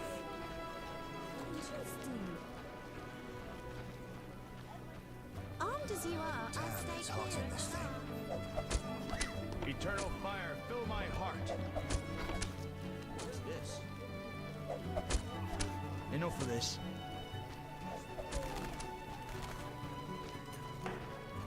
Where's Zoltan?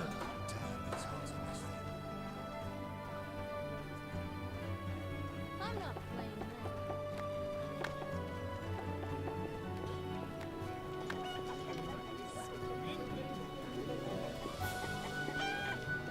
They think nothing but money.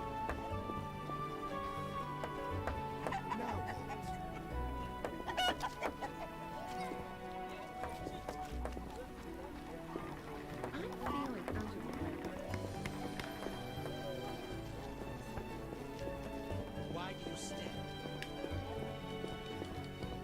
Great idea.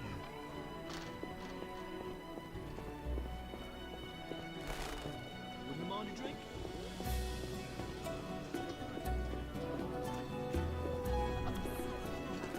Do the job. Armed as you are, I'd stay clear of the guards.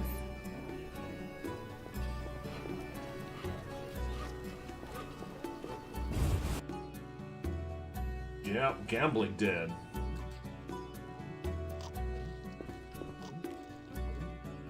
Oh shit, if ever there was a place where Zoltan will be.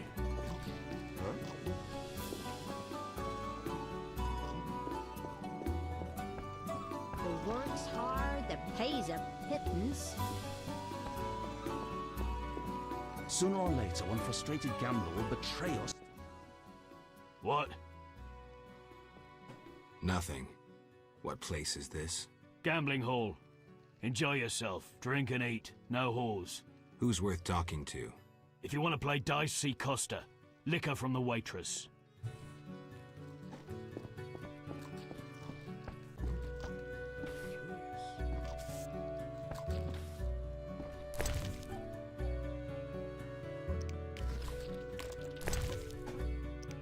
What's that? Nothing. Mind your business.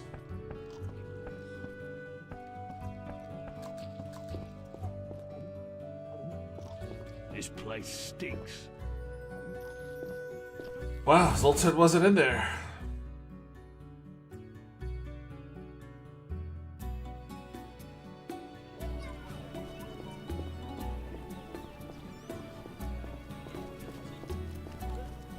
What's that?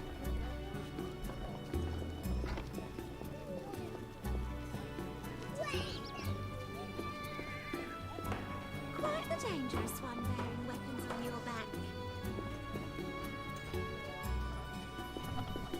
I'm dying of boredom.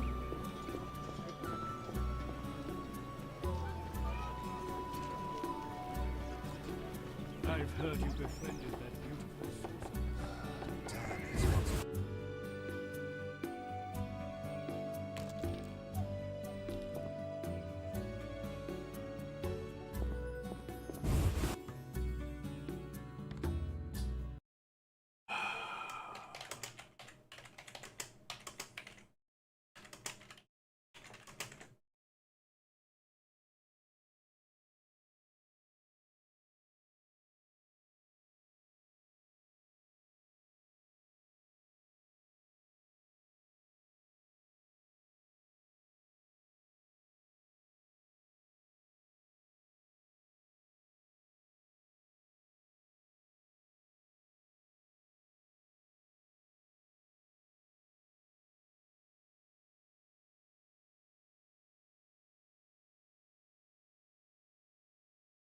Gotta go to Vivaldi's place?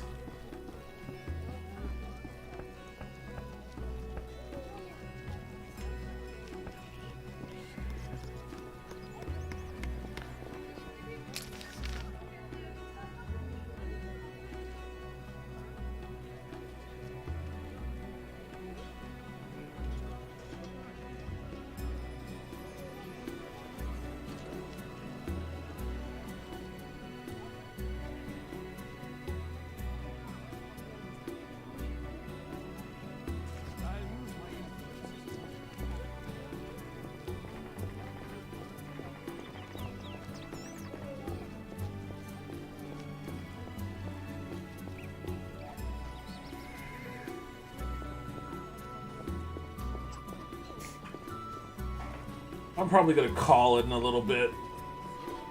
This is going on 4 hours and 30 minutes, and I kind of want to just chill now. I want to just lie back and, I've been thinking about. Know your place, Witcher. The fuck, bitch? What'd you say to me? I hope Jacques de Aldersburg throws a wonderful ball. I can't fathom how a horde of bandits and non-humans Don't disturb. held the city hostage. Fucking one of you. Rough at you. You're a Witcher? You got a fucking problem with it? You have an assignment for me, milady? Yes.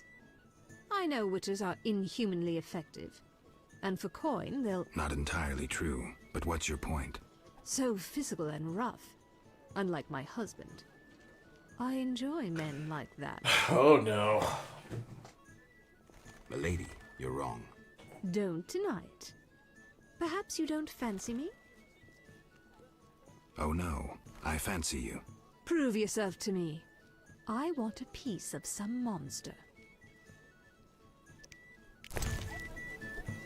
I mean, I've got...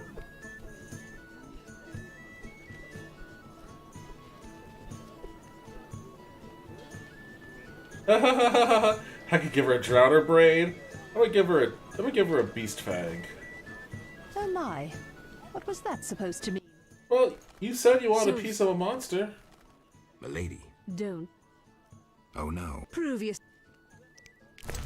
Well, okay, I'll give you a fucking Drowner Brain then, bitch. That's nasty. I was expecting a Kickamore's claw. A Kickamore's claw? Gemstones are dull. I was hoping for an interesting necklace. Okay, so this fucking psycho wants a Kikimore claw. It's kind of weird that I don't have one. Oh no. I've killed several Kikimores.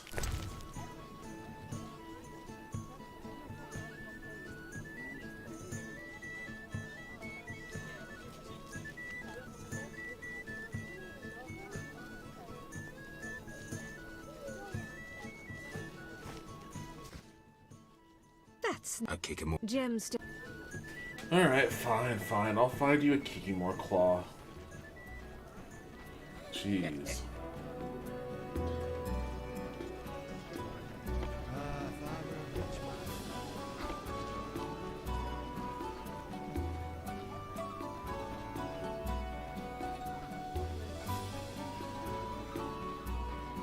Wouldn't mind a drink?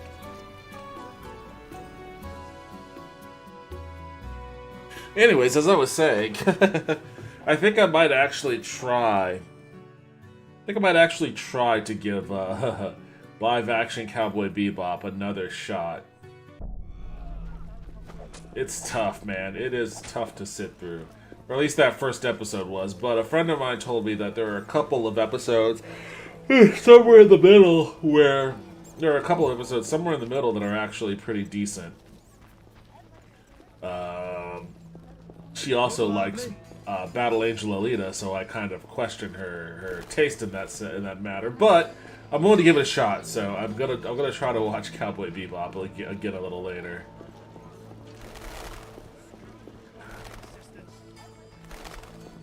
Geralt's just like punking everybody. Get out of the way. Oh, you're getting old, Granny. I cannot wait to fight.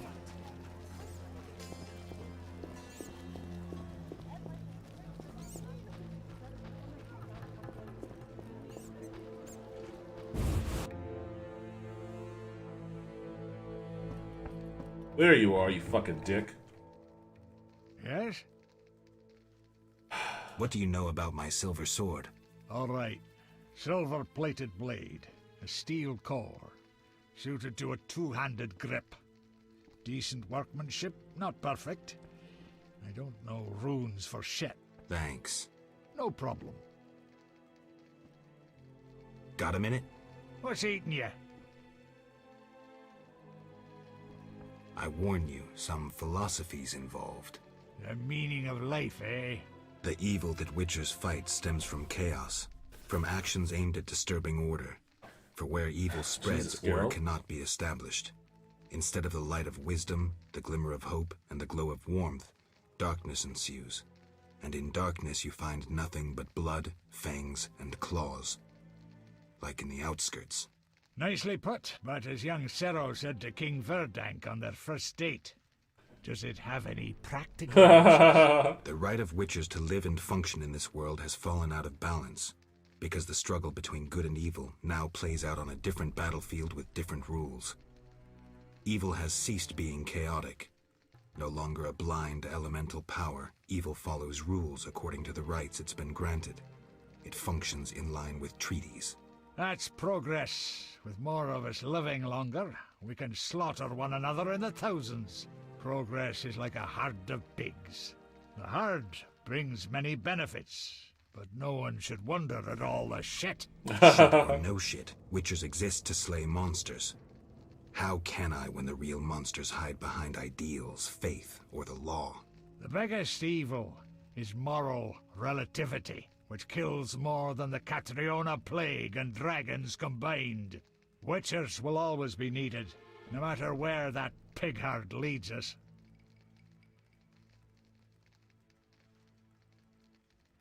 Thanks, Sultan.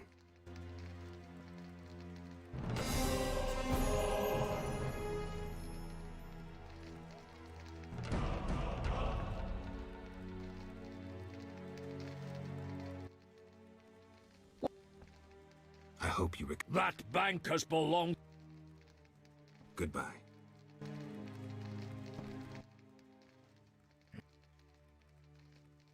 Farewell. Alright. I don't know if I'll be able to get some Kikimores. I'll have to wait until nighttime again.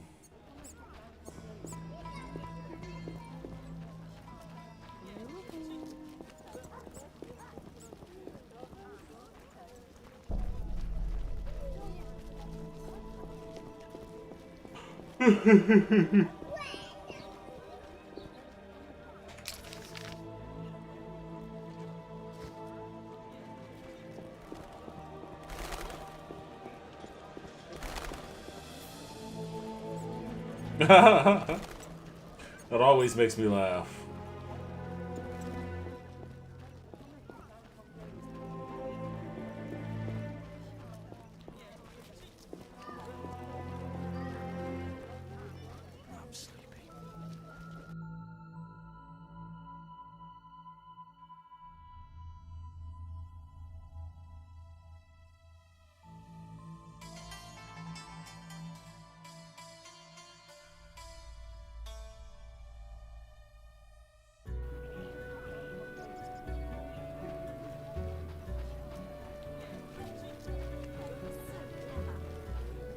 Quite the dangerous one bearing weapons on your back.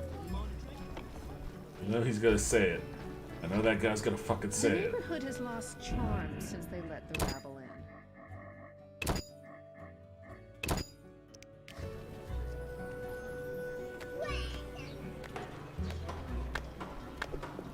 He didn't say it.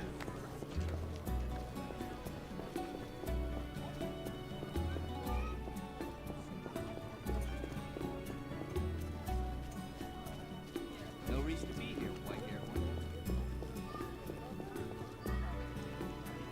Out of the pan into the oven.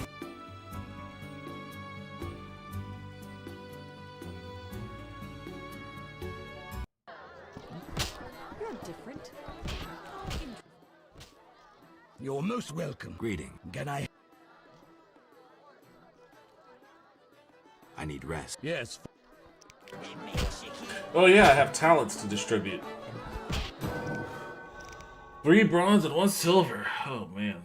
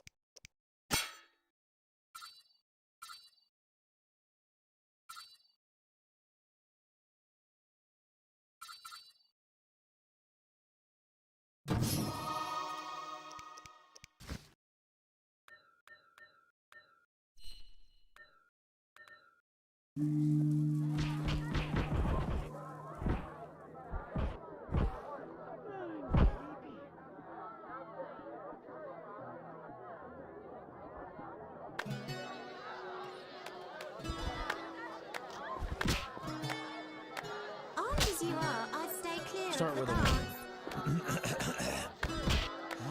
la la la la la la la la la la la la la.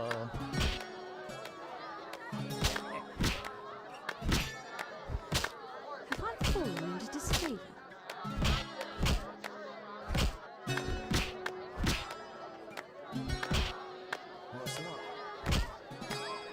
Okay, Dandelion. I could use a vodka.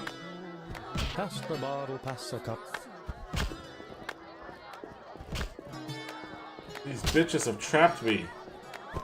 You fucking bitches, you trapped me. There we go.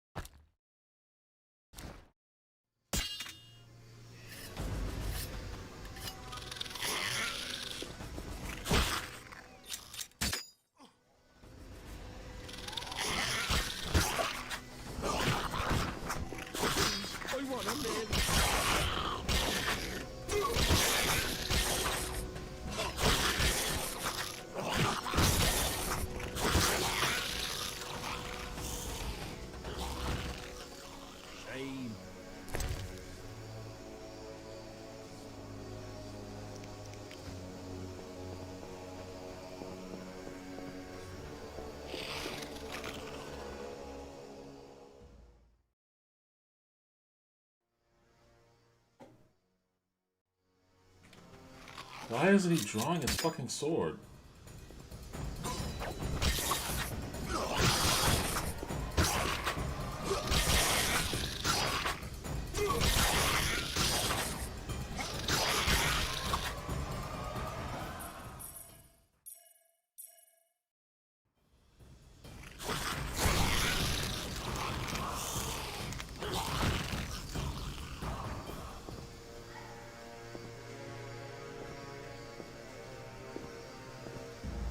Really nothing to... Give me a claw. I need a claw. I need a claw. Oh shit.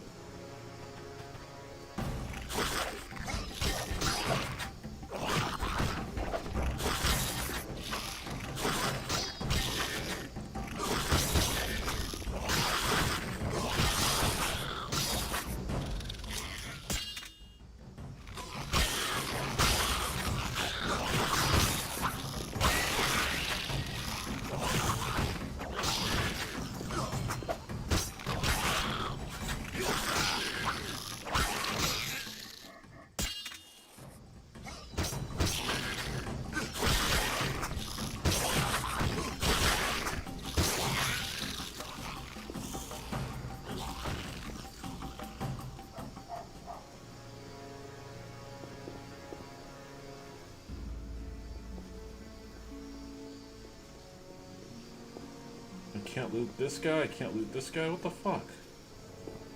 How am I supposed to get my Kikimor claw?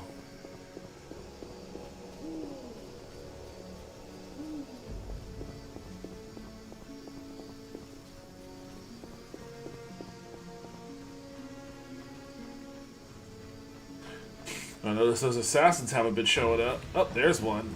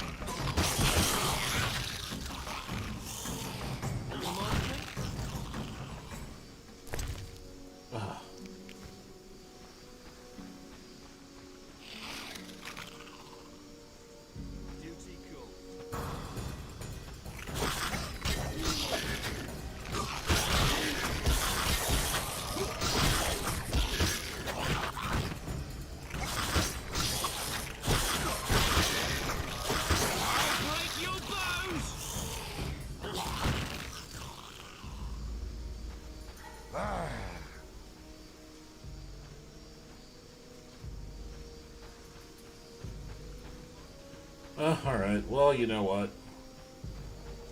I thought I was gonna be able to... The fuck? Where's this guy coming from?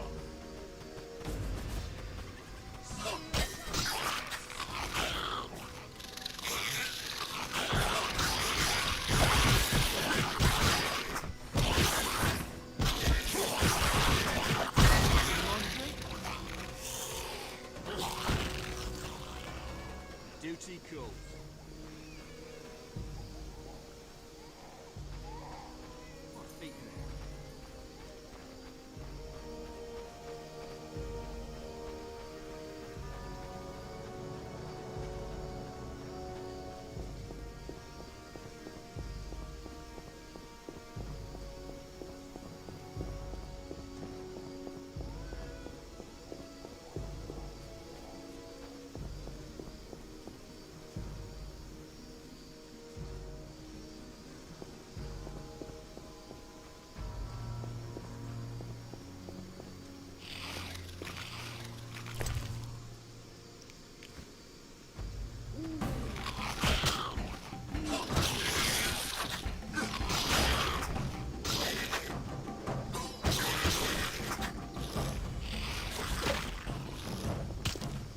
Daryl, what are you doing? Why is he doing that?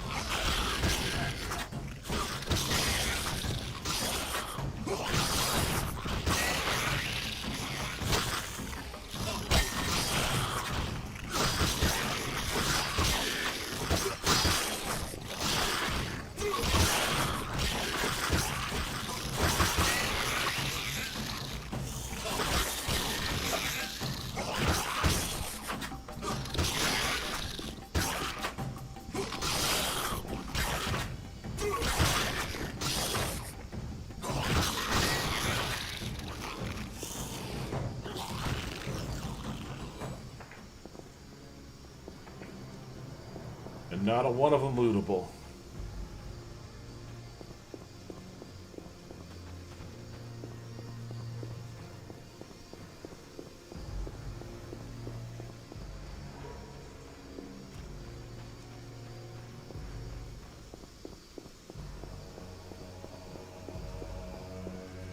Alright, I'm just gonna go back to the inn then.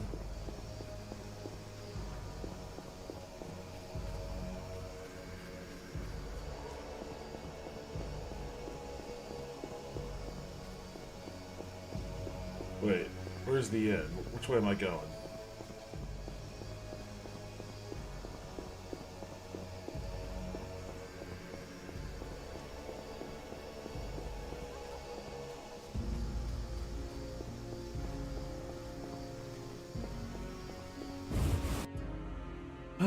Alright.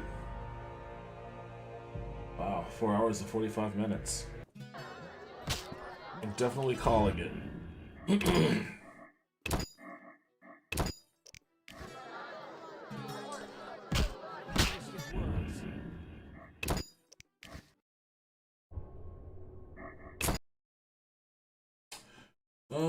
Good stream today. I enjoyed it. It's definitely a better vibe when I actually have somebody I can talk to. Oh. Oh, man, I don't know why my nose is running all of a sudden. It's that vaccine.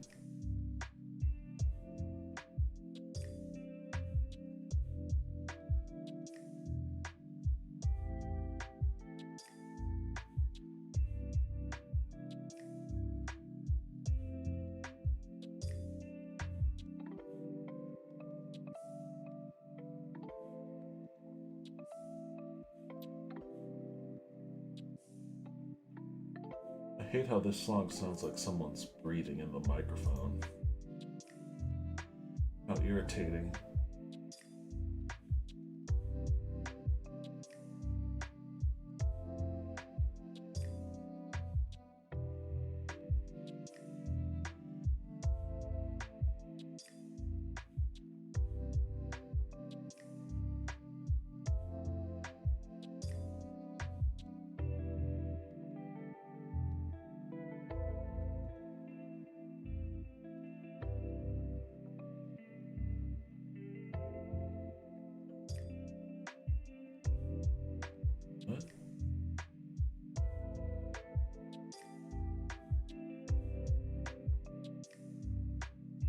People are actually saying Mother was a confusing movie.